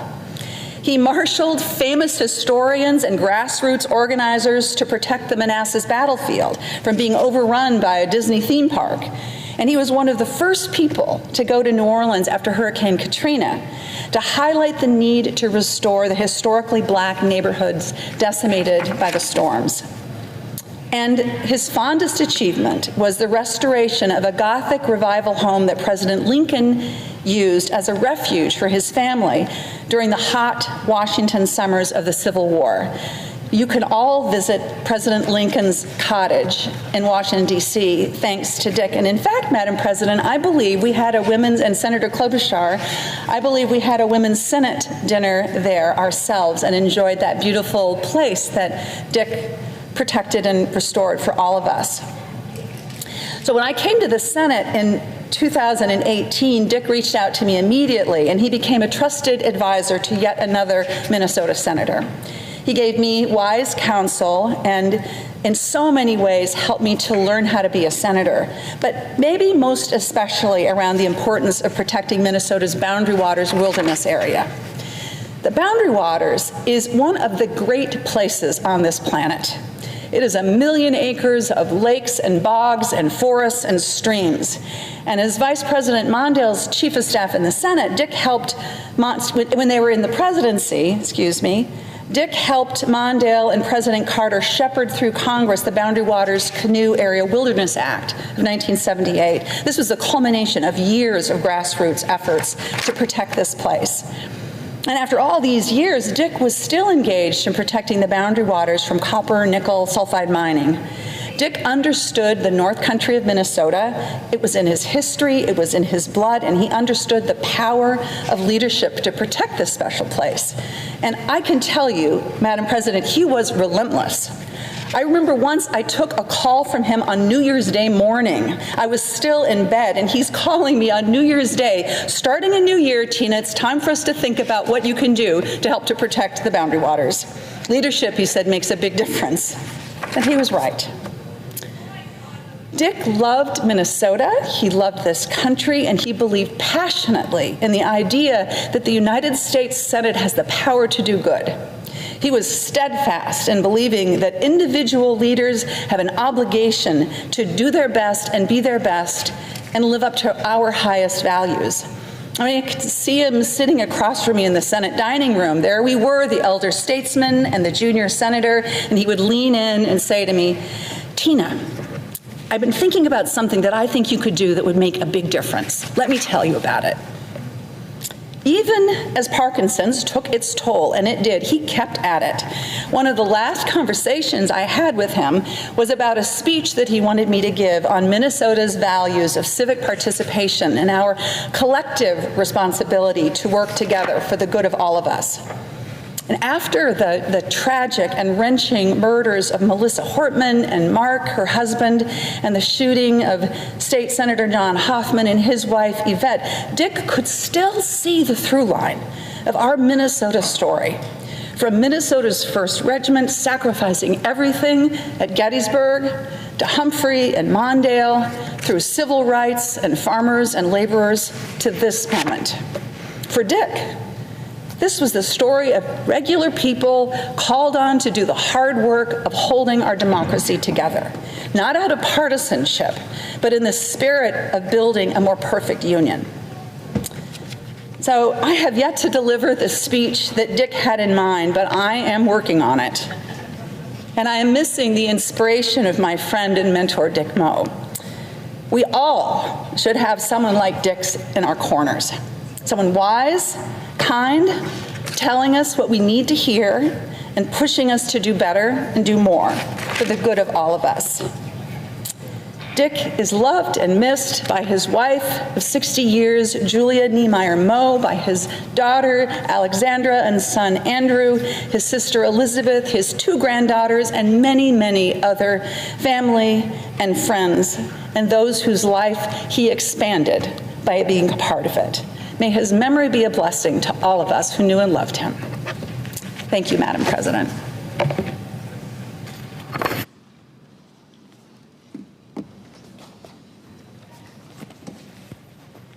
Mr. President. Senator from Minnesota. Mr. President, I first want to thank my colleague and friend, Senator Smith, for her beautiful remarks and for her friendship with Dick to the end. And I'm sure you hear his voice all the time when you're trying to make decisions, and having that kind of person that's so grounded, not just in Minnesota, but in these values that he brought with him to Washington and that he brought with him to the Vice President's office couldn't be more important. So Dick, and especially at a time like this, I just kept thinking as Senator Smith spoke about how Dick cherished history.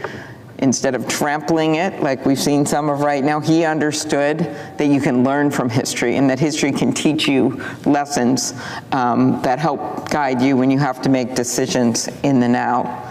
So as Senator Smith mentioned, Dick was born in Duluth, not actually far away from where my dad grew up in Ely. So there was a lot of good stock up there. He was the son of Russell and Virginia Moe, and he grew up surrounded by the values that define our state: hard work and service to others, and especially northern Minnesota. So he then goes on to the University of Minnesota and gets his start in a big way by running the Democratic Farmer Labor Party and helped to lead that party to victory time and time again. Because like I said, he was grounded in doing the right thing, but he also was a mastermind of how to win elections and how to follow up for people and get things done. That's the path that led him to my mentor, Walter Mondale, who we all miss very, very much. I literally got to see Mondale at his highest peaks when he was vice president, and I was an intern in the office, hired by Dick when he was chief of staff. And then I got to see him back in Minnesota, where he would literally was working at the law firm with me, and I saw him in grocery lines where he would engage in long discussions with the clerk at the grocery station on how we could get, say, peace in the Middle East or what we should be doing about an economic crisis. And Mondale had that same thing that drew Dick Moe to him, and that was a grounding in the people that you represent. So we all know what a great job he did running that office, his Norwegian sense of humor. I know those words don't always go together, but it was a very dry sense of humor and just this belief in decency. So Senator Smith recounted how Dick helped Fritz prepare for that meeting with Jimmy Carter. And I had one interesting perspective on how prepared Walter Mondale was for that meeting when I actually went to Plains a few years back and met with President Carter and Mrs. Carter. Now, what they told me over the pimento and cheese sandwiches that the former First Lady made was that it was Walter Mondale that knew that her name was pronounced Rosalind and not Rosalind. And I have a very strong feeling that Dick Moe drilled that into Mondale's head when he down there. And Carter actually said that really stood out because a bunch of the candidates mispronounced his wife's name. Among other things, as Tina explained, this was a model that they, after getting elected, embarked on. And Dick Moe became Vice President Mondale's chief of staff. He crafted that 11-page memo that redefined the vice presidency, giving it active role in shaping policy. And he also served on President Carter's senior staff, which was very unique. That's when I got to be an intern at that time, and I still remember writing in, sending in my letter, and interviewing over the phone. I have this cherished picture in the vice president's their home backyard that Dick Moe is in with all the interns, which included me and Tom Knights, who went on to be our ambassador to Israel. It was quite an intern class, and he was there. I remember it was the first time I ever had lobster, so it's very memorable to me. And I was so eager when I got there to do these policy memos that I had talked to Dick about and write all these very smart ideas for them. And they, in fact, assigned me to do the furniture inventory of every piece of furniture in the vice president's office and write down the numbers on a spreadsheet and make sure that they were all there and turn it into some government office. And I literally crawled around on the floor for 2 weeks checking serial numbers on desks and chairs. And so the first thing I learned from all that is that Walter Mondale and his chief of staff, Dick Moe, were scrupulously honest and nothing was missing. And second was to take every job seriously. And I often share that with young people, including the interns in the Capitol. That internship that Dick Moe hired me for was my first government job in Washington, D.C., and this was my second. So I remind them, take those internships and the people you work with and the relationships, even if they're fleeting, that you form in the meeting people and getting to know them, because they are oftentimes the key to your future, and never complain about what assignments that you get. So Dick Moe believed in preparing the next generation of public servants. I think Senator Smith's story of that just really says it all. Even in his later years, when he's not feeling as good, he takes that time to be such a mentor to her. So we talked about the longest serving president for the National Trust for Historic Preservation, 17-year tenure, led the efforts to rebuild so many historic neighborhoods in New Orleans after Hurricane Katrina, working on restoring President Lincoln's cottage, which is just an amazing thing to think that it had not been restored, but Dick Moe knew how important that was. I don't think he saw preservation as nostalgia. I think he saw it as honoring our country and honoring the Americans that had served.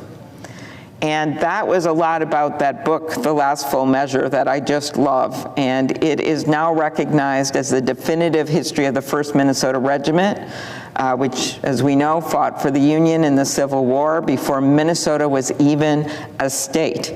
And there had been another book, the historical novel, The Killer Angels, which, okay, won the Pulitzer Prize for fiction in 1975, but Dick felt it did not correctly account for the bravery of the Minnesotans in the 1st Minnesota, and he more than righted that wrong. So that story that I have often quoted around our state about the 262-member 1st Minnesota Regiment, which held the line against 1,600 Confederate troops while desperately needed reinforcements were brought in on the Union side, is truly worthy of the book that Dick wrote. I went with a number of senators, including Senator King and a number of Republican senators, to take a one-day deep dive on the Gettysburg battlefield site one day. And it was led by the head of the War College and another veteran member of that War College. And we went to that site. We first talked about Maine and the historic story of Maine, and then we went to the Minnesota site, which is a very big monument, but it's not nearly as much visited. And the head of the War College at the time actually started to shed a tear when he told the story, because he said, as Dick knew, the story of the 1st Minnesota was the story like no other. They asked them to hold the line, 262 men, 200, and they didn't pause. They went and did it, and we saw that open field, and they did it.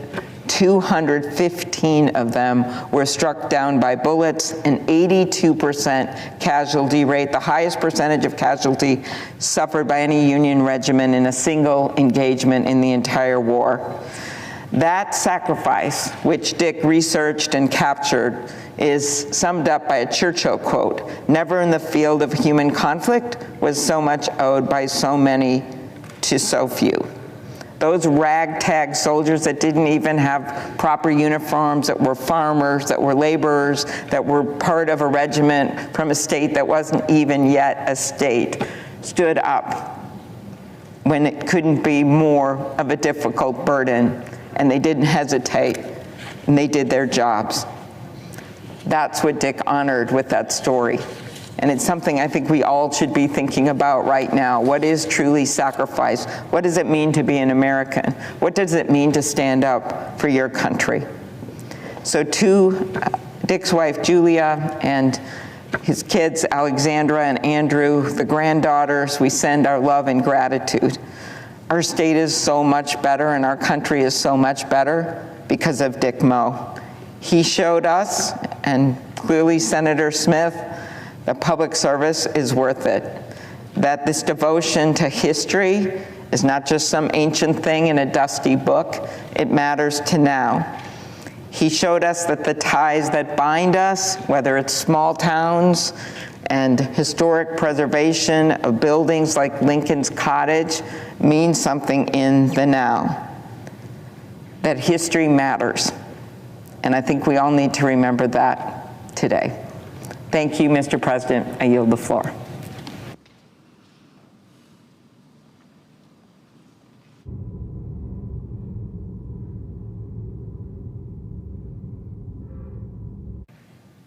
Mr. President.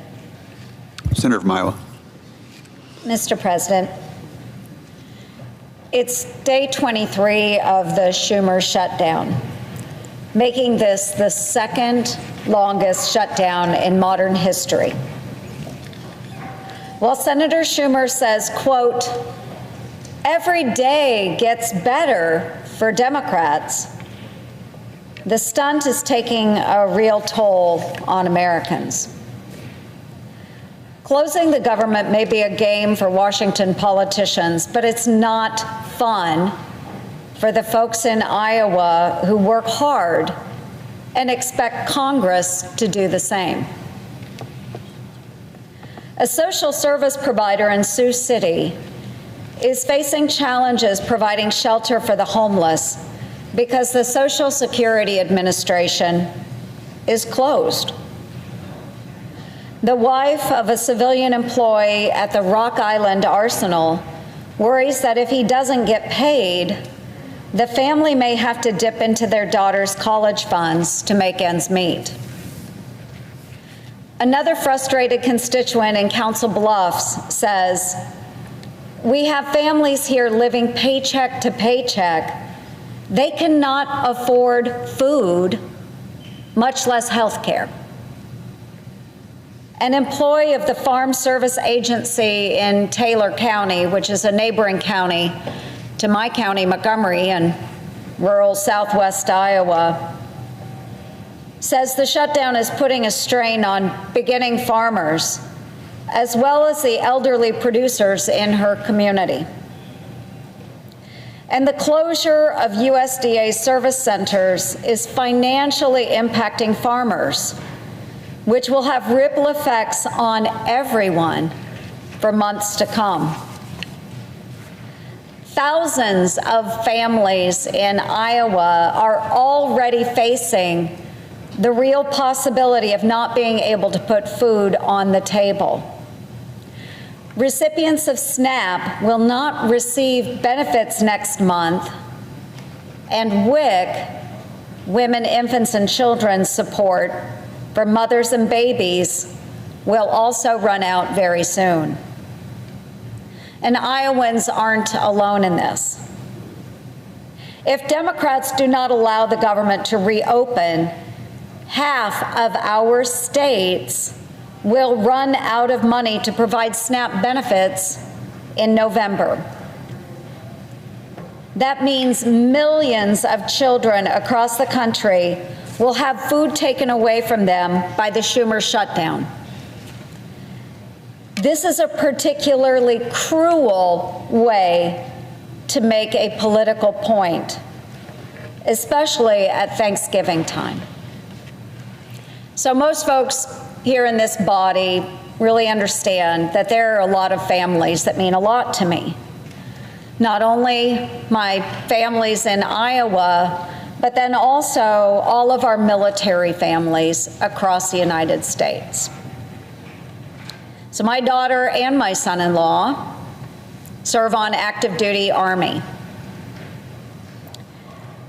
My daughter and I talk just about every day, either by FaceTime or by phone. And the shutdown is really impacting her younger soldiers. So every day, my daughter and I go through those discussions of where will the soldiers find food? Her discussion with me today centered around a talk she had with their military chaplain yesterday.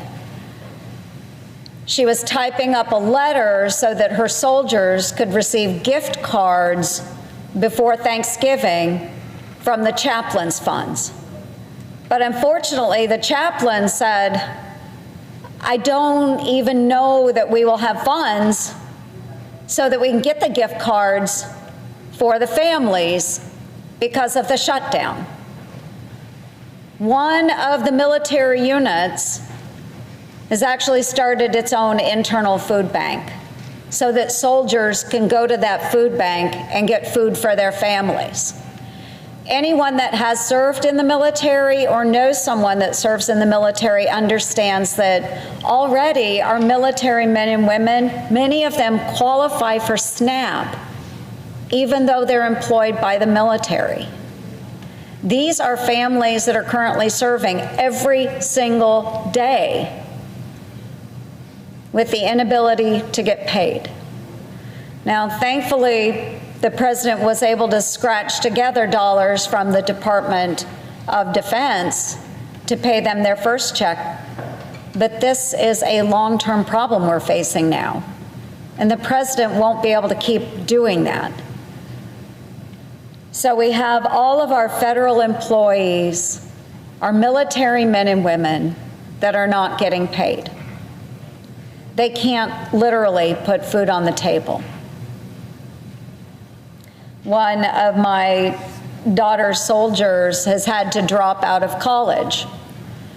This NCO works full-time during the day and tries to do better by going to college at night. And she can't afford to pay the tuition now that's required. And there are no appropriated funds to move forward with her college. And so she had to pull her enrollment yesterday. So we're impacting families in all of our home states. We're impacting the men and women that are defending our nation. This standoff is a fight for survival. But what I'm doing here, I'm fighting for the folks who are continuing to work hard every single day without a paycheck or going without the help they need just simply to get by. But the Democrats are fighting for their own political survival. We witnessed here on this very floor earlier today, the majority of Democrats vote no on paying these essential workers in the federal government. Air traffic controllers, our military men and women, the Capitol policemen that protect this complex, the staff that we see here sitting today. They voted no. One Democrat senator candidly confided to the Hill newspaper that if Democrats vote to reopen the government, quote, people are going to get hammered by their liberal base. Another admits there are enough Democrats who would vote to reopen the government, quote, if people were not terrified of getting the guillotine. Apparently, the socialist uprising within the Democrat Party is turning into a modern-day French Revolution, folks, and playing the role of Marie Antoinette, proclaiming, "Let them eat cake," is Senator Schumer. The truth is Democrats are literally, I mean literally, taking food out of the mouths of babes to save themselves from their own unhinged voters. Instead of bending to the loudmouth liberal lunatics and socialist sociopaths who make up their base, Democrats should listen to their colleague, Senator Fetterman of Pennsylvania. Senator Fetterman called the shutdown, quote, bad political theater, adding, quote, there are no winners here. It's not getting better every day here. People are going to start to get really hungry, end quote. He's absolutely right, folks. And the Democrats know it's causing pain. In fact, that's the whole point of this exercise.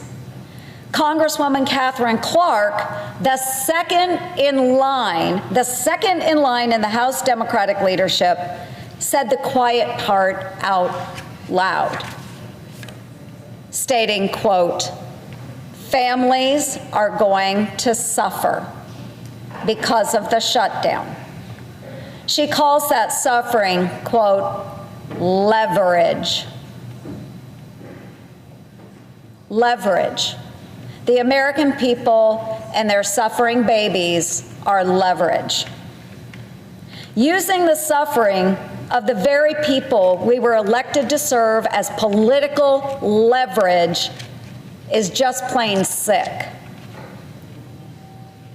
Mr. President, perhaps Republicans need to start using our own leverage, the Senate schedule. If Chuck Schumer cancels Thanksgiving for millions of families across America who can't feed their children, the holiday should be canceled for the Senate as well. We should all be prepared to stay here until we reopen the government, so no child will go to bed hungry because of Schumer's shutdown shenanigans. This is a serious job, folks. We need to take it seriously, we need to act seriously, and we need to ensure the shutdown ends. With that, Mr. President, I yield the floor.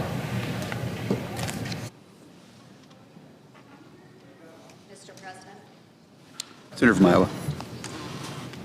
I ask unanimous consent that the Senate resume legislative session and be in a period of morning business with senators permitted to speak therein for up to 10 minutes each. Without objection.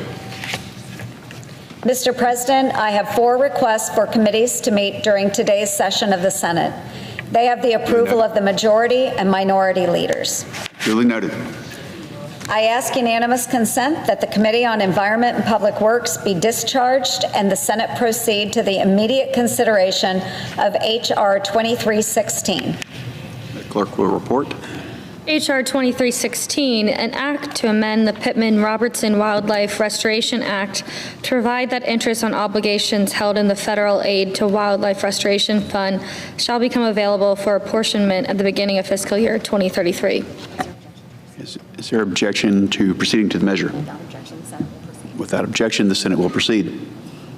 I ask unanimous consent that the bill be considered read a third time and passed, and the motion to reconsider be considered made and laid upon the table. Without objection. I ask unanimous consent that the Senate proceed to the immediate consideration of calendar number 110 S259. Clerk will report. Calendar number 110 S259, a bill to direct the Federal Communications Commission to publish a list of entities that hold authorizations, licenses, or other grants of authority issued by the Commission and that have certain foreign ownership and for other purposes. Is there an objection to proceeding to the measure? Without objection, the Senate will proceed. I ask unanimous consent that the bill be considered read a third time. Without objection. I know of no further debate on the bill. Is there further debate? If not, all in favor say aye. Aye. Those opposed, no. The ayes appear to have it. The ayes do have it. The bill is passed. I ask unanimous consent that the motion to reconsider be considered made and laid upon the table. Without objection. I ask unanimous consent that the Senate proceed to the immediate consideration of calendar number 35 S99. Clerk will report. Calendar number 35 S99, a bill to require the Secretary of Commerce to produce a report that provides recommendations to improve the effectiveness, efficiency, and impact of Department of Commerce programs related to supply chain resilience and manufacturing and industrial innovation and for other purposes. Is there an objection to proceeding to the measure? Without objection, the Senate will proceed. I ask unanimous consent that the bill be considered read a third time and passed, and that the motion to reconsider be considered made and laid upon the table. Without objection. I ask unanimous consent that the Senate now proceed to the en bloc consideration of the following resolutions, which are at the desk. S Resolution 464, S Resolution 465. Is there an objection to proceeding en bloc? Without objection, the Senate will proceed en bloc. I ask unanimous consent that the resolutions be agreed to, the preambles be agreed to, and that the motions to reconsider be considered made and laid upon the table, all en bloc. Without objection. I ask unanimous consent that when the Senate completes its business today, it stand adjourned until 3 p.m. on Monday, October 27th, that following the prayer and pledge, the journal of proceedings be approved to date, the morning hour be deemed expired, the time for the 2 leaders be reserved for their use later in the day, and the Senate be in a period of morning business with senators permitted to speak therein for up to 10 minutes each. Finally, at 5:30 p.m., the Senate execute the orders with respect to the Talbelson and Lewis nominations. Without objection, so ordered. If there is no further business to come before the Senate, I ask that it stand adjourned under the previous order following the remarks of Senators Welch and Whitehouse. Without objection. I yield the floor. Thank you, Mr. President. Senator from Vermont. Mr. President, every single one of us, every member of the United States Senate, my fellow Vermonters, all Americans, people around the world are absolutely thrilled by the ceasefire in Gaza. After 2 years of relentless bombing, after 2 years of horror for the hostages and their families, the bombing has largely stopped and the hostages are home. This is extraordinary. And I salute everyone involved in getting us to this day, including President Trump. But let's be clear, there is more work to be done. The only way this ceasefire will succeed is if it is the beginning of a relentless, tireless process that aims to get us to the two-state solution, 2 states for 2 peoples, a safe and democratic Jewish state of Israel, alongside a sovereign state for the Palestinians that are indigenous to the land where they now live, as envisioned in the President's 20-point plan and has been U.S. policy for over 50 years. So the question before us is, will all who are involved, particularly the United States government, Prime Minister Netanyahu and the Palestinian Authority, U.S. partners in the Gulf and our European allies, will everyone do every single thing possible to make that success of a lasting peace through a 2-state solution a likelihood? And let me be candid, Mr. President. I am extremely alarmed at what we're already seeing since the ceasefire. On the Israeli side, Mr. Netanyahu is continuing to dial up or down the delivery of urgently needed food or medicine, depending on what his political desires of the moment are. And after 2 years of already having kept food out largely for starving kids, that has to be provided with the 600 trucks a day, unabated, continuously and regularly. And at the same time, Hamas is score settling, is committing public executions and intimidating the Palestinians who yearn for peace and a return to some degree of normalcy. The impediments to peace are deep and they are clear. So we need to ask ourselves, what do we need to do to make sure that the violence and the destruction does not resume? In Gaza, one thing is absolutely essential. Mr. Netanyahu must stop blocking the medicine in the food for starving kids and Palestinians. We cannot condone the Israeli military under the instructions of the Netanyahu government from illegally blocking international food aid from getting through Rafah. And yet we see a continuation of children facing severe malnutrition and hunger.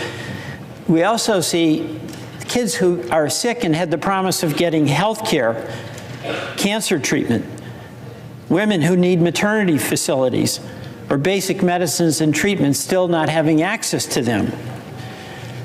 The Netanyahu government cannot be allowed to once again turn on and off the supply of food and medicine and use it as a military tool. Withholding fruit and vegetables and other food from 1 million hungry kids is not a military response. It's a collective punishment. Next, Mr. Netanyahu must finally, once and for all, stop the bombing in Gaza. The IDF's own data shows that more than 5 out of 6 people killed by IDF bombs supplied by the U.S.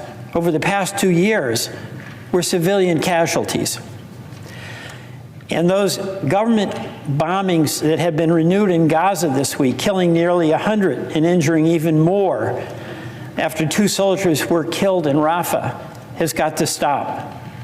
These types of response bombings that were so frequent before the ceasefire, disproportionate and illegal by and large, are no more legal and as disproportionate when they're occurring after the ceasefire and jeopardize the stability and survivability of the ceasefire.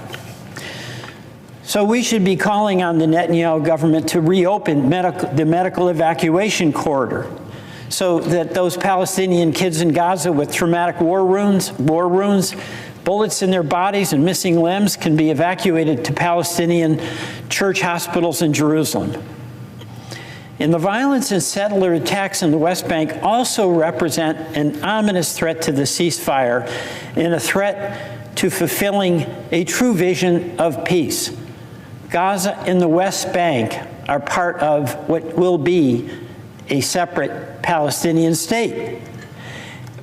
And that violence that it's occurring at the hands of settlers has to be stopped by the Netanyahu government. And Mr. President, just this week in the West Bank, we saw violent attacks by masked, club-wielding settlers on Palestinian villages and harvesters.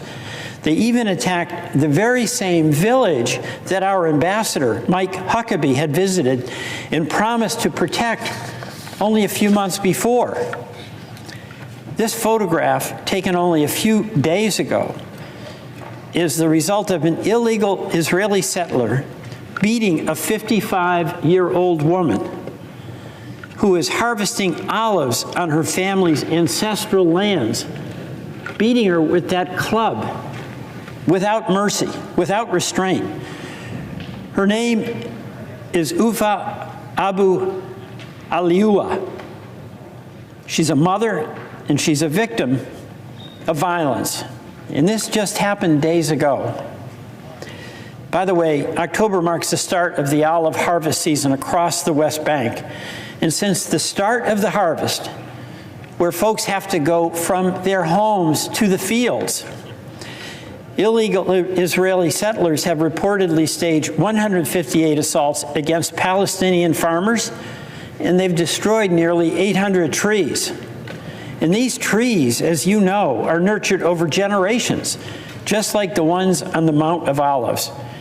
And many Palestinian families depend on them as their only source of income. The violence, by the way, also impacts Americans. And if Mr. Netanyahu is serious about working with the president and supporting the ceasefire that he did agree to, he'll take action to hold accountable those responsible for the Americans killed by Israeli forces and illegal settlers.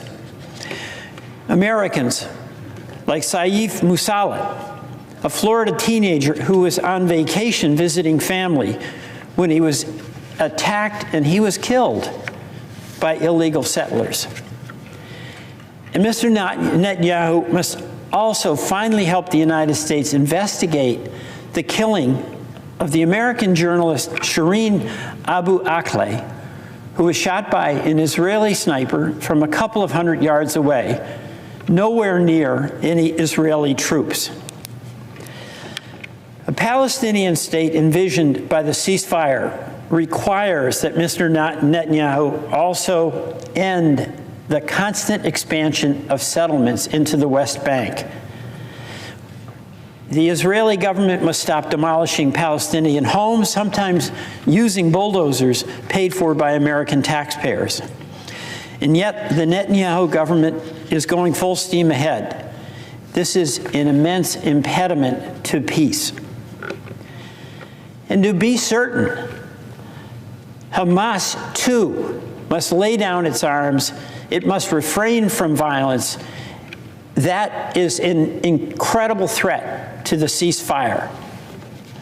Ultimately, Hamas has got to go. Hamas violence is that threat to peace. It's a threat to the Palestinians living in Gaza, who yearn for peace and yearn for an opportunity to rebuild where they live and have their kids be back in school and to be safe.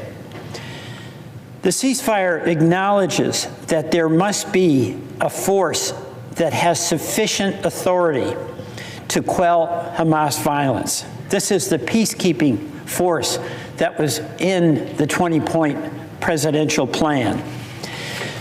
If we're going to be successful, we have to redouble our efforts to stand that force up and make certain that all the signatories to that peace plan do their part to make certain that that can happen.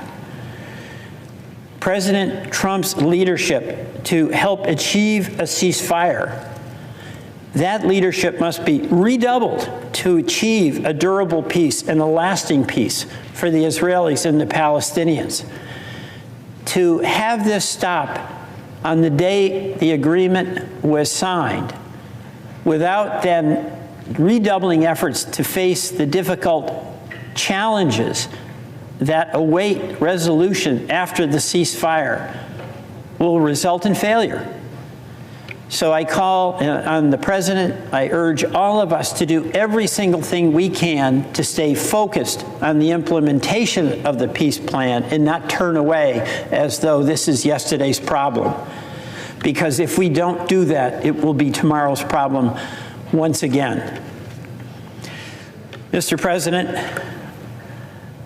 I urge all of us to accept the burden of leadership that is absolutely required for the well-being of the entire region, but for the promise of Israel as a Jewish and democratic state, and for the promise of the Palestinian people living alongside in peace with Israeli neighbors.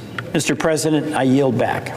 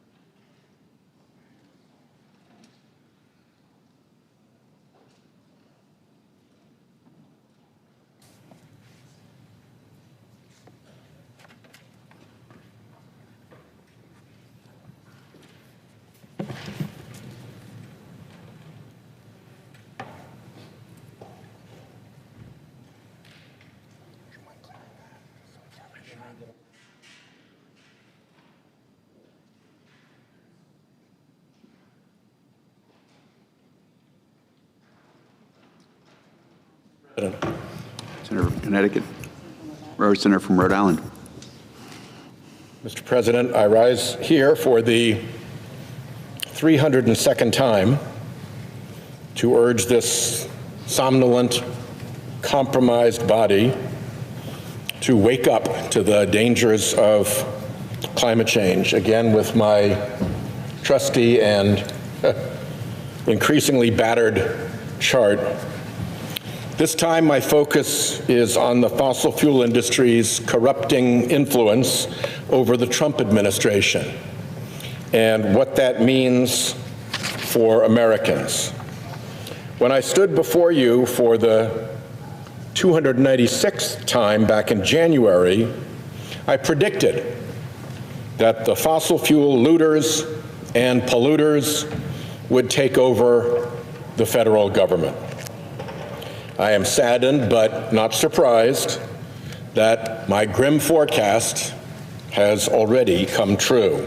It's only October, and already it's clear that the fossil fuel industry bought, paid for, and now straight up owns the Trump administration. And it's only going to get worse. For years, I warned that if we let fossil fuel money pour into our politics unchecked, if we let dark money run rampant, and if we let polluters sabotage science, then one day the government would cease to belong to we the people, and instead belong to them, the polluters. Well, that day has arrived. Last month, I set out the fossil fuel industry's 4 phases of climate denial.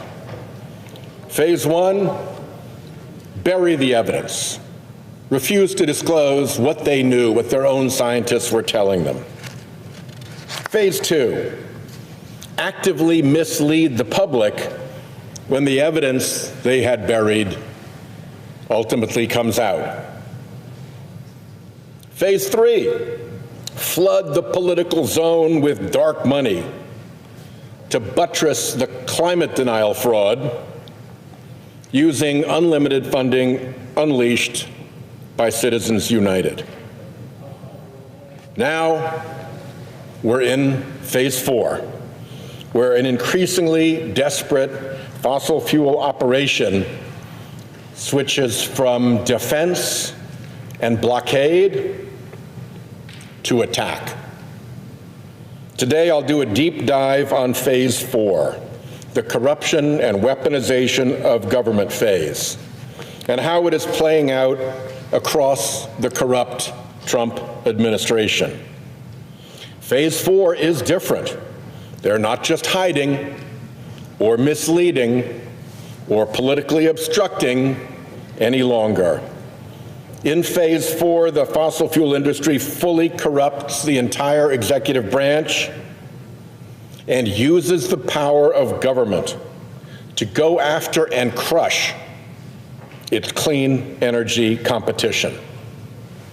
Behind this plot are the creepy billionaires who run the industry, out to get even richer at the expense of the American people. Let me be blunt. The Trump administration does not work for you, the American people. It works for fossil fuel billionaires and their sprawling dark money corruption machine, which, no coincidence, helped put Trump in office for a second time. Don't take my word about whom they work for. An official from the White House's own new so-called National Energy Dominance Council offered, and I quote here, concierge white glove service to help keep polluting coal plants open and mines in operation. That official, by the way, previously worked for Shell Oil and Valero Energy. Every agency, every decision, every policy of this corrupt administration is in the service of its fossil fuel donors and patrons. Fossil fuels looters and polluters are running the United States government for their own benefit from the inside. President Trump, EPA Administrator Zeldin, Energy Secretary Wright, Interior Secretary Burgum, the whole lot of them is bought and paid for. So settle in, and I'll walk you through it.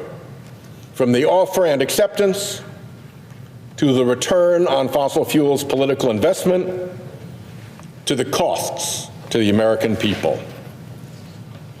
Let's start with the moment of sale.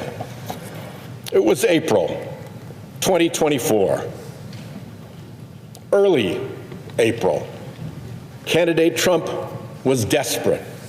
His criminal trial would begin in 4 days, and his best shot at staying out of jail was winning the presidency. But the unpopular politicians, unpopular policies just weren't moving the needle. There was one thing left to do. It was time to make a deal. Cornered and starved for cash, Trump invited the fossil fuel donor elite to Mar-a-Lago. Sensing an opportunity, into those faux guilt halls strolled the oil barons, the gas tycoons, the petrochemical magnates, the pipeline moguls. If you'd struck oil or gas in America, you likely received an invitation. And by the way, they were a little desperate themselves because their business model was failing against the relentless pressure of cheaper, cleaner, more popular renewable energy. There, at his club, candidate Trump delivered his offer. It was not subtle. No think tank jargon or super PAC euphemisms, no speaking in code. He looked out at those assembled fossil fuel billionaires and made a simple pitch. Give me $1 billion and I will do anything and everything you want. The fossil fuel billionaires were only too happy to take that deal. Harold Hamm, the fracking kingpin, opened his checkbook. Jeffrey Hildebrand, the Texas oil man, poured in millions. Kelsey Warren, a pipeline magnate, joined. Other familiar players like George Bishop, Tim Dunn, the Wilkes brothers, they all lined up. The fossil fuel donor elite understood the corrupt bargain. Invest just $1 billion, and maybe not all of that $1 billion. They're at hundreds of millions, we're not sure. But let's say it was $1 billion that ended up coming through. $1 billion to preserve the annual $700+ billion subsidy that fossil fuels free to pollute business model relies on. $1 billion once for $700 billion a year. And on top of that, they could reap untold added billions in new tax subsidies, pollution deregulation, protection from legal accountability for misdeeds, and even a government-backed war they could run against their feared clean energy competition. This was not just a fundraiser. This was no boisterous campaign rally. This was a deal, a $1 billion quid pro quo deal.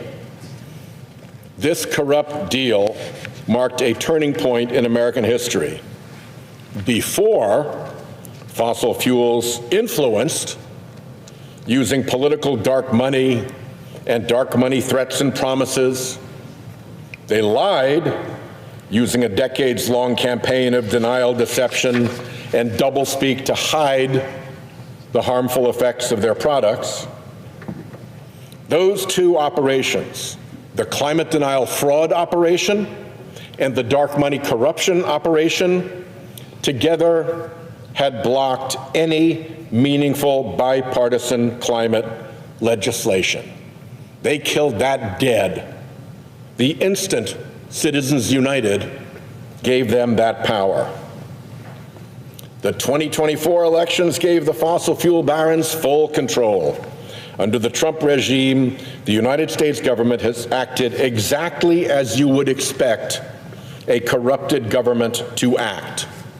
Every agency captured, climate and energy laws and regulations rewritten, all the inconvenient science ignored, silenced, or worse, erased completely. Say goodbye to government for we the people, and hello to government for them, the polluters. The entire Trump administration works for its fossil fuel donors. On January 20, 2005, day one in office, 2025, day one in office, President Trump issued industry-drafted executive orders designed to kneecap fossil fuels clean energy competition and prop up fossil fuel. One executive order even wrote wind energy and solar energy out of the definition of energy. These executive orders are now implemented by federal agencies that are in the hands of stooges of the big polluters. Let's start with the Environmental Protection Agency. There's so much rot over there, it's hard to know where to begin. So I'll start with personnel. Atop the agency is Lee Zeldin. You may know him as the erstwhile congressman from New York, or the failed gubernatorial candidate. But did you know of his role as the errand boy for billionaire Trump donor and oil executive Tim Dunn? Until January, Zeldin had a cushy role at the America First Policy Institute, a pro-Trump so-called think tank founded by oil man Dunn. AFPI is hell-bent on increasing fossil fuel production, reducing fossil fuel regulation, and protecting the free-to-pollute fossil fuel business model. Dunn was thrilled to have his boy Zeldin slide slimily into EPA.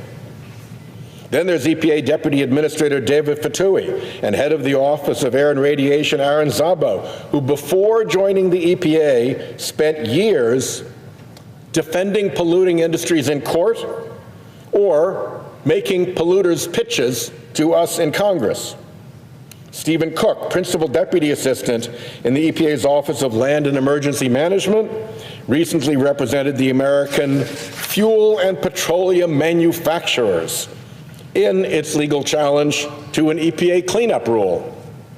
Now he is the regulator he just fought in court. Nancy Beck, the Trump's EPA chemical safety advisor, used to help run the chemical manufacturers' main trade association, the American Chemistry Council.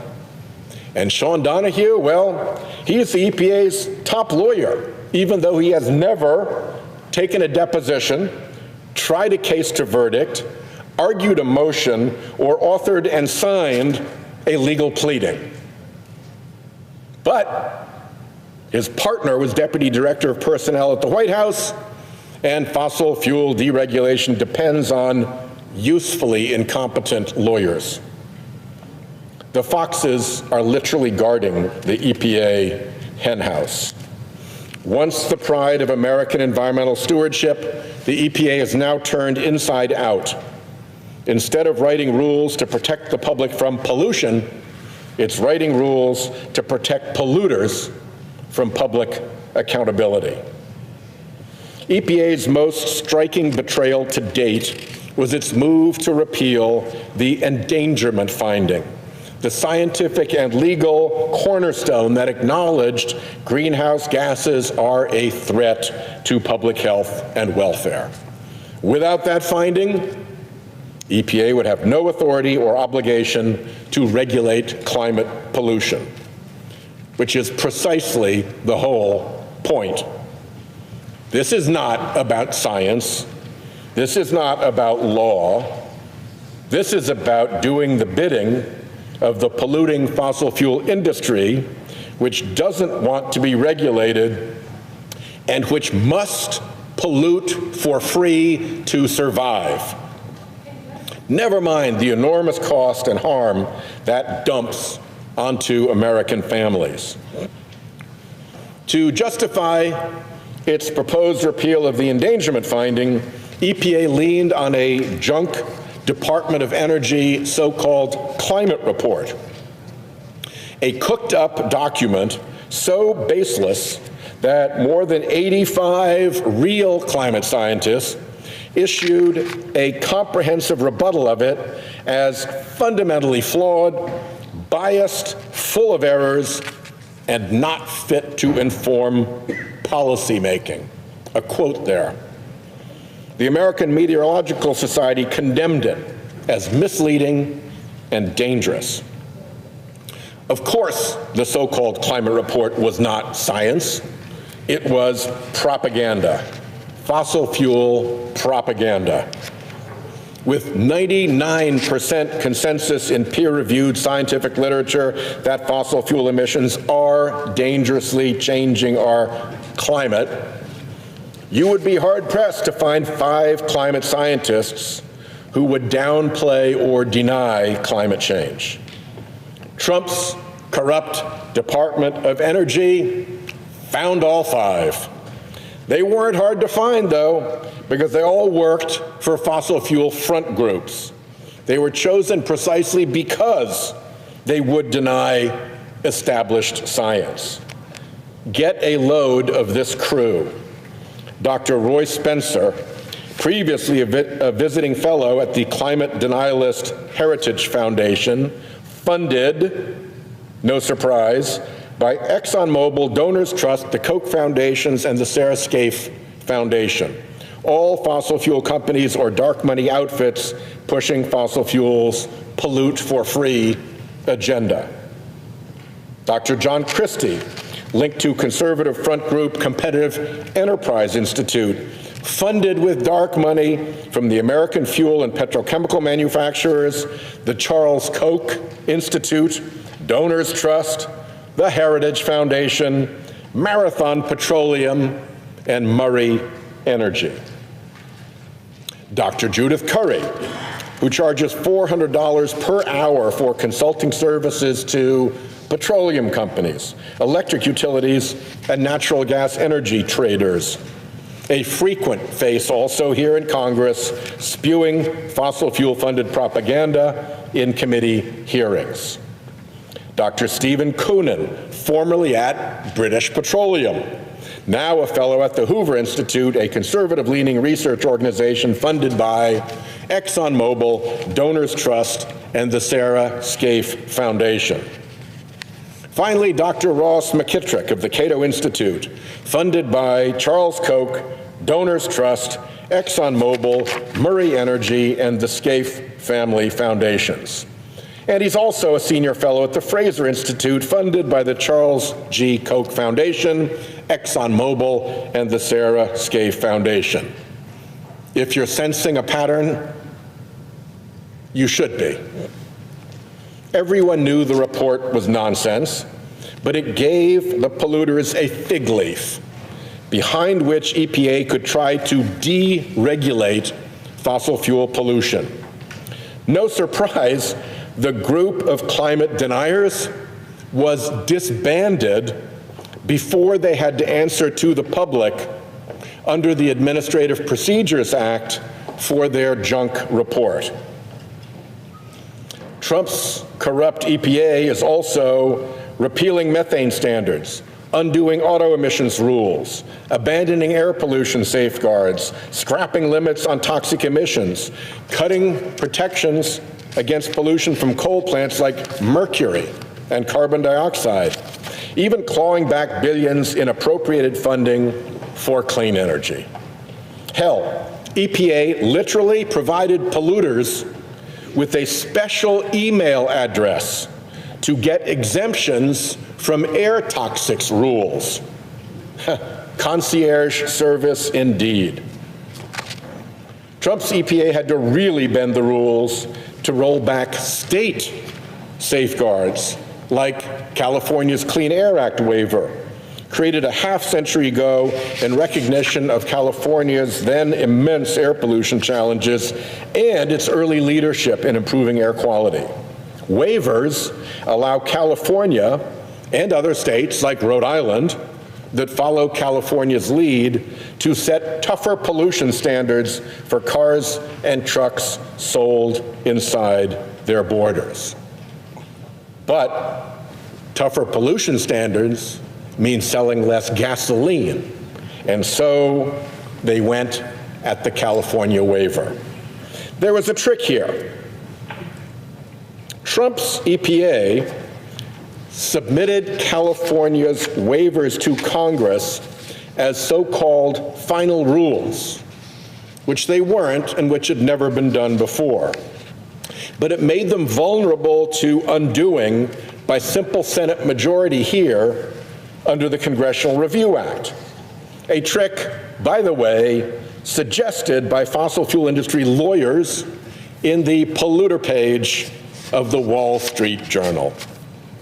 Well, GAO and the Senate parliamentarian rejected the effort to falsely label the waivers as rules. So our fossil fuel-funded Republican friends went nuclear, overruled the Senate parliamentarian, and killed the state waivers. A sour joke from a party that in other circumstances claims to be all about states' rights, states' ability to self-govern, and cooperative federalism. Thanks to the corrupt billion-dollar deal, the Environmental Protection Agency is now clearly the polluter protection agency, bought and paid for. Goodbye again to we the people. Hello to them, the polluters. Let's talk about the Trump Justice Department, perhaps better called Oil, Gas, and Coal LLP. You can't understand the corruption at EPA without understanding how Trump weaponized the Justice Department to become the fossil fuel industry's taxpayer-funded law firm. One example, from the get-go, EPA Administrator Zeldin was hell-bent on clawing back more than $20 billion in clean energy grants Congress had appropriated. But he had a problem. There was no legal basis to do so. Enter Trump's corrupted DOJ, which tried to cook up a fake criminal investigation to provide a pretext to freeze the funds. Zeldin echoed the theme with multiple phony and likely defamatory allegations of criminal and fraudulent behavior by grant recipients, who, by the way, included among them nefarious organizations like Habitat for Humanity. Well, next problem. The evidence was so weak that the chief of the D.C. U.S. Attorney's Office Criminal Division resigned rather than authorize the fake criminal investigation. And no other career attorney in the whole office would sign on. So, Trump's since fired interim U.S. attorney personally submitted a warrant application with no career cosigner. And guess what? He got shot down by the magistrate judge for lack of probable cause. Any federal prosecutor can tell you how unusual and how embarrassing that is. Desperate, Trump's DOJ tried to shop the same failed investigation to other U.S. attorneys' offices, hoping somebody, anybody, would pursue the failed warrant. And in case that weren't enough, meanwhile, in another courtroom, back in the same D.C. courthouse, Department of Justice lawyers in a civil matter were denying that they alleged fraud in the use of those funds. What a mess. Seeking warrants without proof, prompting career officials to resign, making fake public assertions of criminality, failing in court, making inconsistent legal arguments in the same courthouse, all of that to claw back money duly appropriated by Congress and properly obligated to grantees, all to help grow the clean energy sector and reduce air pollution? None of that is normal DOJ. This is weaponized DOJ. Just last month, DOJ's fossil fuels law firm went to federal court in New York to strike down a state law requiring the largest fossil fuel polluters to pay into a fund to redress New York's climate damages for infrastructure, adaptation, for disaster recovery. DOJ, the United States Department of Justice, went to court to argue the polluter's case, that the law was an unconstitutional overreach that federal courts should rein in. The Justice Department of the United States, paid for by U.S. taxpayers, used its resources to give a taxpayer freebie to the likes of ExxonMobil, Chevron, BP, Shell, and Koch Industries, companies with plentiful armies of lawyers of their own. Trump's corrupted DOJ also sued Vermont to strike down a similar state law, and even sued Hawaii and Michigan to stop those states from suing fossil fuel companies before the state's complaints had even hit the docket. This is not normal DOJ. This is weaponized DOJ. Why is DOJ acting so strangely? As a former prosecutor, I'm telling you, this makes no sense unless you follow the money. After the billion-dollar quid pro quo deal, DOJ has become the polluter's taxpayer-funded law firm. Goodbye to we the people as the DOJ client. Hello to the new client, them the polluters. Third is Trump's Department of Energy.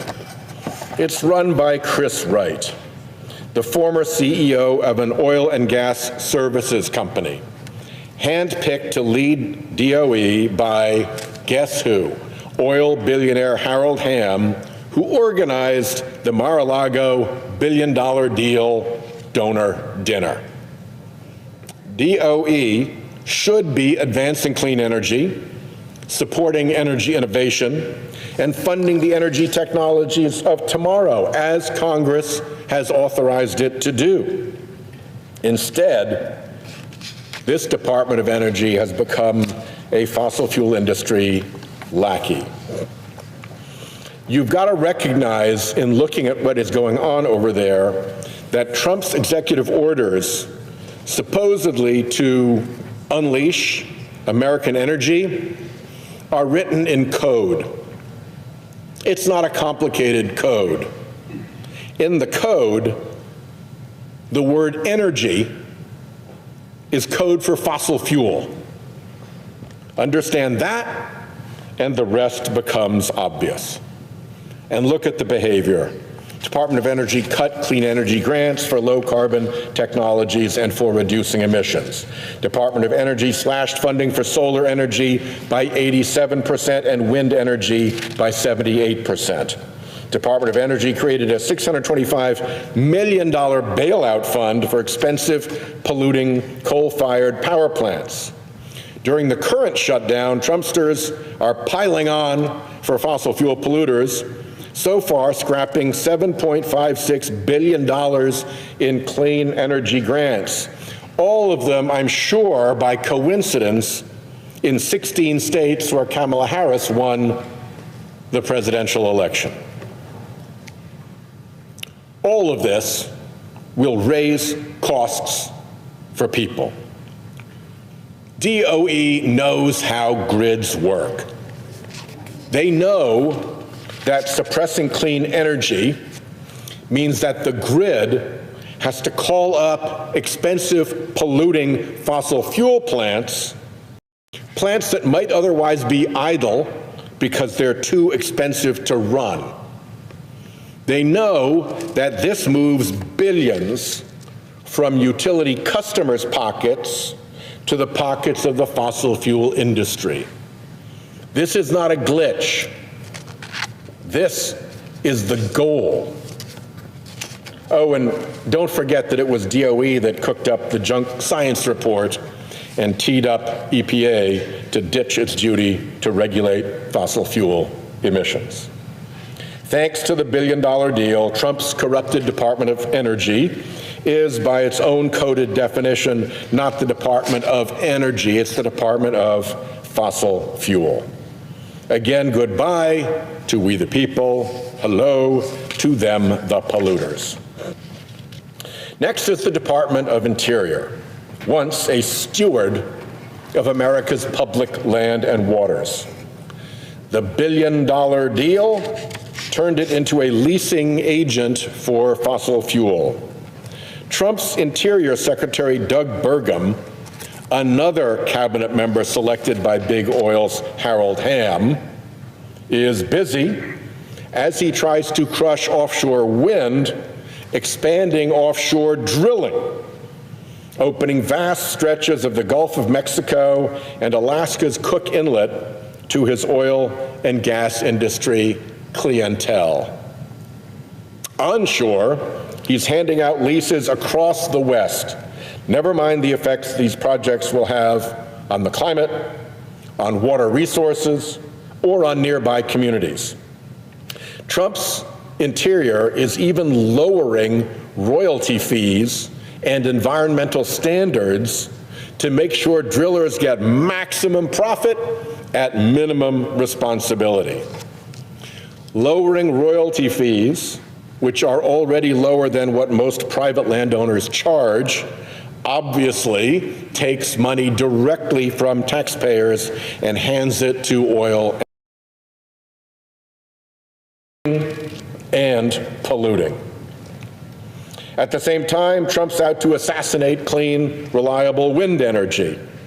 In New York, Interior halted work on a fully permitted, under construction, 810 megawatt offshore wind farm on justification so dubious they're almost entirely redacted out of FOIA'd documents. Off Rhode Island and Connecticut, someone at Moscow Central told Interior to slap a stop work order on Revolution Wind when it was nearly finished. Get this. Government lawyers had to go into court and make arguments exactly opposite to arguments they had made defending the same project in the same courthouse just weeks before. No surprise, the fake stop work order cratered in court. But those corrupt shenanigans cost the project at least $60 million.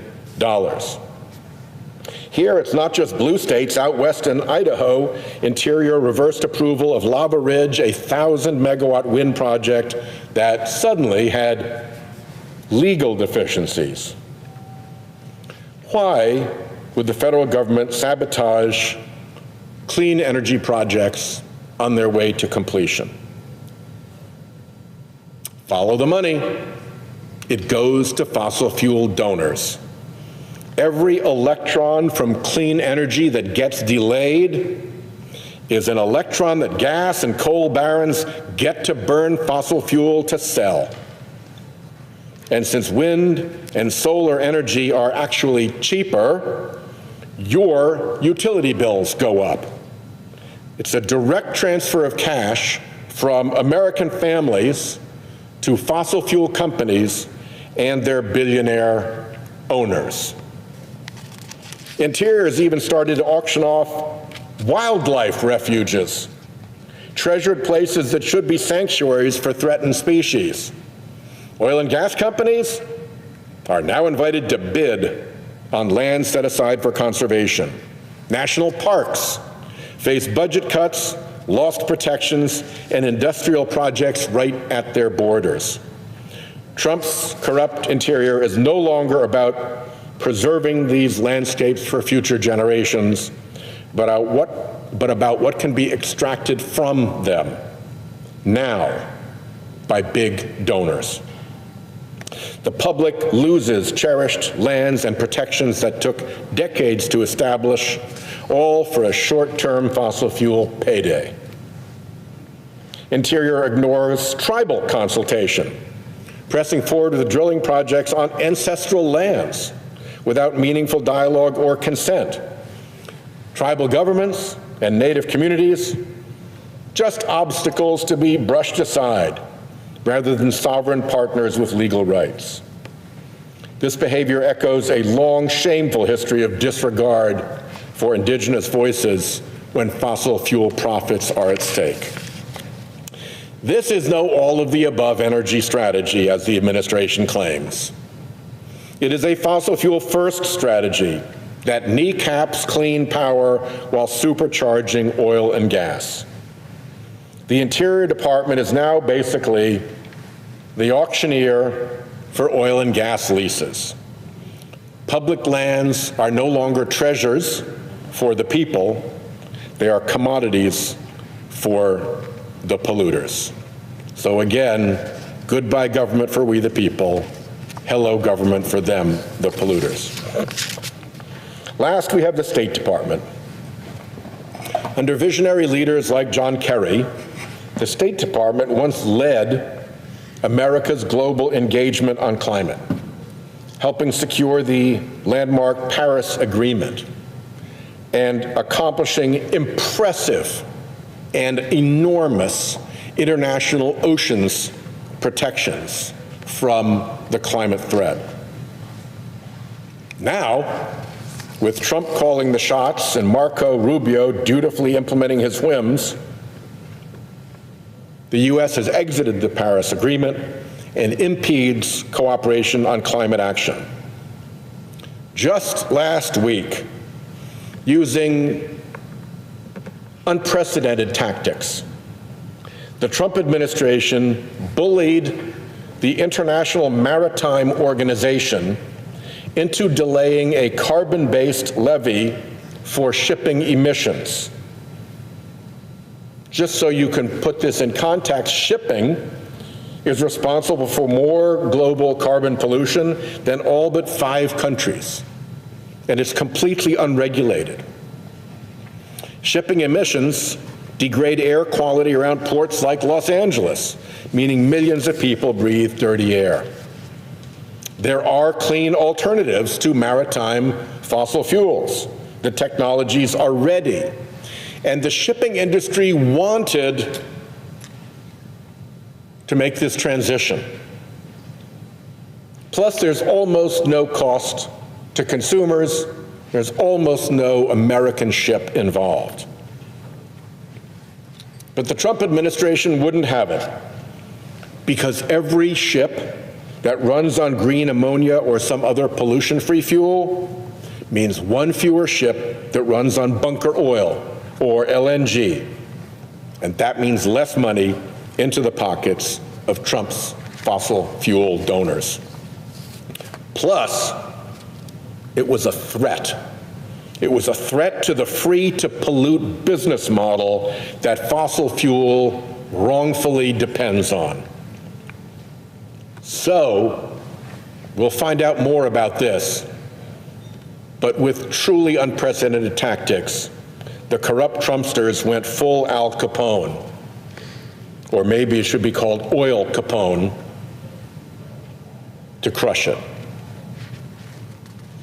I should add that when I said last we have the State Department, that wasn't completely accurate, because Trump has put the whole of government in the service of his fossil fuel donors, not just the cabinet agencies. I'll just give one example, the Army Corps of Engineers.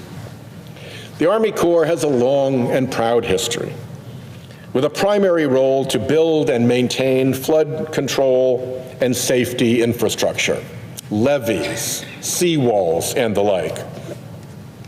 The Army Corps also has a role in permitting energy projects. And last month, it announced that it would prioritize projects that are energy dense. Energy dense.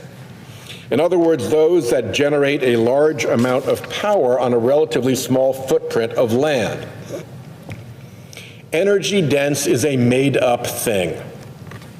It is a fake concept, reverse engineered from the result that they want to achieve through it, to favor supposedly energy-dense fossil fuel projects over wind and solar farms that are more spread out. Except it's fake. Energy density, if it were real, would count the spread of pollution from fossil fuel plants, like soot particulates that can travel hundreds of miles, or greenhouse gases causing global harm. If it were real, it would count the huge supply footprint these fossil fuel plants require to run, the mining and drilling for coal and oil and gas and all the related environmental destruction, the trucks, railroads, and pipelines spewing and leaking that deliver the fuels. In real life, the wind and sunshine that power renewable power plants have no footprint at all. The real-life footprint of fossil plants, it's far larger than renewable plants. Yet, in fake, corrupted Trump world, fossil fuel plants will get their permits expedited while the corrupt Trump administration stalls renewable facilities over made-up energy density. Seriously, does energy density sound like a policy based in reason, or is it based on campaign cash? So that's a quick tour of the fossil fuel industry's deep corruption of the Trump administration, of its oily tentacles sliding slimily into federal agencies that should be working for the American people. But this is also a story about who picks up the bill, who pays when government is corrupted. Spoiler alert, it's you, the regular, hardworking American public. Bad enough that the billion-dollar deal allowed our government to be bought and paid for by the fossil fuel industry. Add on that every favor and freebie given to the fossil fuel industry costs the American people. Let's start with disaster costs. Extreme natural disasters cost Americans between $99 and $126 billion in the first half of this year alone. NOAA's database of billion-dollar disasters shows the line going up and up and up. Storm after storm, flood after flood, fire after fire. So, the Trump administration wants to end that database, as if silencing the burglar alarm will make the burglary end. Each disaster means billions in federal aid, billions in rebuilding cost, billions in uncompensated harm to Americans, billions that taxpayers and homeowners have to pay or suffer because polluters pollute for free. Increasing disaster costs bring something along with them: increasing homeowners' insurance problems. Problems both in affordability and availability. Premiums are soaring far faster than the rate of inflation. In Florida, the average premium is $14,000 per year and climbing. In Louisiana, already $11,000 per year. Insurance companies are leaving or abandoning customers, with non-renewals to homeowners doubling or worse in many states over the last 6 years. If Americans can't get homeowners insurance, then their property can't get a mortgage. And that spells trouble for property values in climate-exposed communities across the country. About 6 months ago, the Fed chair, Jay Powell, testified in the Senate that within 10 to 15 years, there would be whole regions of the United States where mortgages were no longer available. That's not coming from a green group, that's coming from the Fed. And it hits home. Families dropped from coverage are left in uninsurable homes that they might have worked a lifetime to buy, whose value plummets when mortgages can't be had. This is all fine fun and games if you're a Palm Beach billionaire selling your mansion all cash to another billionaire. But in real life, it's devastating for hardworking people, say a tradesperson living near Orlando, trying to sell their family's biggest single investment. They bought that home with a mortgage. They need to sell it to someone who can get a mortgage if they're going to get their price. With no mortgage, the price crashes. This is a cascade. It starts with fossil fuel emissions, which amp up climate risk, creating an insurance crisis, making properties unmortgageable, crashing homeowners' property values, and cascading into full-on economic recession. The warnings of this abound. And if fossil fuel weren't so powerful in this building, they'd be listened to. Your premiums go up, or your coverage disappears, and your home value plummets. And what does the Trump administration have to say about this? Well, they're not listening to you. They're lying to you because they're so deep in the pockets of the polluters who caused it all. Energy bills. Energy bills are getting out of hand. Several things drive this. First, we subsidize fossil fuel, locking in fossil dependence, so consumers get roasted whenever the international oil cartel jacks up global commodity prices, which we see them do all the time. Second, U.S. consumers pay more when the fossil fuel industry decides to export oil and gas for higher prices overseas. And there's less domestic supply because it got exported, and when there's less domestic supply, that predictably raises prices. The Trump administration forcing utilities to run aging and expensive coal and gas plants that were slated for retirement will likely add $3 billion per year to your electricity bills. $3 billion. But your added cost is fossil fuels added revenue. You're the one getting cheated.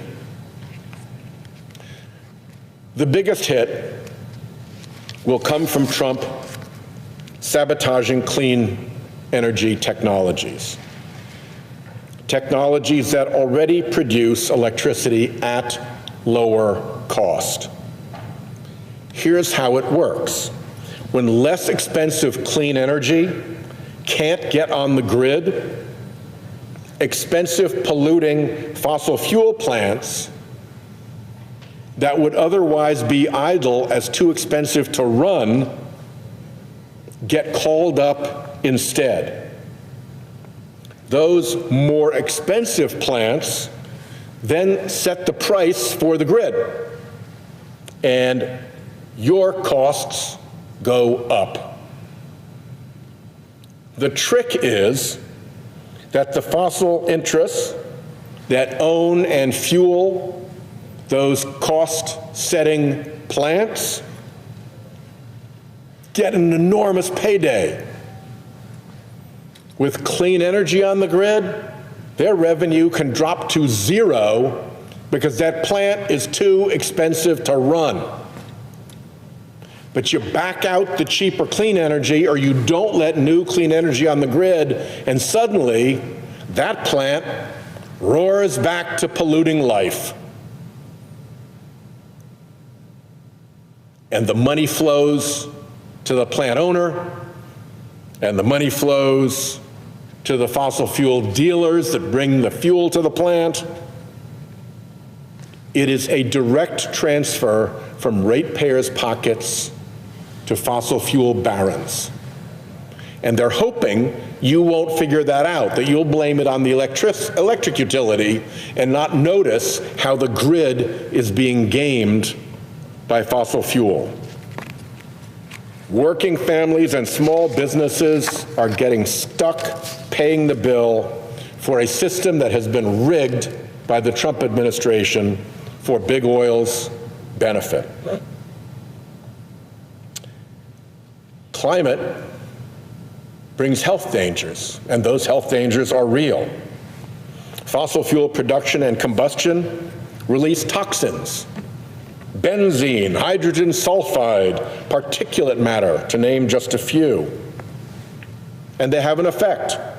Children near fossil fuel power plants and oil and gas wells suffer higher rates of asthma. Nearby communities experience higher rates of cancer, heart disease, and neurological damage. Air pollution just from fossil fuel production and combustion costs the average American about $2,500 in extra health care expense. And even if you don't suffer from heart or respiratory disease, you still pay more as insurance companies, health insurance companies, spread around across their customer base those added costs. Nationwide, that added cost is around $820 billion annually. That's a cost of fossil fuel. It's a cost of fossil fuel that fossil fuel doesn't pay, even though economics says externalities like this should be in the cost, in the price of the product. But that's the pollute for free business model. The industry externalizes their pollution costs, even in the hundreds of billions of dollars, onto families, onto hospitals, onto taxpayers, onto you. You pay for the mess they won't clean up. And of course, given the control of this building, fossil fuel companies benefit from enormous tax breaks and loopholes. This lost tax money means lost school funding, lost infrastructure funding, lost health care dollars. Real people lose real benefits. Just for one example, the corporate welfare polluters get just from direct fossil fuel subsidies could provide 3 million families with SNAP benefits, food for their kids and families. The $1 billion deal at Mar-a-Lago takes tax money straight from regular American taxpayers and hands it to billionaire oil barons. Last, let's consider lost opportunity. Because of fossil fuel corruption here at home, the industries of the future are now developing more overseas, abroad. The jobs of the future are being created abroad. The technologies of the future are being developed abroad. Here in the US, fossil fuel is diligently out to destroy these opportunities and the jobs and the future that comes with them, to protect its dying business model that cheats in the market while making our air smoggier and our water dirtier, polluting for free. China races ahead in renewable energy, electric vehicles, and clean technology as America is dragged further and further behind by fossil fuel political interference.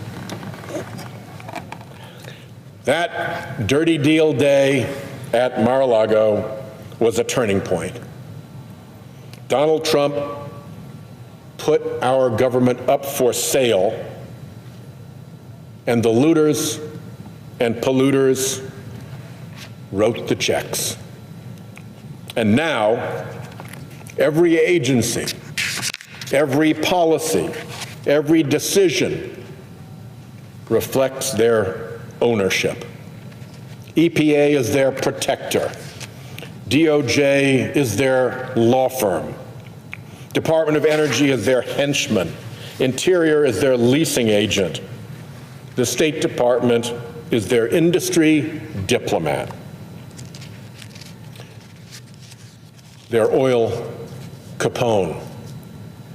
The repeal of clean energy programs Trump got in, his Beautiful for Billionaires bill, is expected to cost the U.S. economy $1.1 trillion by 2035. In a decade, $1.1 trillion lost to the U.S. economy. That's a loss to all of us. Meanwhile, fossil fuel CEOs rake in as much as $40 million a year. Their companies make $30 billion a year. And the industry sponges up government subsidies of over $700 billion a year. That $700 billion is the bill the American people foot every year in more disasters, higher insurance premiums, higher electricity and fuel costs, worse family health, lost good jobs, and a dwindling economic future. With less clean energy, there will be more emissions. And with more emissions, there will be more disasters, pushing us towards the great climate insurance collapse. Everywhere are warnings from insurers, from economists, from bankers, from regulators, from the big short guy who predicted the Great Recession, from The Economist magazine, even from climate-shy Fed Chair Jay Powell. Warnings abound. Warnings are everywhere of climate economic disaster ahead. Is it too late to wake up? I hope not. Though for sure, our pathway to climate safety, it's narrowing. If we're going to solve the climate danger, we're going to have to take on the democracy danger. We do not have to accept the United States of America turning into a petrostate. We can still act. We can pass the Disclose Act to expose the dark money that enables fossil fuel corruption. We can call out and spotlight the climate denial fraud operation that has for so long deceived the American people. We can and must end the fossil fuel industry's corrupt, pollute-for-free business model, a model that violates the laws of economics as well as morality and decency. Why should polluter costs fall on taxpayers? It's simple. They shouldn't. Democracy also should not be for sale. Not to fossil fuel billionaires, not to Exxon, not to Chevron, not to Koch Industries, not to the American Petroleum Institute, not to the U.S. Chamber of Commerce, nor the National Association of Manufacturers, for damn sure not to Donors Trust or to Leonard Leo. For a whole lot of reasons, with our climate safety right up at the top of the list, we have got to end the corruption. We've got to spotlight the dark money front groups and the armada of special interest organizations spreading fraud. Democracy needs to belong to the people, not to the highest bidder. When people understand what was done to them by fraud and corruption and dark money, there will be a mighty reckoning, and it cannot come too soon. So I conclude once again, as I have in 301 of these speeches, now for the 302nd time, time to wake up. I yield the floor.